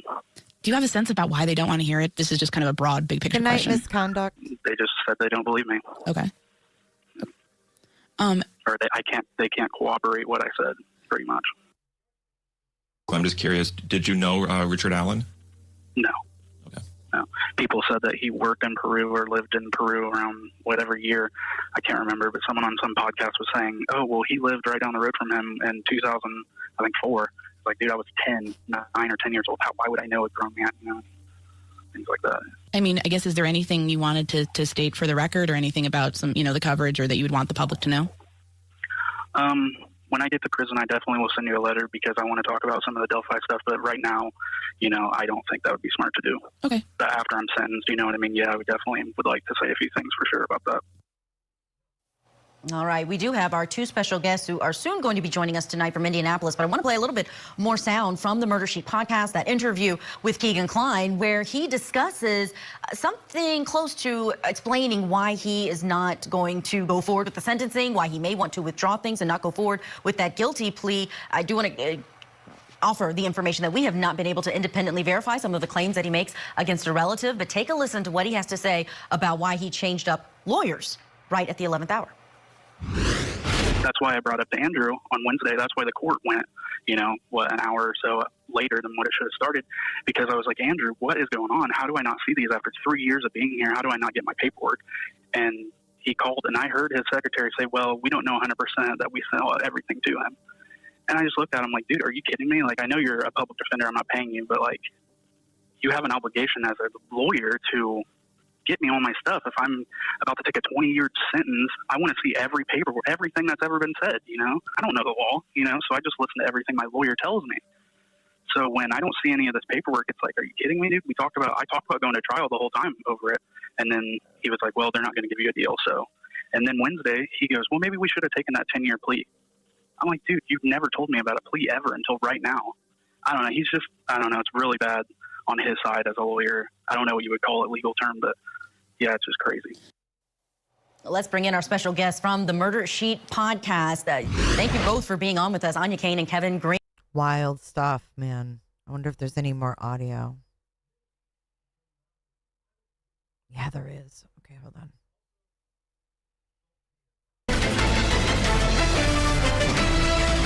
I think a lot of people have questions of like, why do a plea when you don't have a deal, right? And that's sort of what we saw going into the sentencing. And what was sort of your thinking about that?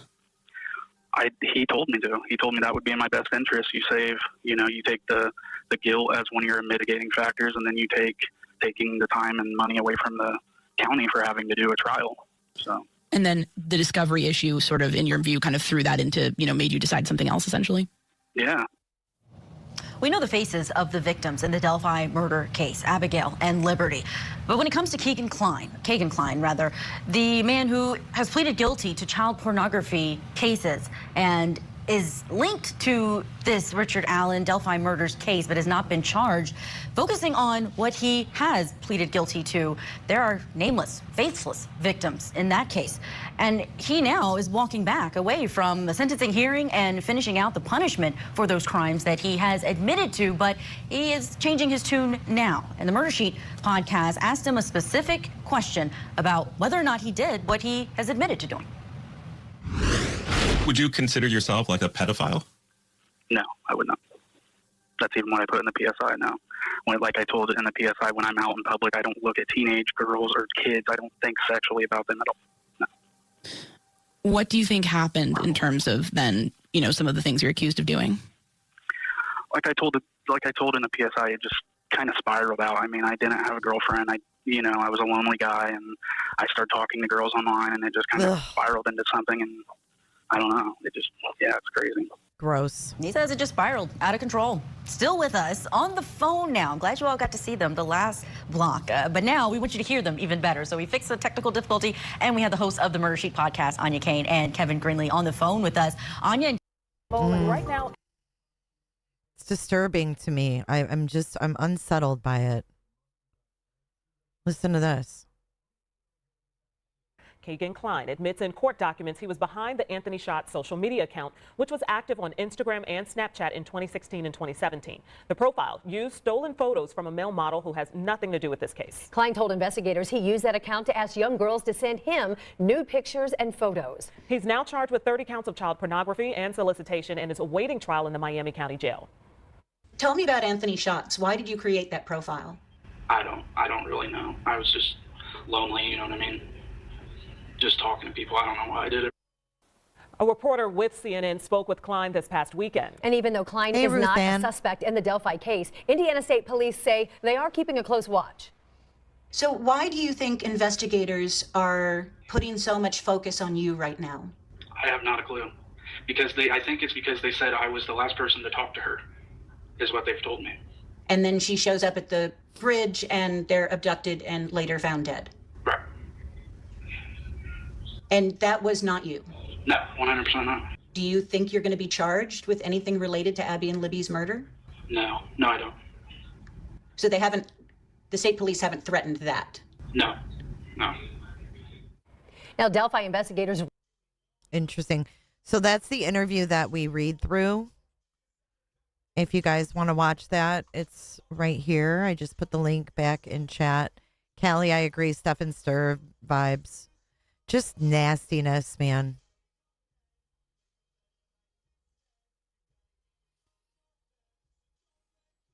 Oh, what's this? Attorney seeks withdrawal.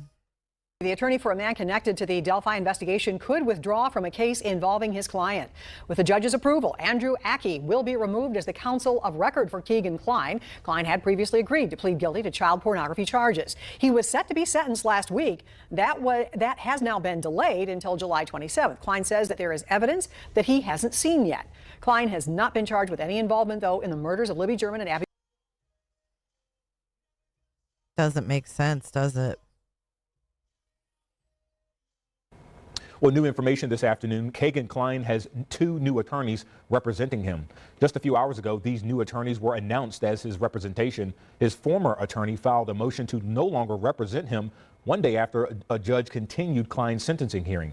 Now, Kline previously pled guilty to 25 charges ranging from child exploitation and possession of child porn to obstruction of justice. But his defense team now says he may want to withdraw the plea based on evidence which Kline says he has not yet seen. Now, Kline's defense team has until Friday to file any new motions as well as withdraw his guilty plea.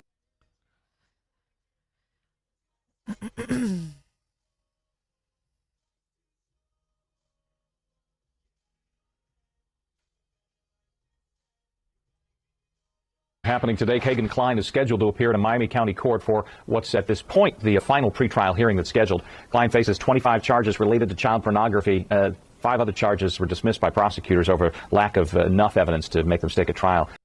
So this was the Anthony Shots account. 11 posts, 77 followers, and 344 following. He was following 344 people with this fake account.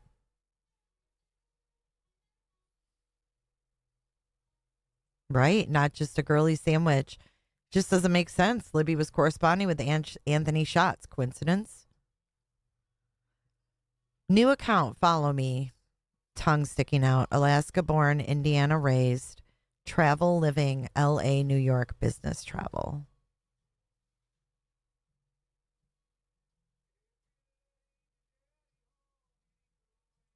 Kline has been linked to the Delphi murder investigation, but he's not been charged in the crime. Investigators believe he used the Anthony Shots social media account to solicit sexually explicit photos and videos from underage girls. Police say Kline Meanwhile, they're showing the crime scene. Communicated with Libby German shortly before she and Abby Williams were murdered. Kline's trial begins 10 o'clock this morning, with the jury trial at this point set to start in May. What's still up, Cricket Day?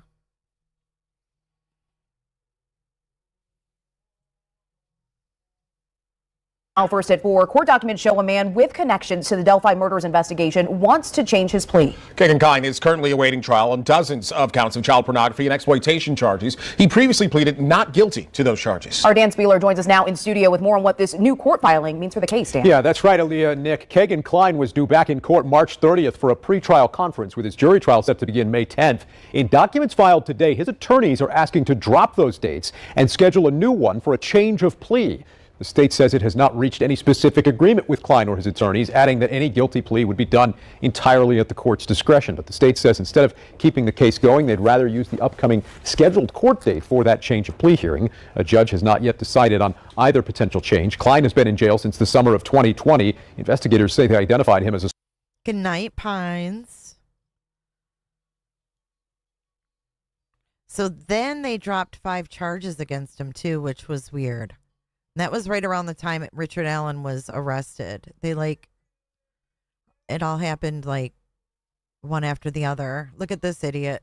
This is his sentencing. This evening, a Miami County judge sentenced Keegan Kline to 43 years in prison in a child solicitation case. Fox 59 was live on the air moments after he learned his fate.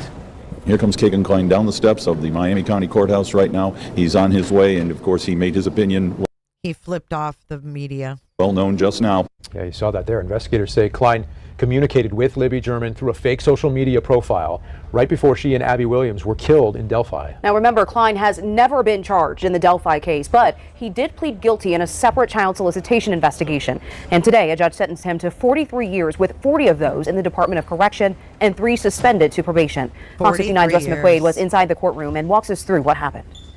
Miami Circuit Judge Timothy Spar deliberated for 90 minutes before announcing Keegan Kline's prison sentence. Keegan Kline already pleaded guilty to 25 counts, including child solicitation, child pornography, obstruction of justice, and more, after his name was raised in the investigation of the murders of Libby German and Abby Williams near the Monon High Bridge outside of Delphi in 2017, because investigators said he was communicating with Libby on a social media site the night before the girls were killed. Kline has never been charged in that case. Prosecutors told the judge for at least 6 years Kline communicated with young girls ages 11 to to 18, engaging in sexually explicit social media conversations, seeking and showing them pornographic images, misleading them into thinking he was either a rich playboy or a troubled teenage girl, and stalking them virtually. Prosecutors said Kline's victims tell them they are still emotionally traumatized to this day. When you talk to people who have been impacted so powerfully, it can't do anything but move you. I think the judge took their comments into consideration today. He referenced them in his sentencing order. It's part of why we were able to get a sentence that was so worthy of Keegan Kline's action. As Kline descended the courthouse stairs, he had one final nonverbal comment regarding his sentencing. Kline will soon be on his way to the State Department of Corrections for classification and assignment to a prison for the next several decades of his life. In Miami County, Russ McQuaid, Fox 59 News.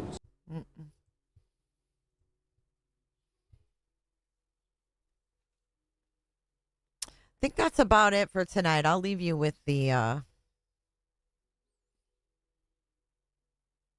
read through. Oh, listen to this one. This was interesting. This is when they removed him from jail to question him. Listen. Thank you, Crusha. Tonight, we've learned the man connected to the Delphi murders through a fake social media profile was taken out of jail to meet with Indiana State Police investigators. Now we're talking about Keegan Kline, who faces charges of child pornography and exploitation that are separate from the Delphi murders of Libby German and Abby Williams. And Rich, he joins us now. You've actually been following this story since it first broke on the fake Anthony Schatz profile. Right. Now, Keegan Kline has never been charged in the Delphi murders, but Kline has been held in the Miami County Jail for 2 years now, awaiting trial on 30 charges involving child pornography. Court records unsealed this week show the prosecutor and Kline's attorney agreed to have him released into the temporary custody of Indiana State Police. The court granted that request last Friday. Kline was ordered returned to the Miami County Jail afterward. Now, we don't know why state police investigators wanted to meet with Kline outside of the jail or where they took him. But Kline's attorney also asked for and received another delay in the court proceedings. The attorney told the judge that the parties are currently engaged in negotiations.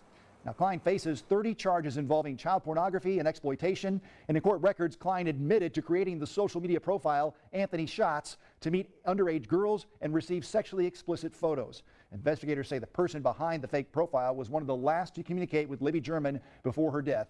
Libby and Abby's bodies were found near a trail in Delphi back on February 14, 2017. And Kline's next court date is coming up on October, it's pushed back now 7 weeks to October 20th. The jury. I don't know. He may not have been bridge guy, but doesn't mean his dad's not. Hold on. I want to do one more quick thing before we end. I know this has been a long stream, but I've really enjoyed it. I've learned a lot, too.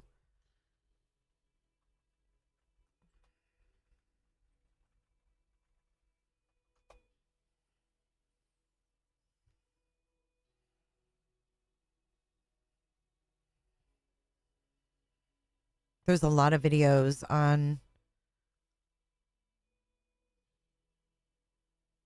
Oh, listen to this. Oh, Tony Kline Oh, yeah. Remember in the interview, he says, my dad just suddenly stopped visiting. And I think it's because he got that deal.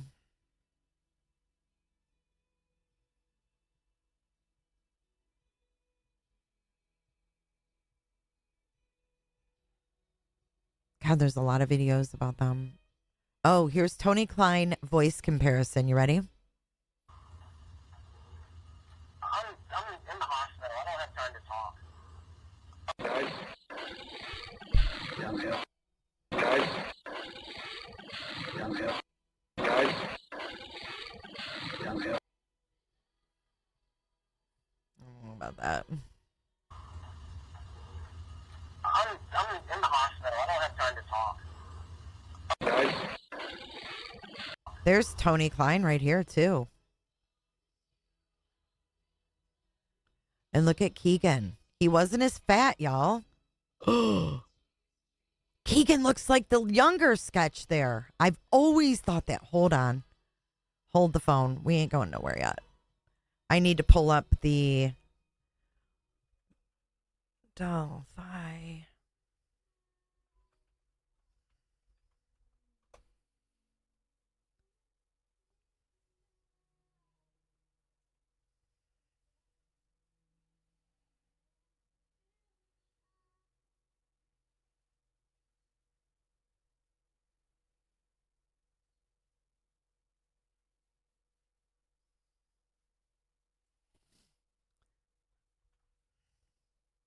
And this Tony guy is free, living his life.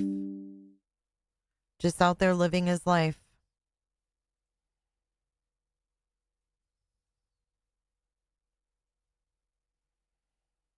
What do you guys think? Look at the nose on the younger dude. Hold on, I'm going to fix this other screen here. I just think it's wild.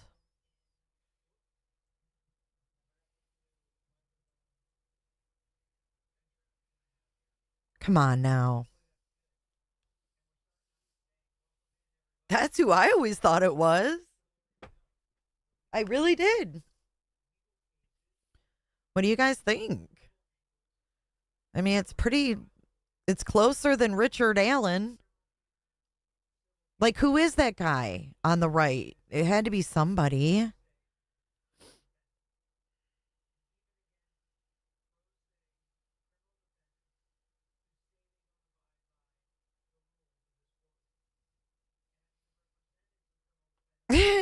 Jammers. I'm serious, man. If it looks like a duck, walks like a duck, quacks like a duck, it's a duck. I just look at the noses are very prominent. Like Tony has like a bulb nose, like, and that sketch has a bulb on the nose. And then if you look at Keegan's nose and look at the nose on the sketch, how it comes out like his. I just think that there's way more to these two. Maybe Keegan did the catfishing and Dad knew about the meeting. I don't know.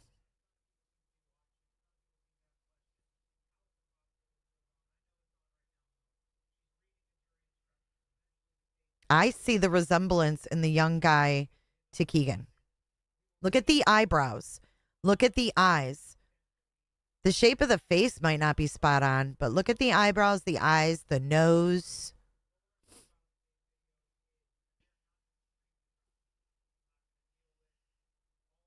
There's just more to this, man. And I just don't see the connection to Richard Allen. And he's the one in prison. It's terrifying. And look at his hoodie, too. Look at his hoodie. He's wearing, oh my God, look at Tony's hoodie. It's like,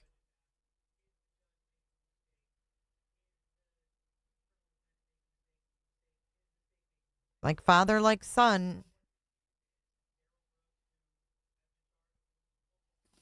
I don't know. And Keegan, yeah, he was slimmer at one point too.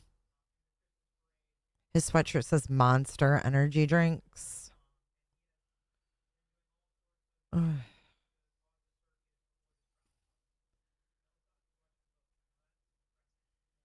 The sketches are the police sketches.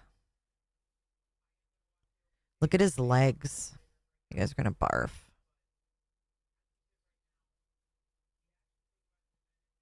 Blech.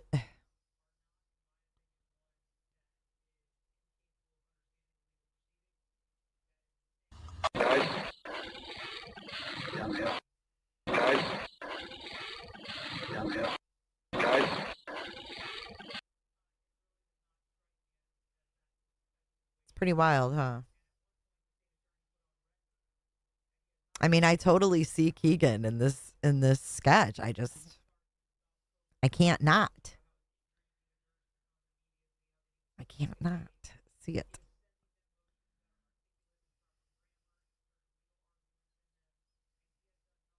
I can't unsee it. Can you guys unsee it?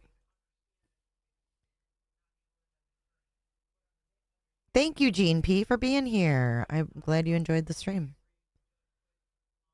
All right, let's get one more look, and then we're going to call it a night because I've got to go eat and everything else. And we did a very long stream, and I appreciate everybody who was here. But it's time to get in the Cooter DeVille. Let me know what you think if you're replaying this stream. Do you think that it's a resemblance, at least between Keegan and the dad? I don't know when that picture was taken. There's no way I could ever find out, really. A cooter de ville. I think the devil drives a cooter de ville. I saw the dreadlocks over the hill. Thank you guys for being here. Thank you, moderators, way down in for Cooterville. modding for me. I appreciate you. Let's get rid of that sketch. And we got lots of new cooters to welcome in tonight. Thank you, Harmon. Thank you for your support. Let's see.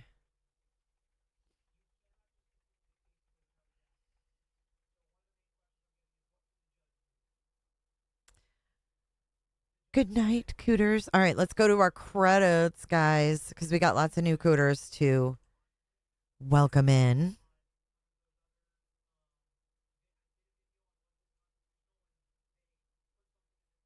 Thank you, Penny. Look at we got at least like 70 cooters.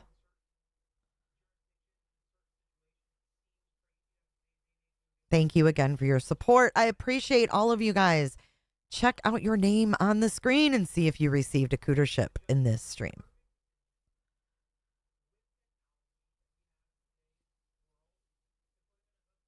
We will continue our conversations.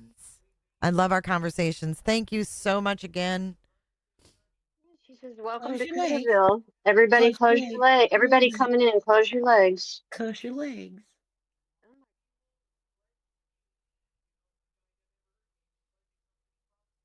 I know, Kels. You guys have a good night.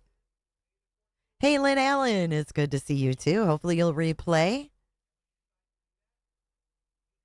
And thank you, Crusha, for putting all the thoughts and facts in the chat. I appreciate you so much.